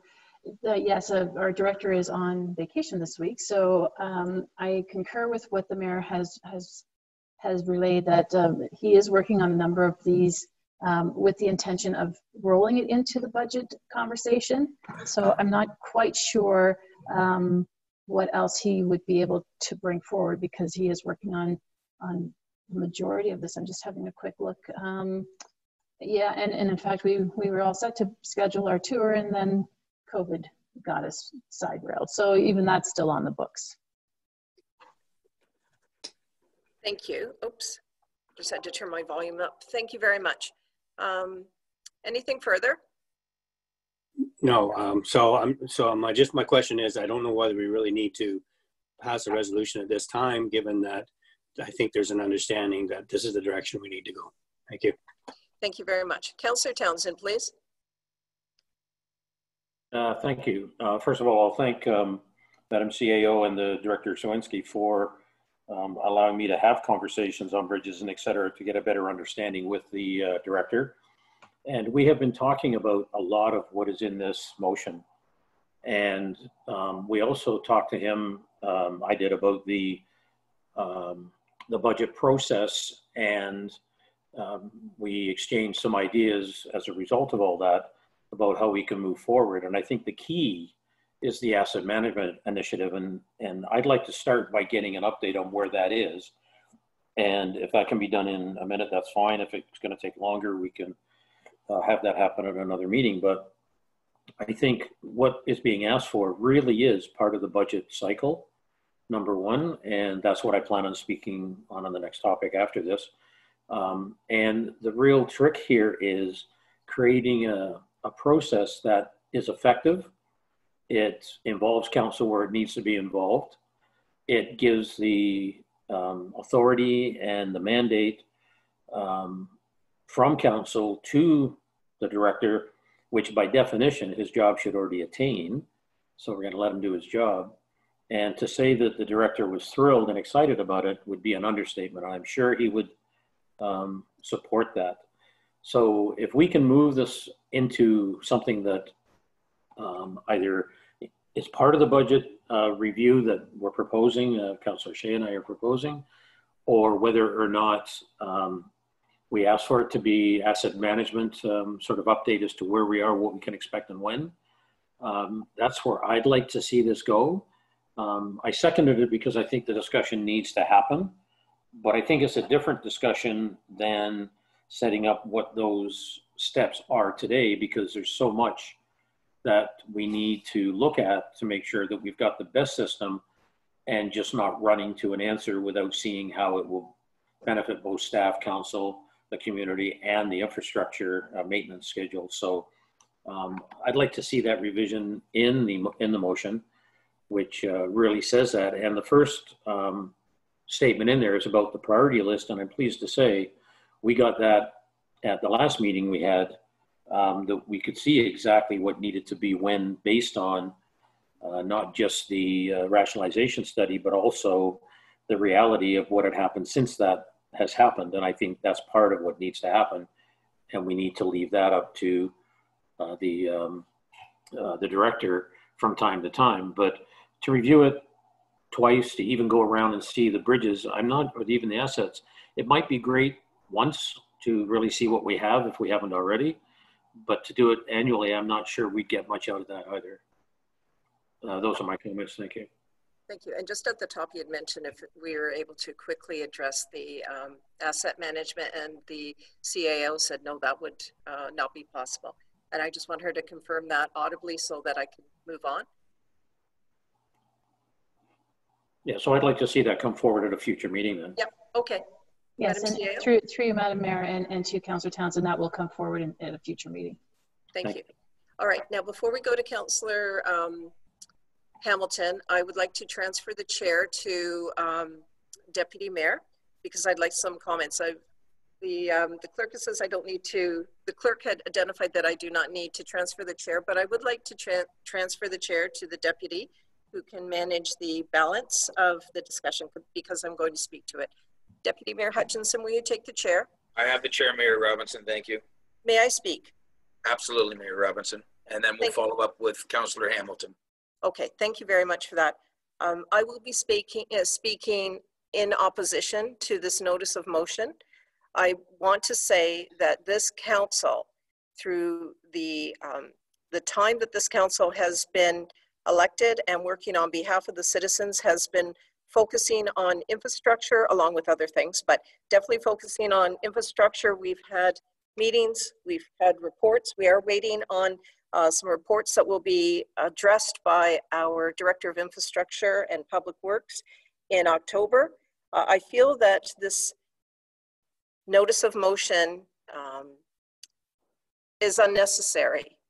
We are all working on this together in a collaborative fashion with staff and council on behalf of our members of the community and our, whether they're residents or business owners or, you know, travelers that need to go from one area of West Grey to another.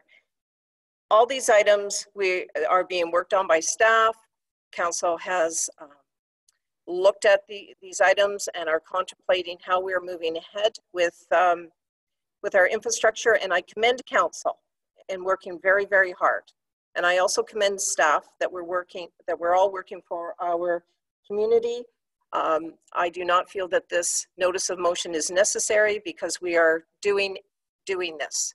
So that is my comments, and I am not in favor of this motion. Thank you, Mr. Chair. Thank you, Mayor Robinson. Councillor Hamilton. Well, thank you, Chair Hutchison. So I think what this motion does is pull together all these different pieces that we have been working on throughout our term of council, and staff have been working on as well. And I'm just thinking back to our CEO mentioned I think at the end of August, our CEO mentioned that there'd be like a cumulative summary of all reports that are coming. And so perhaps one idea might be through that mechanism, that report the CEO is planning on of showing all the different reports that are outstanding, perhaps that would show a bit of a timeline for these kinds of reports, and that would seeing that timeline could help us see how this is all fitting together in time for budget. So that's just one idea, that be captured in the CEO's report. Because I know we've been given timeline, for example, of October, I believe the Public Works Director was coming back with more information, but perhaps having it all just in one place would be a helpful document. And then I was also wondering if we could commit to booking our tour for September or for the fall. And I was just looking for comment from our CEO. I know we were waiting for the COVID restrictions to lift in terms of number of people gathering. And so just checking in with our CEO about that as well. Thank you. Madam CEO, would you like to respond to that? Certainly, Mr. Chair, and thank you for the question, Councillor. And yes, now that we're in stage 3 and we can have up to 50 people in one inside confined area, we can go ahead and book the bus tour. When our director gets back next week, I will propose that we go by doodle poll, and we'll find a date, maybe a nice sunny summer date or early fall would be lovely. Very good. Thank you. Thank you. Okay, I see Councillor Hergert's hand up. Go ahead, Councillor Hergert.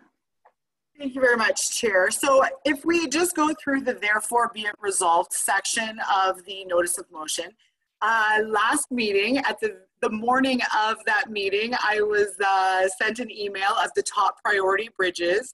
And so I do appreciate staff effort on that. That's something we've been working towards for a long time. So high fives all around there. It was already included in my notice of motion. So I think that's valuable information, and that list may change, and I acknowledge that as well.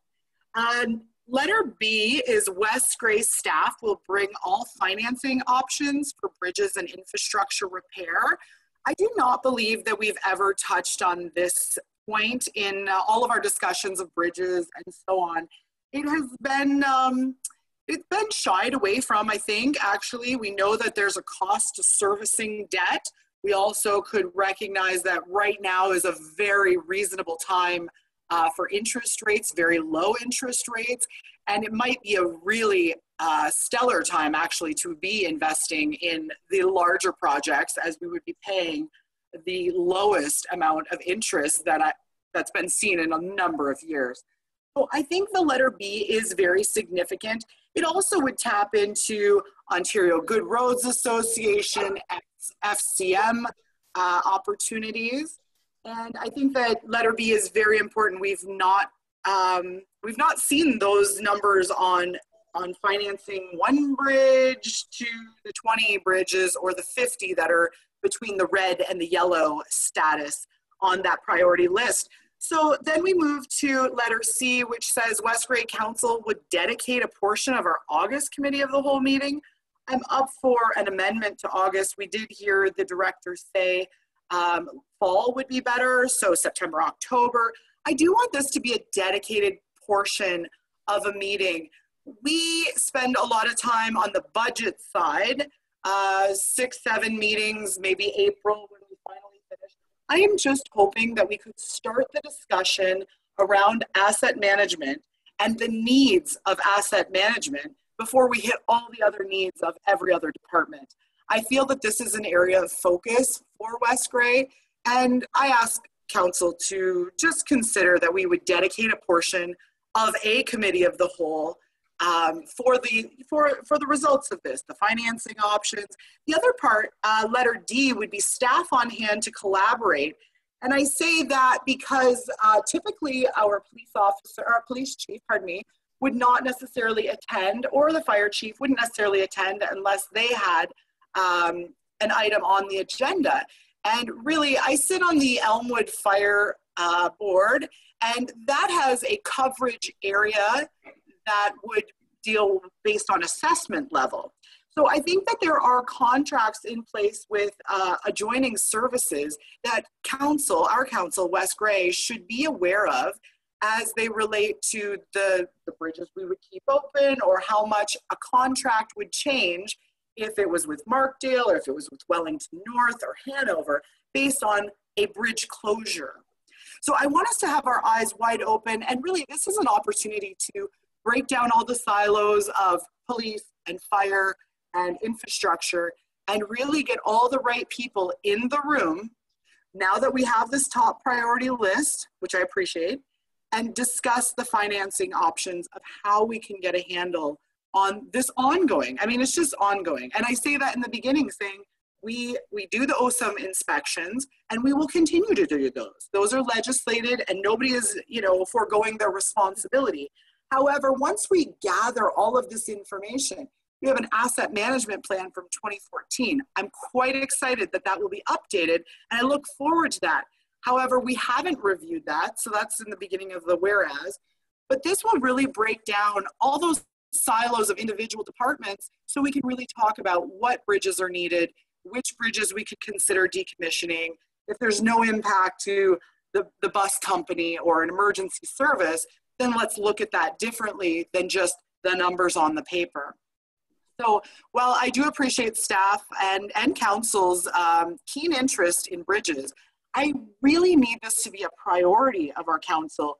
So that's why the letter C. I'm just asking that we would dedicate a portion of a meeting to discuss how much it would cost, review the asset management plan. The asset management 2.0, I believe Carrie and Vance have been working very diligently for months, nearly a year on this. And I look forward to the whole entire cost of a new bridge or of a sidewalk. These lifetime costs. We can't fix these things with Band-Aids, and duct tape just won't work. We have to put the money to the plan. So I'm asking that we take time to look at the infrastructure priority list and then fund the plan. Make the plan and fund the plan. And just know that that's the amount we have to spend annually before all the other wish lists come forward, that bridges would be a top priority. And I leave that with council. Thank you. Mr. Chair. Yes, Mayor Robinson. I'm requesting that we call the vote, please. Okay. Yeah, absolutely, Mayor Robinson. I'll call the vote. Chair, may I ask for a recorded vote, please? You can, yes. Thank we'll you. Go to Clerk Sharbert to take over from here.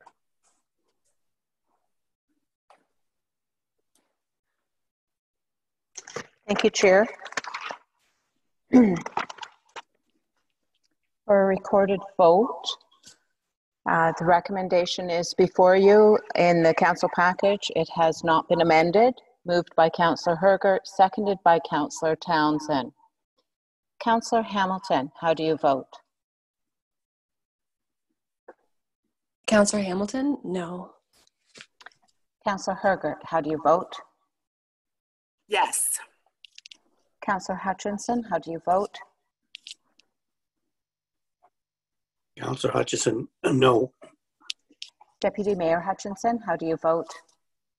Deputy Mayor Hutchinson, not in favor. Mayor Robinson, how do you vote? Mayor Christine Robinson, not in favor. Councillor Shea, how do you vote?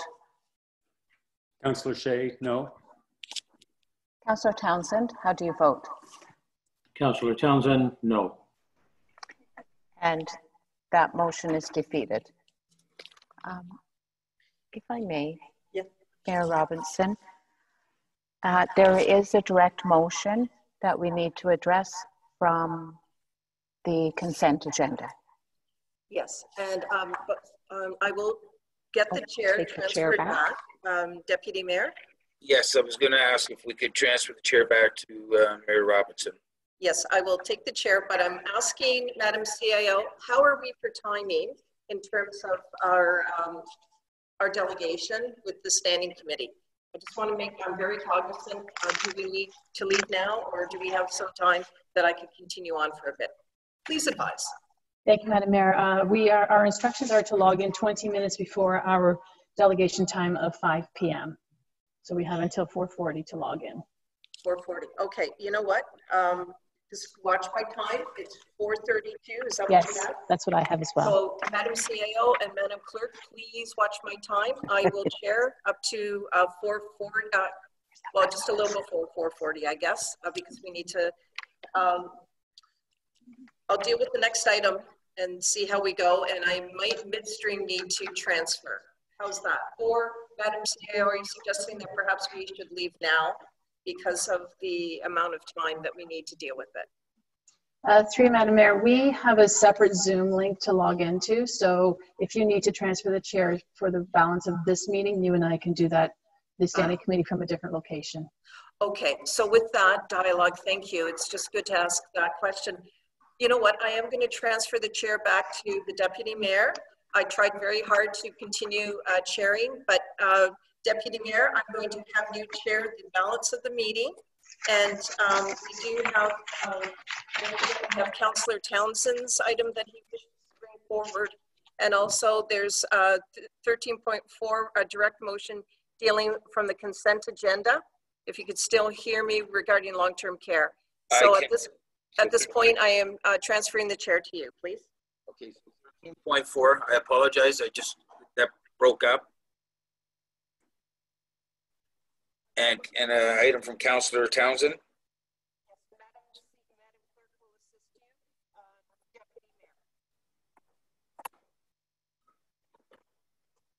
Mayor Rob, Okay, if you could still hear me audibly, is that correct? Yes, my question was I couldn't hear you said we had one item 13.4. Yes, let me and just I knew continue. Councillor Townsend had an item. Yes, that's right. And then also rely on our clerk to assist you with the balance of the meeting. Thank you very much, and see you later, members of council. Thank you.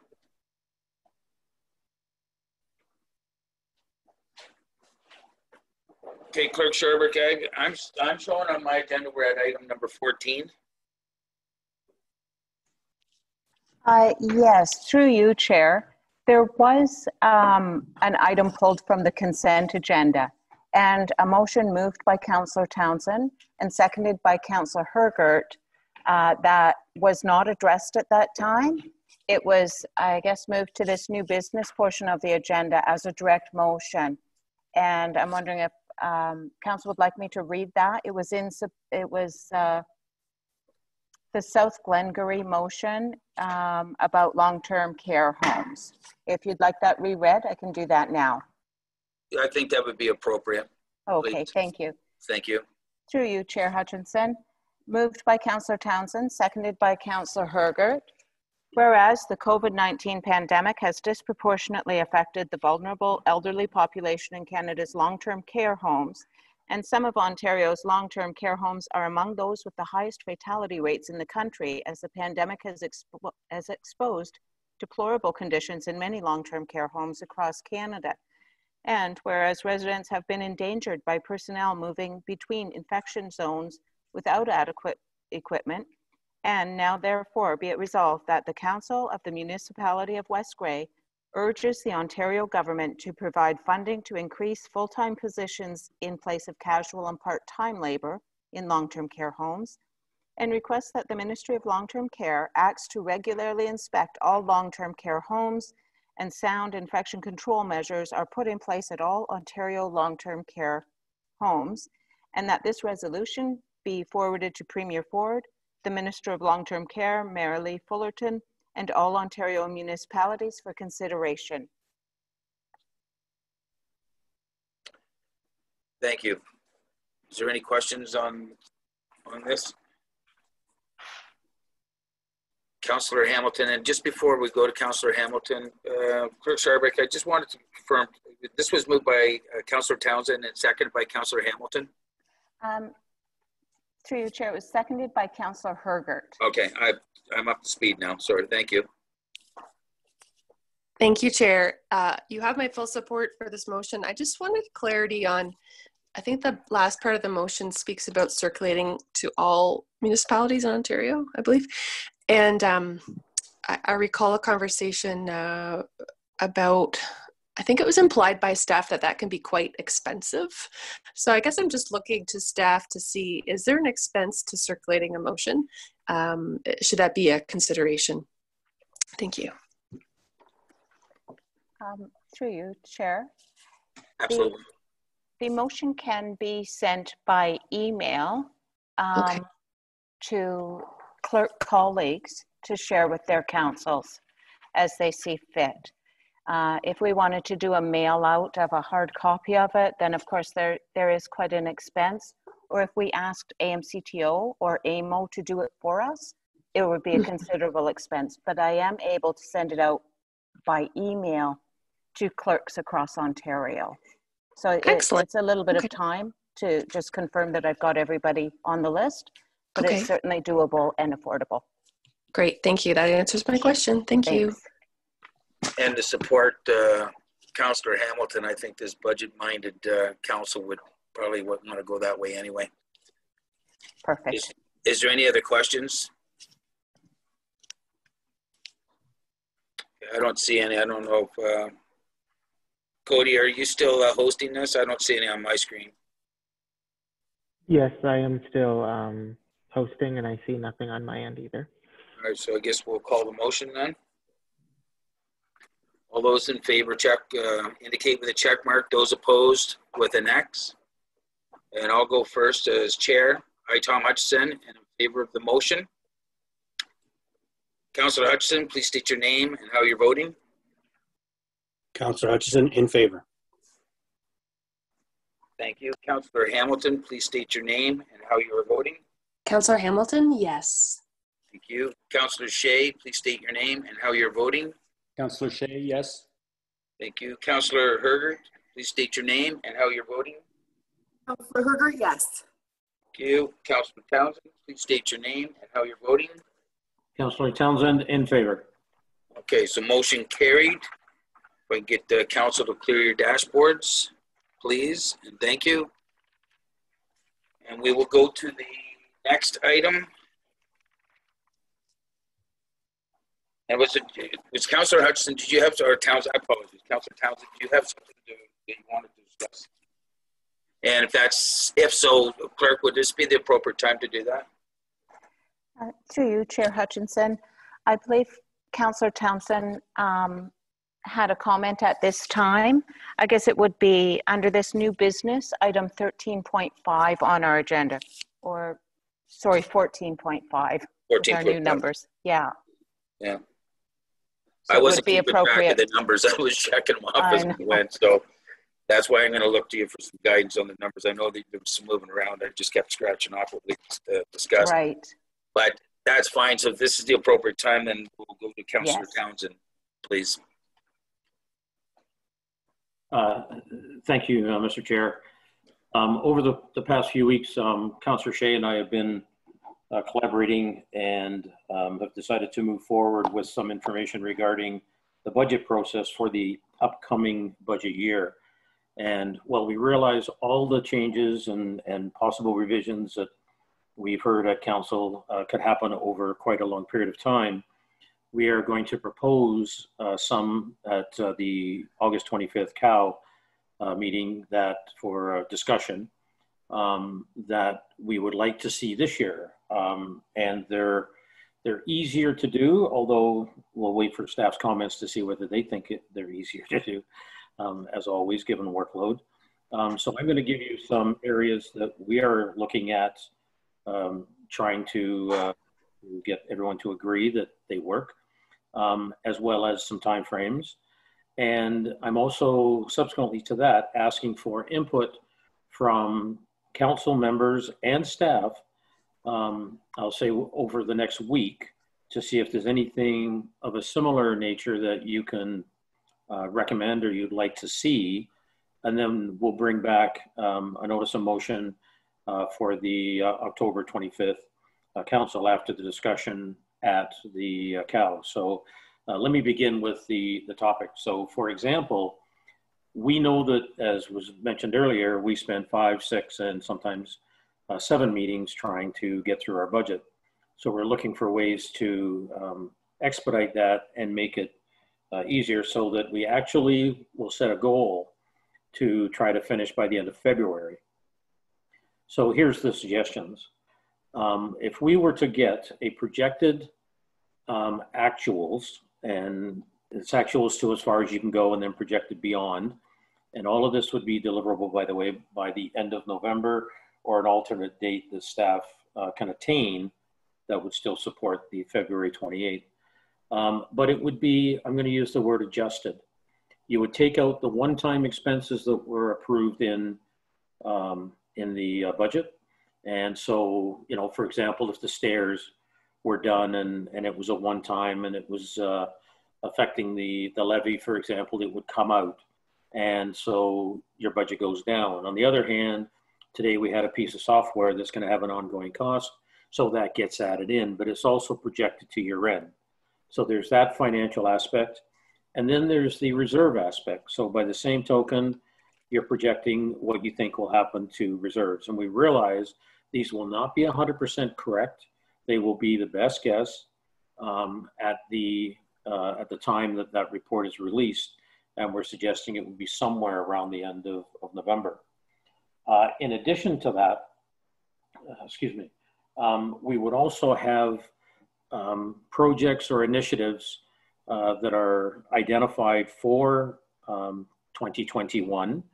And it would also, by staff, verified by the CAO, to actually be some order of prioritization, meaning that staff is saying, if you have to pick a priority, these are the ones we feel have the biggest impact or the most importance or the highest priority, whichever term you prefer, and with some kind of description of what they are and the impact they may have. So the idea is you've got the financials, you've got, you know what the ask is, and you also have the reserve aspect. So we know when we review that prior to the first meeting, which we're assuming would happen in January, we would be able to start with the process of looking at the budget, seeing what we're facing. And that doesn't mean we're making decisions. It's what I'll call a pre-budget package that helps us educate and prepare ourselves for those meetings.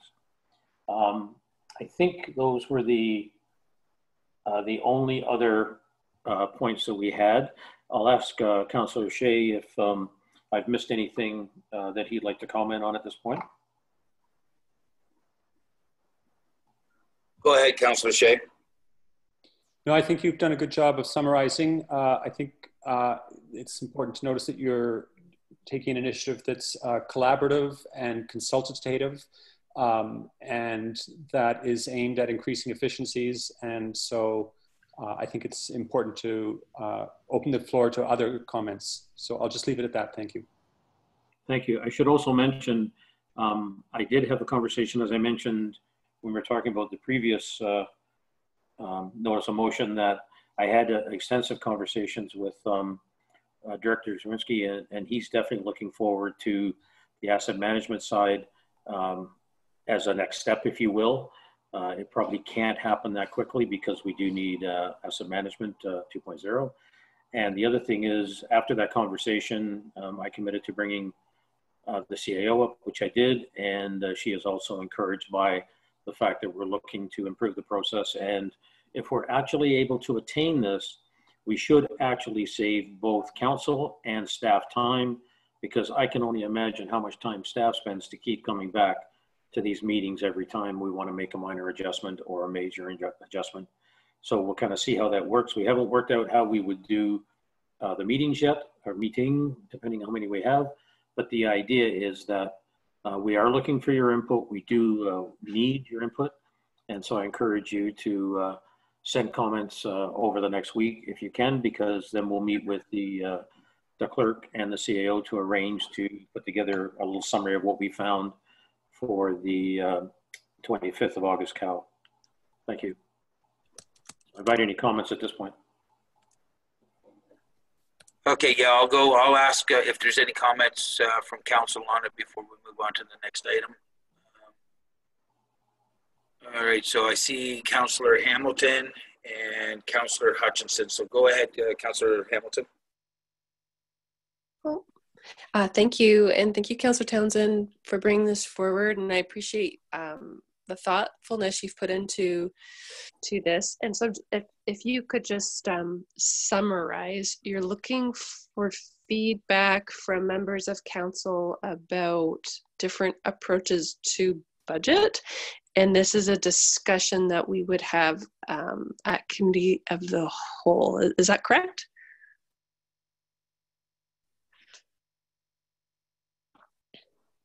Councillor Townsend.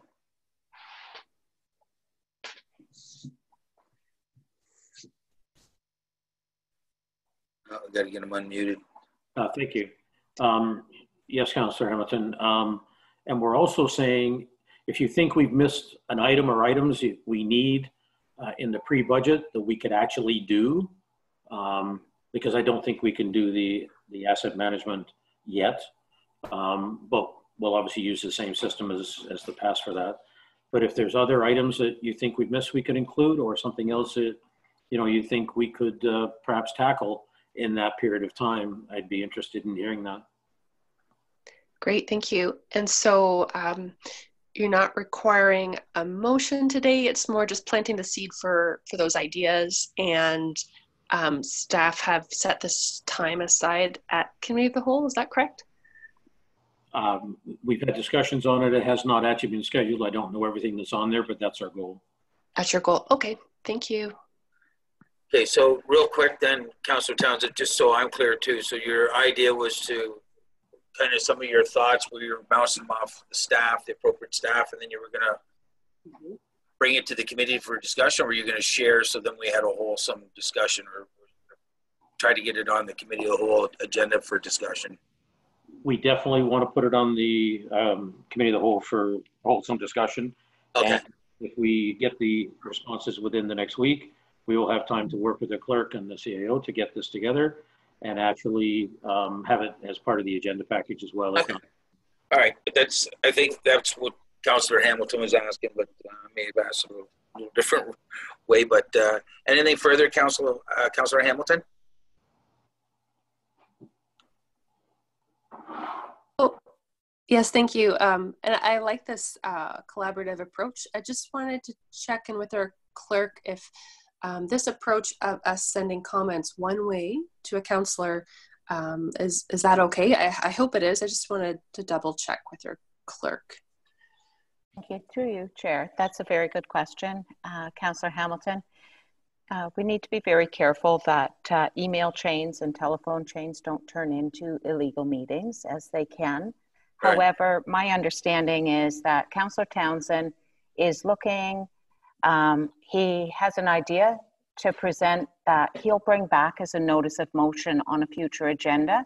And he just wants to make sure that he hasn't missed any specific comments that could be included in the original notice of motion. So if councillors are able to email him, hey, I'd like to make sure we include item A and B on this pre-budget consultation motion, but not ask for a reply or a plan or decide how you're going to move forward with the business of council, just send him, hey, this is what I'd like to see, and leave it at that, and then leave it up to Councillor Townsend to put that together and formulate his notice of motion that he'll bring forward, and he'll send me that in writing to be printed on the next agenda. Okay, thanks for that clarity. That makes a lot of sense. Thank you.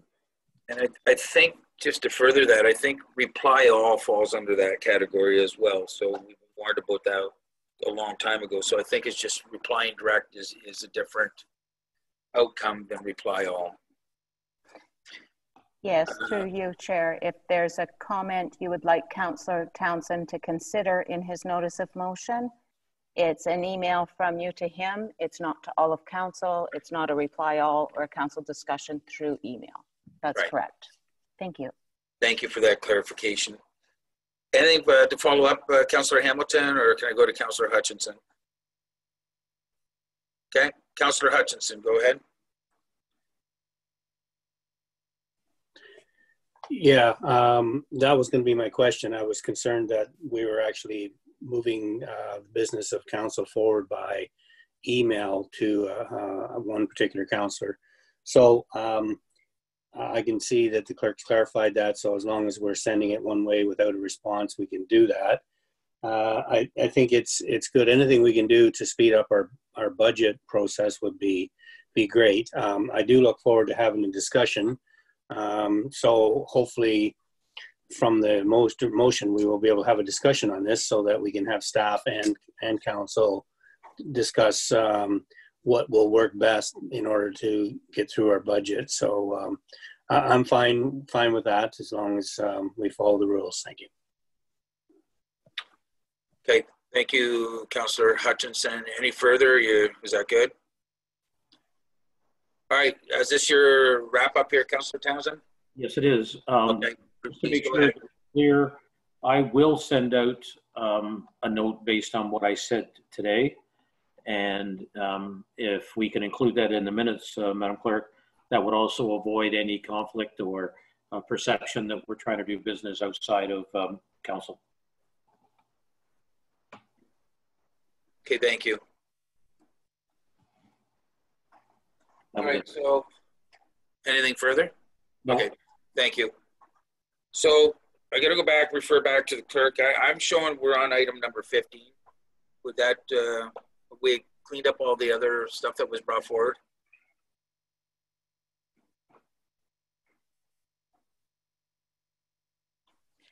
Thank you. Yes, Chair. We are on to addendum which there is Okay, no 14. addendum. Okay, thank you. And there, it takes us to item 15, closed session, incomplete items only, I believe is NA. that's right. It takes us to 16, which is matters arising from closed session. I believe that is NA. Yes. And that takes us to 17, question period, and I believe Supervisor Hewlett could help us with this portion of the agenda. Thank you, Mr. Chair. It doesn't appear as though we have many members of the public in the queue. However, if there are any who would like to participate in the question period, same as the comment period before, you can either send a chat message to myself, Recreation Supervisor, or raise your hand by either clicking the raise your hand button located in the bottom right-hand corner of your screen, or if you have joined us by phone, pressing *9. So we'll give that a quick glance. Do you see anything, Supervisor Hewlett? At this time, Mr. Chair, I am not seeing any members of the public wishing to comment. Okay, thank you. Moving right along to item number 18, Municipal Act notices. Oh, Councillor Shea. Go ahead. It's Councillor Shea. Thank you, Mr. Chair. In the items from closed session, 2 items ago, we went by that very quickly. Were we not going to include some reports that we received in closed session into the open session minutes at this point? Clerk Scharbeck, I believe we did some of that this morning. Oh, did we do that already? Through you, Chair, yes, we did address that after with the reporting out of the first closed session. Oh, and okay. Certainly those documents can be available to anybody who would like to see them other than the legal opinion. So yes, we did report out after the first closed session. That, oh, okay, so, but the documents aren't in the agenda and won't be in the minutes. I'm not sure what, you mean the details of a report about Victoria Street in Ayton? Yes. Yes, we did report out on that with the details from the engineer's estimated cost. Okay. Good, thank you. I just overlooked that. I think there might have been 3 items, Councillor Shea, and then the one that was held back was, I think there was probably 3 that we'd quickly discussed when we came out. Okay, well, I think it's just getting late. I'm getting a little punchy. Yeah, that's, yes. I hear you. Anything further, Councillor Shea? No, thank you. Okay, you're very welcome. Sorry, so we were at, question period went through that, Municipal Act notices. Through you, Chair, there are none at this time. Thank you. And that takes us to item number 19 on the agenda, which would be the adjournment. And I'll be looking for a mover on that.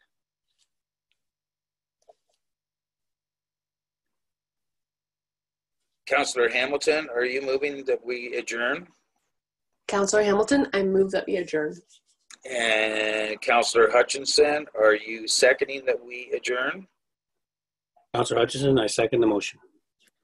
Clerk Scharbeck, if you could read the motion, and then I'll call it. Thank you. Through you, Chair. The recommendation is that we now adjourn at 4:58 p.m. to meet again on August 25th, 2020 at 7 p.m. or at the call of the Chair. Okay, we'll call the motion. All those in favor to adjourn, signify with a check mark. Those opposed with an X. And I'll start with Councillor Townsend. Please state your name and how you are voting. Councillor Townsend, in favor. Thank you. Councillor Hergert, please state your name and how you're voting. Councillor Hergert, yes. Councillor Shea, please state your name and how you're voting. Councillor Shea, yes. As chair, I, Tom Hutchinson, in favor of the motion. Councillor Hamilton, please state your name and how you're voting. Councillor Hamilton, yes. And Councillor Hutchinson, please state your name and how you're voting. Councillor Hutchinson, in favor. Okay, and I would say that we are adjourned. Motion carried. Thank you.